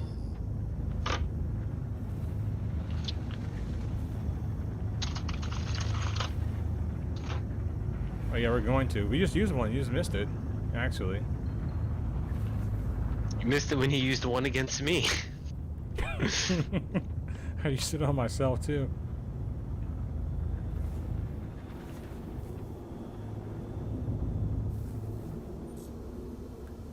Roll 1 of the A2. Make sure you're not dropping a bomb when you go to fire your weapons. Right. Make sure you're in the correct mode. Make sure you have that deselected.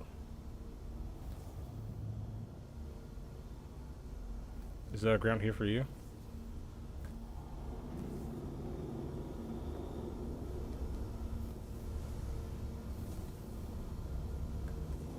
Is there a ground here for you, Cannot? I'm getting into. Yeah, there is. It looks weird, but it's here.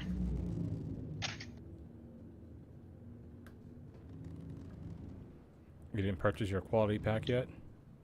Apparently, I didn't buy the extra textures. Everything looks all patchy and like glitchy. I see a lot of purples and reds, and you know the missing go Pokemon. Yeah. That's what the ground looks like. It's hilarious. I took a picture for you. Like my guy took a psychedelic or something.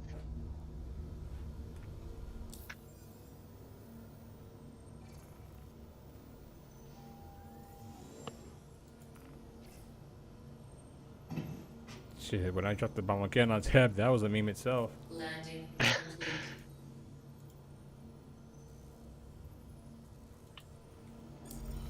Out doing bounties. Doing LRTs. Oh yeah, it's like one of those the psychedelic images that you see. Yeah. I know what you're talking about. Hey, my bomb really fucked your game up, huh? It really did. Holy fuck. Because your game was fine before that, right? Mm-hmm. Yeah, the ground's all like trippy as fuck. Too bad you're not high right now. It'd be fun to look at. Right? Thank God I'm not on acid. I'd be really tripping out right now.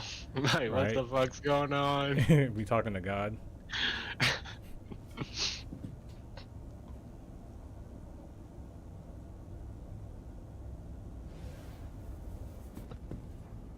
I think my game just crashed. Oh no. Yep, there it went. Sorry, I should hopefully come right back there. Yeah, I'm gonna stay next to your body. Protect you.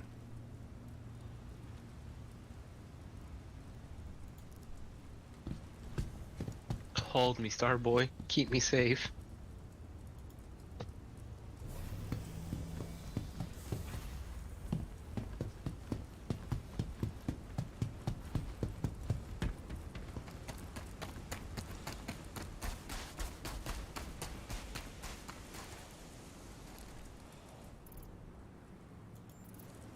Oh, too bad I can't find any stems here. Just sit there and inject your guy with stems. Do you have a med gun? I'm pretty sure my guy's missing health. He always is. No, I don't have a med gun on me. For some reason, you can't find those here anymore. You used to be able to find med guns in the white boxes, but they took them out.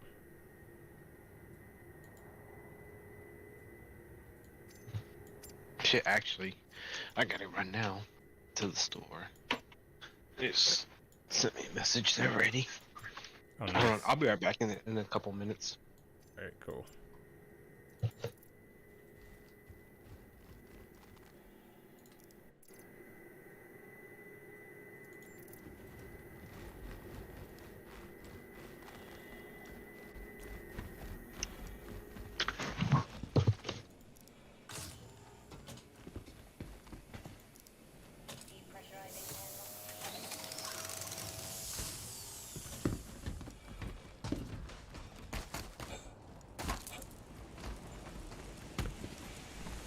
Oh god.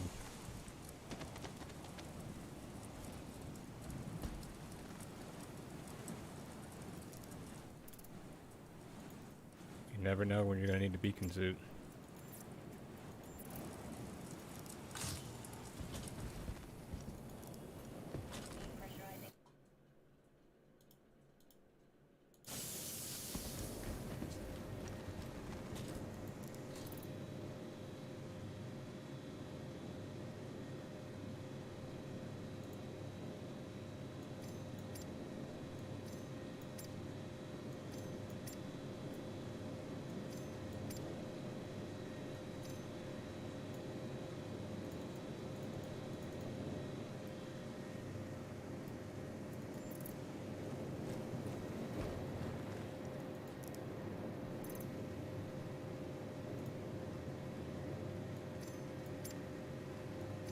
Dude, I have so many multi-tools at Creel 1. I'll probably have like a couple 100K worth of multi-tools. I'm pretty sure.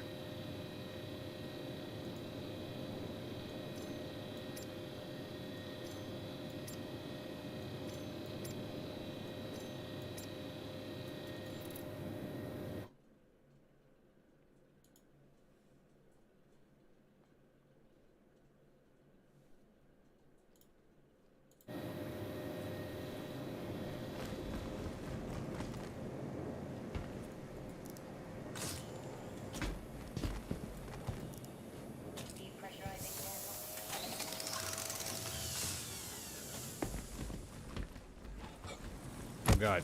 Ow. Surprised I didn't break my back.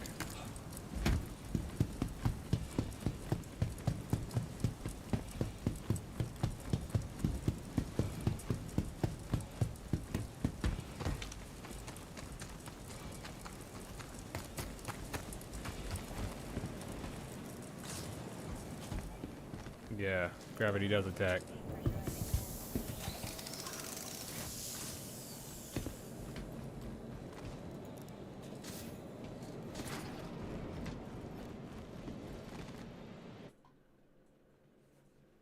Stream's going good, man. I think I might cut it short.